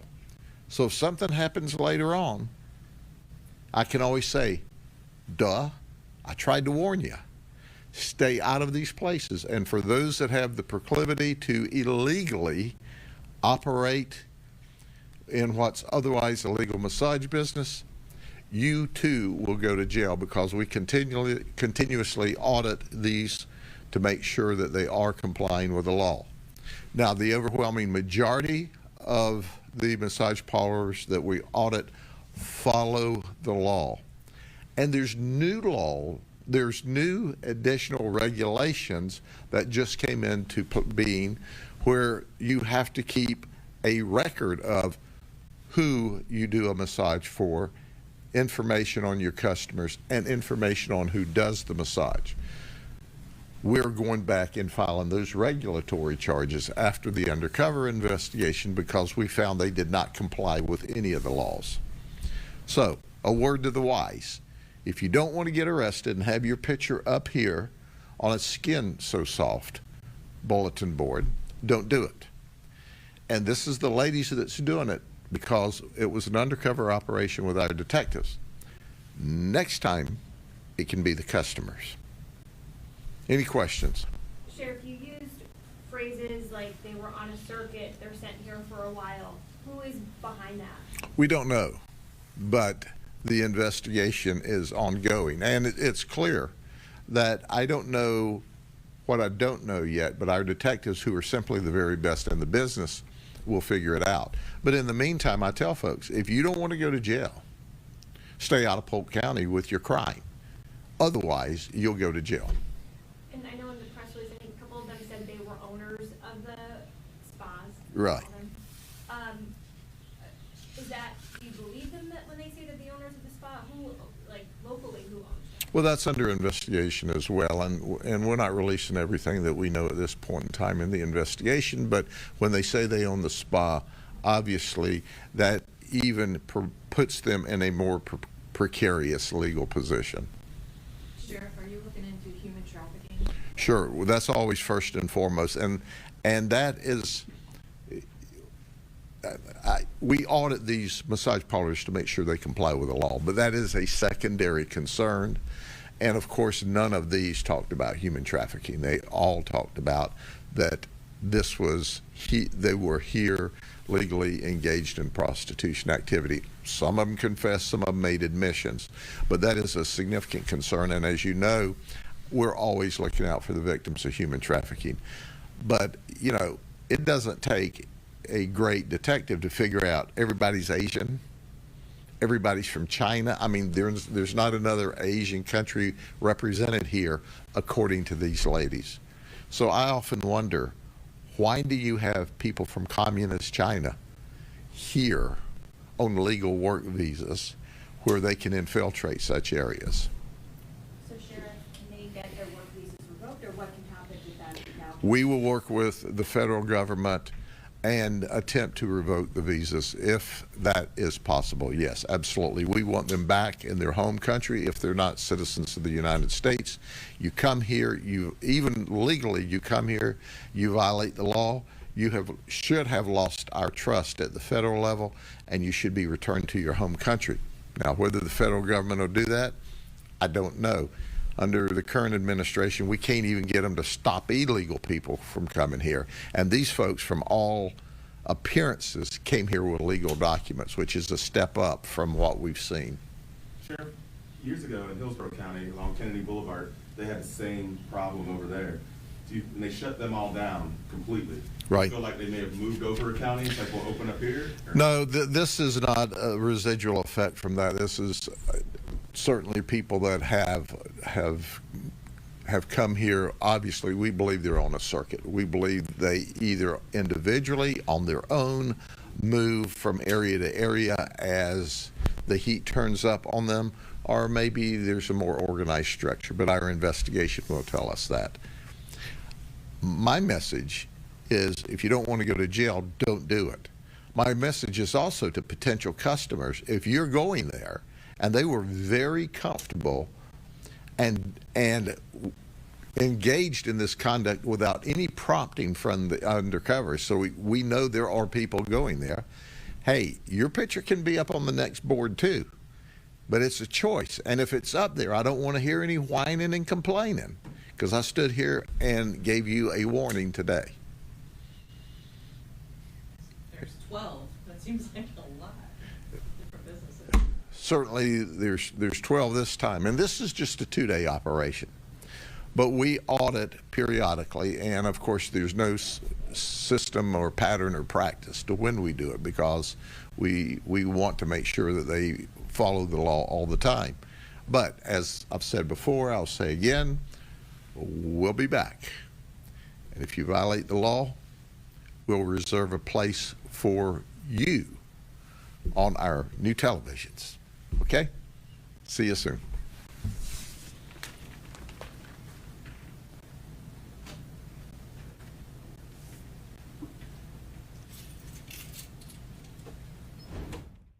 All right, there you have it. That was Polk County, Florida Sheriff Grady Judd. You see him a lot here on our newscast because he does hold a lot of news briefings about crime in the Central Florida area. That right there was a bust called Skin So Soft, and it did lead to an arrest of 21 people at a massage parlor there. Again, we're going to have more on that. I'm sure our Fox 13 Tampa team will be on that later on today, so we'll bring you any sort of updates. And if there is any other news conference on that, we'll bring that to you as well.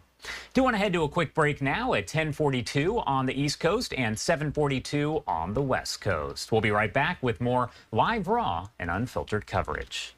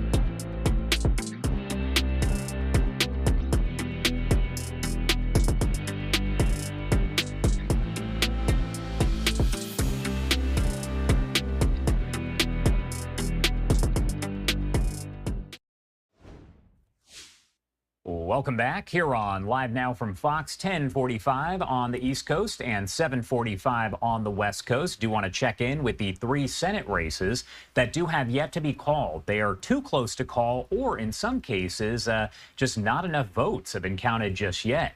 We do have here Ruben Gallego. He is the Democrat running for U.S. Senate in Arizona up against Republican Kari Lake. Again, too close to call at this point. He does have 50.1% of the vote, and she has 47.9%. That is one of 3 races that do have yet to be called.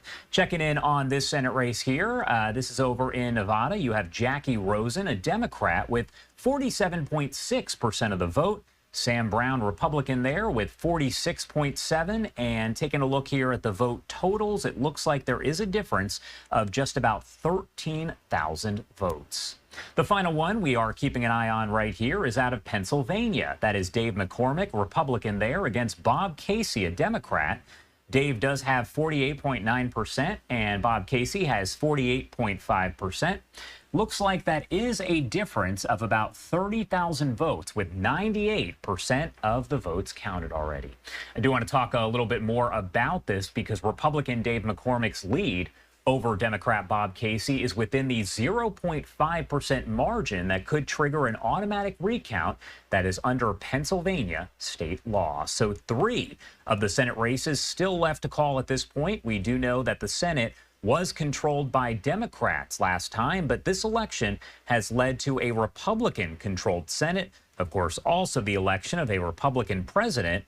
And as far as the House, that is still technically up for grabs. I believe we do have 37 races that have yet to be called. Again, many of them too close to call, but as soon as we get the results, we'll bring those to you live, raw, and unfiltered, as we always do on Live Now from Fox.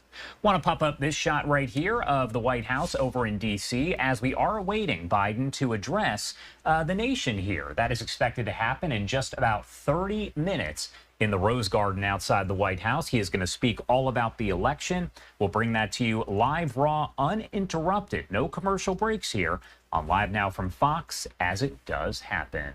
We also have this other image coming in out of Mar-a-Lago. Take a look right there. That is home to Donald Trump as we talk more about the election overall. Former President Trump elected to a second term in office, making him the president-elect and the first president to be elected to 2 non-consecutive terms since Grover Cleveland. Taking a look at the electoral vote count, which is put together by the Associated Press, Trump does currently have 295 electoral votes and is poised to win the remaining 2 states that have not yet been called. Those are Arizona and Nevada, which were considered to be swing states. So you heard us talk a lot about them over the past several days and really several months. Now, the Associated Press not calling them, Arizona's Secretary of State saying that it could take 10 to 13 days post-election to tally all of the state's votes. Arizona does carry 11 electoral votes. Nevada has 6, and an additional 17 would put Trump at 312 electoral votes. That is well over the 270 required to clinch the presidency. That will make Trump the 45th and 47th president of the United States. Again, we know the Senate has swapped control there from Democrat-led to Republican-led. So yeah, we're going to keep an eye on all of these races and bring you updates as we do get them. The time now 10:48 on the East Coast and 7:48 on the West Coast. As that camera does zoom into Mar-a-Lago, we have seen increased security in that area after the election of the former president. Have to sneak in our final 2-minute commercial break of the hour, but so much more to get to as we await that news conference from President Biden at 11 a.m. over in the Rose Garden. You're watching Live Now from Fox. My name is Josh Breslow, and we will be right back.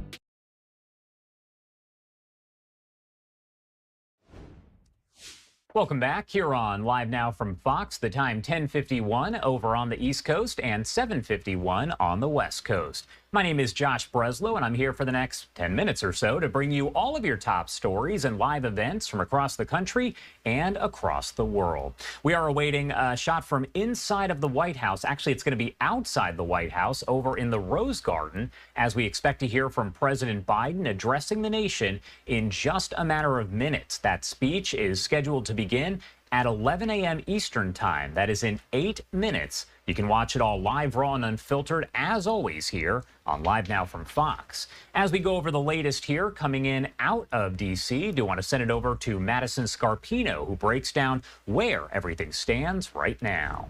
The outcome of this election is not what we wanted, but we must accept the results of this election. Hours after polls closed across the country, Vice President Kamala Harris addressed supporters conceding the 2024 presidential election to President-elect Donald Trump.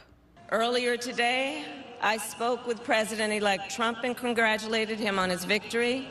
I also told him that we will help him and his team with their transition, and that we will engage in a peaceful transfer of power.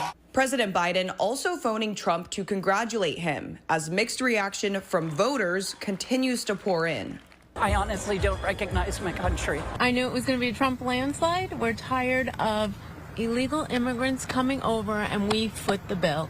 Meantime, Donald Trump kept a low profile, staying out of the public eye after addressing supporters during the wee hours of Wednesday morning. His first day as president-elect spent receiving congratulatory phone calls from world leaders, while beginning the process of soon running the government. New York Governor Kathy Hochul weighing in on Trump's win, pledging to work with the incoming administration to an extent. I will be very clear. While we honor the results of this election, that does not mean we'll accept an agenda from Washington that strips away the rights that New Yorkers have long enjoyed. That right there, Madison Scarpino with Fox News. She joined us live a bit earlier on to break down all of the latest details as the election has gone to former President Trump, who is now President-elect Trump. We are waiting on a shot from outside the White House over in the Rose Garden, as any moment now we will hear from President Biden addressing the nation here after the results of those elections. We do know, of course, that we heard from Vice President Kamala Harris yesterday over at Howard University as she did concede the race. She said she had spoken with Donald Trump and had promised a peaceful transition of power. We also know that Trump has accepted an invitation from Biden to meet at the White House to discuss that very same topic. Now, after we did hear Trump actually become the president-elect, winning Alaska's electoral votes there, we heard from Alaska's governor. Do you want to pop up the audio and listen to those brief comments, about 4 minutes in length? Good morning, Alaska. Well, it's the day after the election, the big election. This has probably occupied most of our time here in the state of Alaska, as well as across this country and the world. Very important election. And we now have a new president, a peaceful transfer of power. You know, it's interesting, some of you may know this, but I read a lot of history. And Benjamin Franklin once said, right after the Constitutional Convention, in response to a question, you know, what do we have, Mr. Franklin, in terms of what type of country do we have as they were forming it? And he yelled back to the crowd, we have a republic, if you can keep it. Well, last night you demonstrated that we can keep it. Many, many, many of you voted, more so than it seems like in years past. Early voting was phenomenal. And I want to thank each and every one of you, because this thing we call America, this enterprise we call America, doesn't happen without you.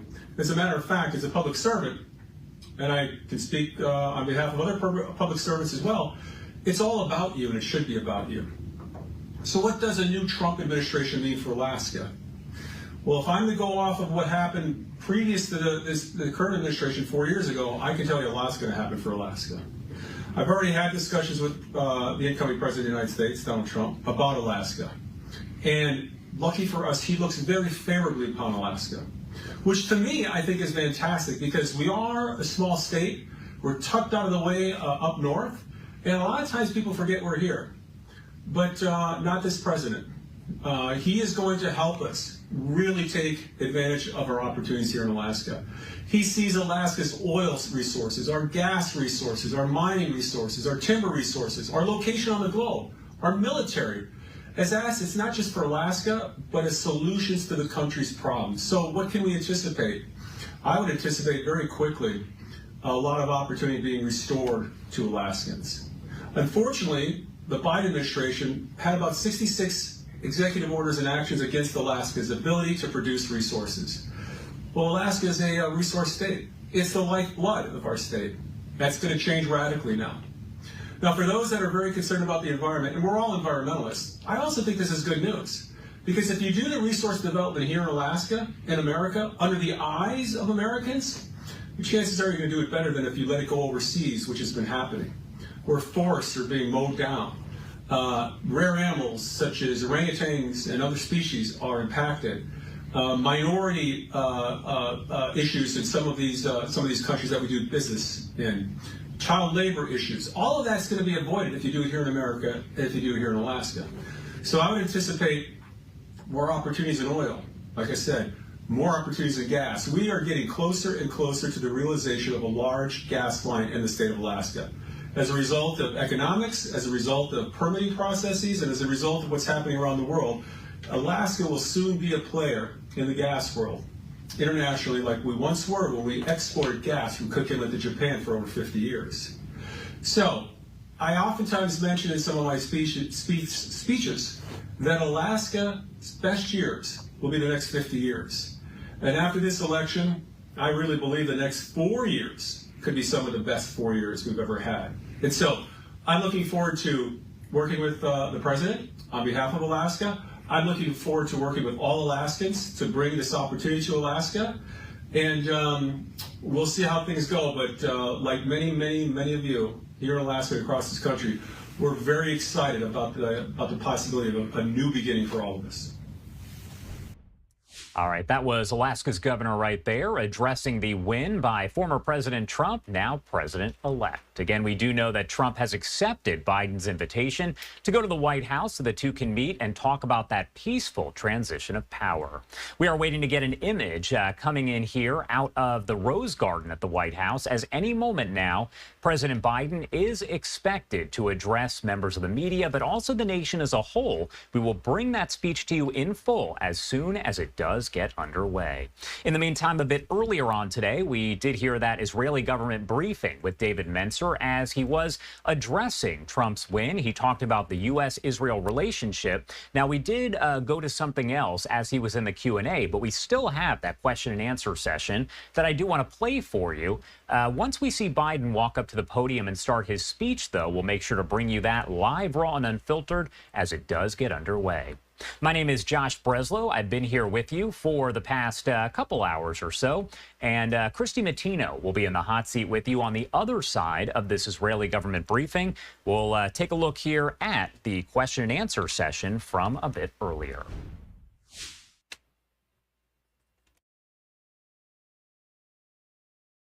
Developed tunnels and staging posts for the invasion of this country. Now, Itai, we have provided evidence of this. We have shown you the huge tunnel networks, the plans called Operation Conquer the Galilee, whereby Hezbollah built up ammunition and weapons, and heavy weapons as well, and missiles in those southern villages, not to protect those villages, but to invade this country.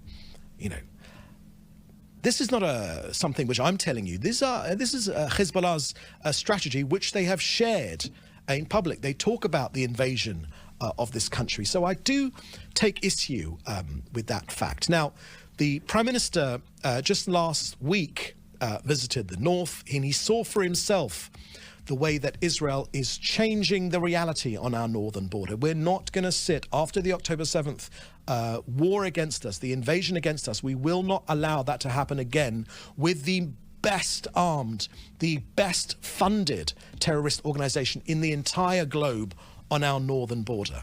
The Prime Minister met and saw for himself the heroic and the brave work of Israel's army on the ground, eliminating entire underground terrorist networks that Hezbollah had prepared to raid the Galilee. and carry out an even bigger massacre than the one that occurred in Israel. So we've prevented that from happening. Not because we have anything against Lebanese people, of course not. We've pushed them out, or we've encouraged them to go out of harm's way in every single way you can possibly imagine. On the internet, on radio broadcasts, with emails, with text messages, with phone calls, millions of phone calls to get people out of harm's way. And we've said to them, once we have completed the clearing of Hezbollah from our northern border, then Lebanese civilians will be able to come back into to their own homes. We've prevented that attack, but we are, of course, attacking Hezbollah, not the Lebanese people in these areas. The Prime Minister has said, without an agreement, whether there's an agreement or not, the key to restoring calm and security in our north, the key to returning all the residents of our north to their homes, is through a three-point plan. First of all, to push Hezbollah beyond the Litani River. Second, to strike at any attempt for Hezbollah to rearm itself. We will not allow that to happen, no more. And third is to respond vigorously to any attempt against us. So, I put this simply, it is about enforcement, it is about enforcement, it is about enforcement. There are UN resolutions, 1701. They say very, very clearly, Hezbollah should not be there. The sovereign army of the Lebanese government should be in the place between our northern border and the Litani River. So we will cut off Hezbollah's pipeline from Iran. Very often it goes through Syria as well. So I think that answers your question comprehensively. Right, next question here I can see is from Fred Ager from,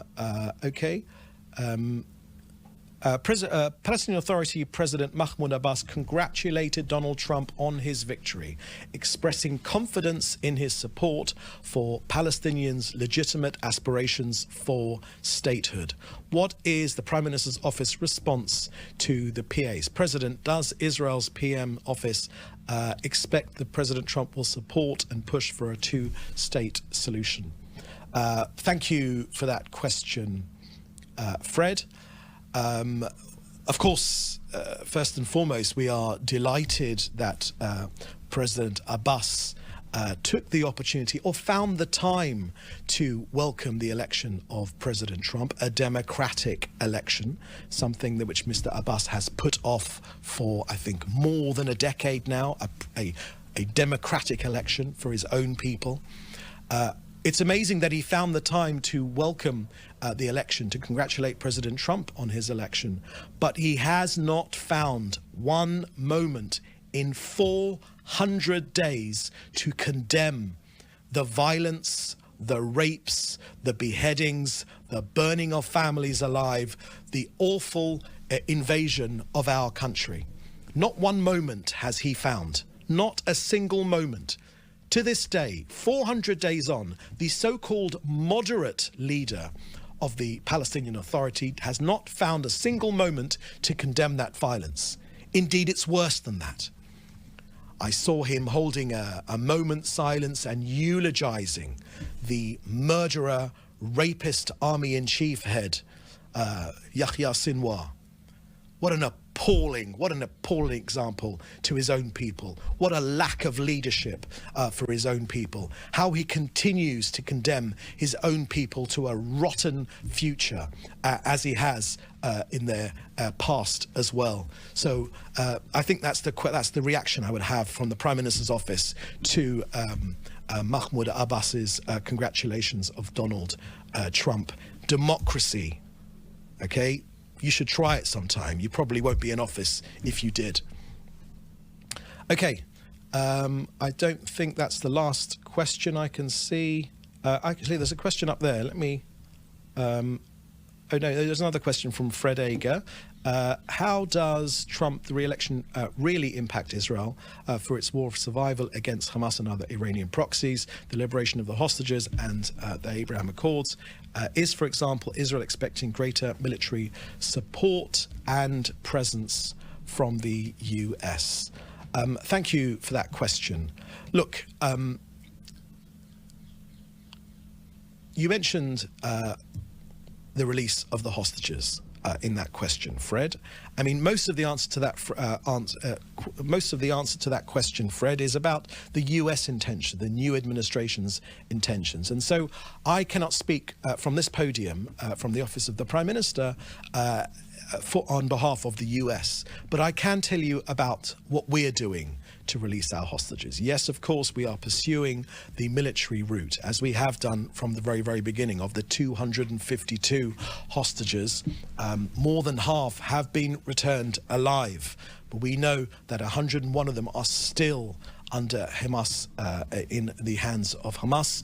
36 of them, unfortunately, have been killed by Hamas, and their families have been informed from the information that we have. But when it comes to the negotiations route, the Mossad director David Barnea last week returned from Doha, where he met with the director of the CIA and the Prime Minister of Qatar. I can share with you that the sides discussed a new unified framework that integrates previous proposals and also takes into account the main issues and recent developments in the region.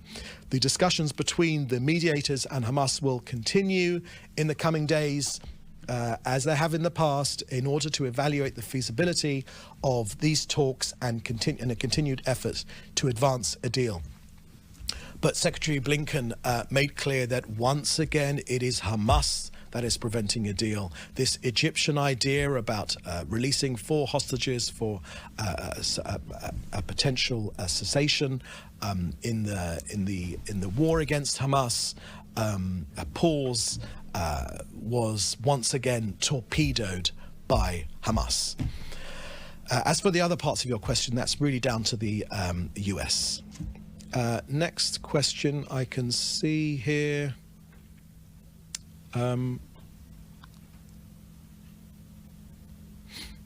Okay, one more question from me. Let me just see here. I've read that one. Okay. There's another one from Celine at Sky News. Brigadier General Itzik Cohen also added in the same media briefing previously mentioned that humanitarian aid would be allowed to regularly enter the south of the territory, but not to the north, since there are no more civilians left. You mentioned that there are 4 large bakeries operating in the north. Can you explain the discrepancy here? Thank you for that question, Celine. That's a question for COGAT, Israel's coordination body, which gets aid, more than a million tons of aid into Gaza. And they'll be able to provide the details of that, and I'm sure they'll be happy to answer that question. In my briefing, I provided some briefing about the bakeries in Gaza, providing those millions of pita loaves. Okay, so that is the last question I can see here. Thank you for joining us. The next briefing will be next week. In the meantime, please do stay safe. You're welcome to get in touch in the usual way to deal with your questions. So thank you for joining us, and thank you. Bye-bye.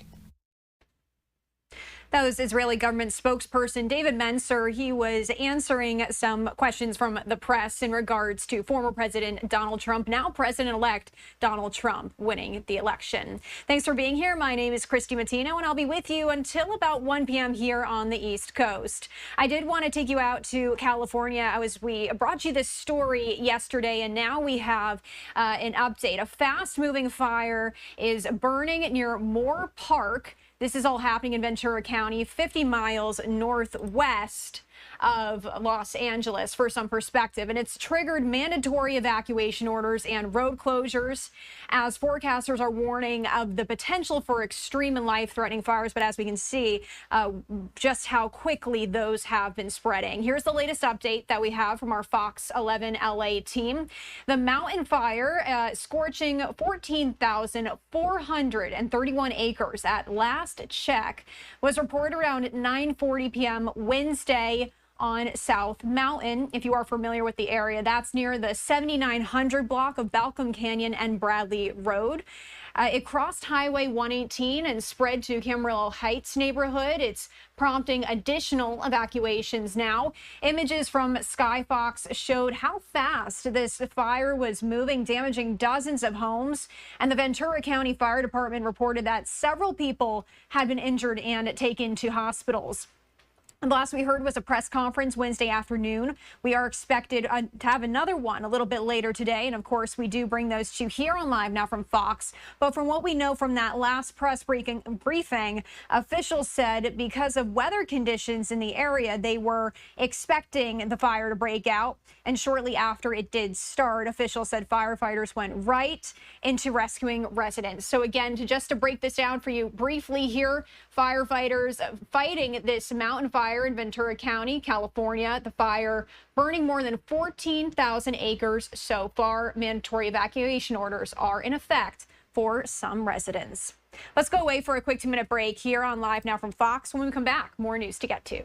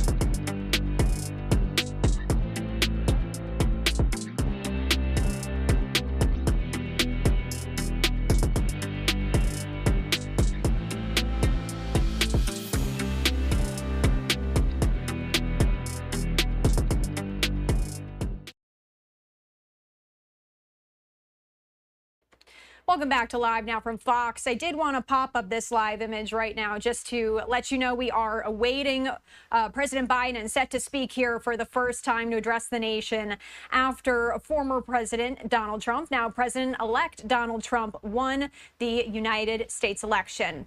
We are going to keep an eye on that for you. When we do see him step up, we will pivot. But for right now, we did want to talk about another headline related to former President Donald Trump, and that is what is going to happen to him with these criminal trials. Trump's presidential victory essentially will end the criminal cases brought against him for at least the 4 years that he is in the White House.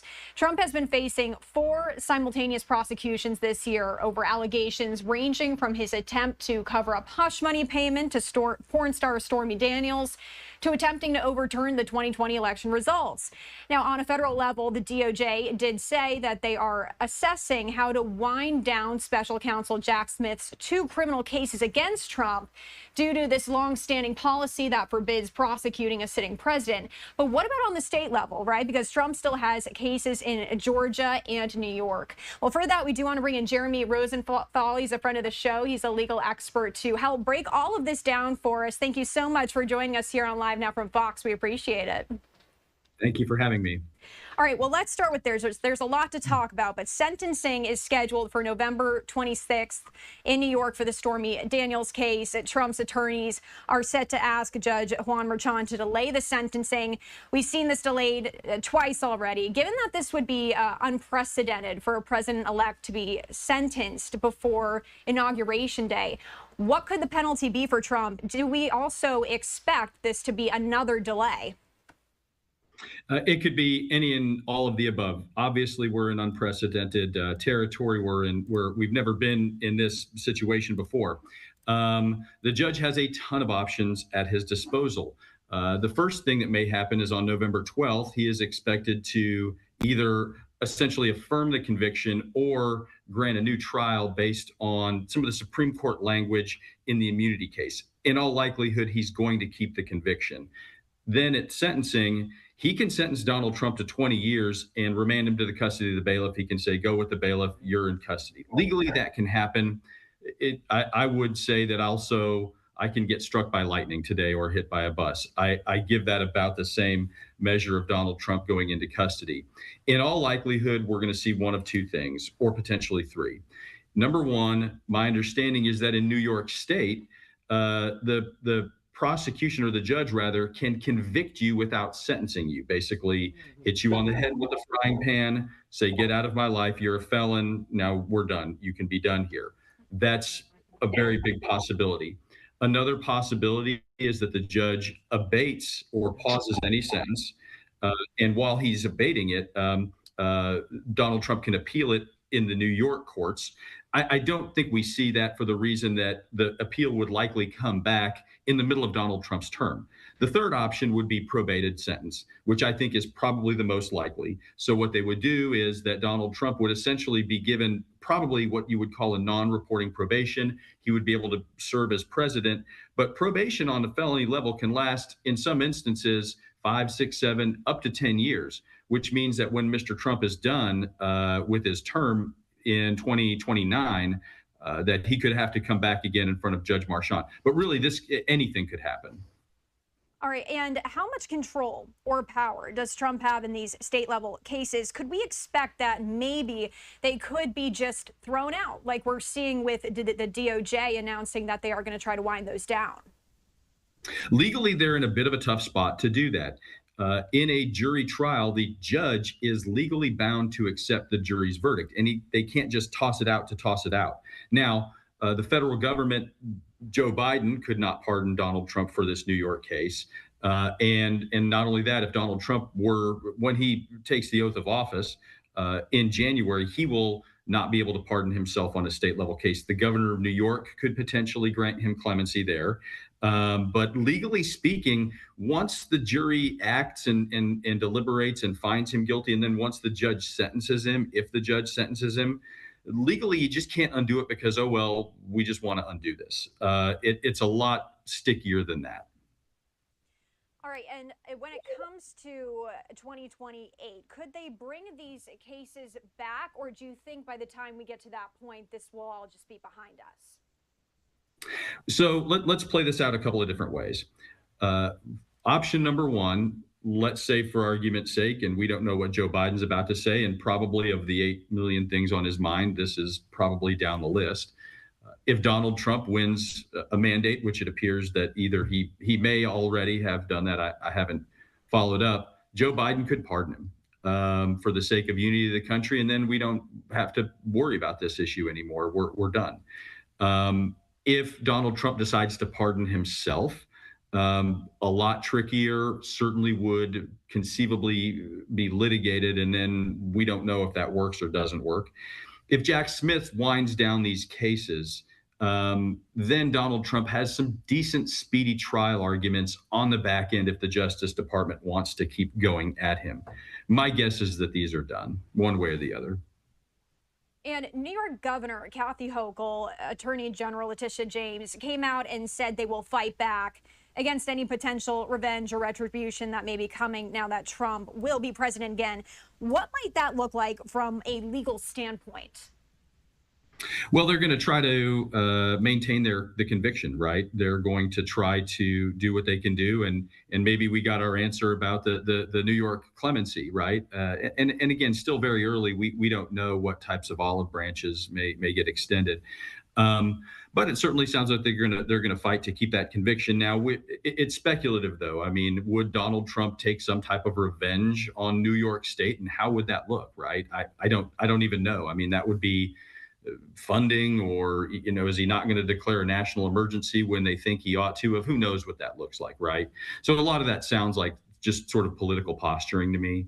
But legally, if the parties are entrenched, and if New York State wants to maintain this, then that's certainly their prerogative. That's what we do as a dual sovereignty.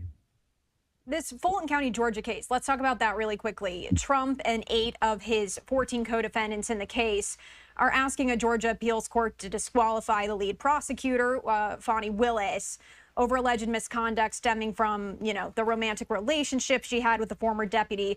Those oral arguments are scheduled for December 5th. If that fails, what comes next? And if it doesn't fail, what comes next? It's a lot like the New York case, right? And this case is super stuck in the mud right now. They're on appeal on this romantic issue. Fani Willis did get reelected this last week, so she's not going anywhere. And yeah, they can try to bring it back. And again, in these instances, it's very extraordinary in the sense that Judge Marchand in New York and Fani Willis in Fulton County, these are not people who were elected or appointed really to look out for the national interest, right? They're elected as a district judge of Manhattan. The person in Donald Trump's case before him may have been a habitual alcoholic and had 7 DWIs or something like that. And now we're dealing with the president of the United States. So the fate of the free world really isn't what you're electing the Fulton County DA for, is it? But yet that's where we find ourselves. And that's going to be some of the pressure that I think that they're going to face. And I think they're going to have some very important decisions to make about the future of the country, in addition to their role as the chief law enforcement officer in those areas. Again, highly unique. And you would just hope that obviously part of their discretion is going to be the national interest. One of my last questions for you, any chance Biden would pardon Trump? We'll see. I mean, it is a pardon is a two-way street a little bit. And a pardon has to be accepted by the other person. And if I'm Joe Biden... I'm so sorry to cut you off. Biden is up, so we're going to pivot to that right now. Thank you for joining. Hey, have a great morning. All right, let's turn over to President Biden. And the staff together here. Thank you.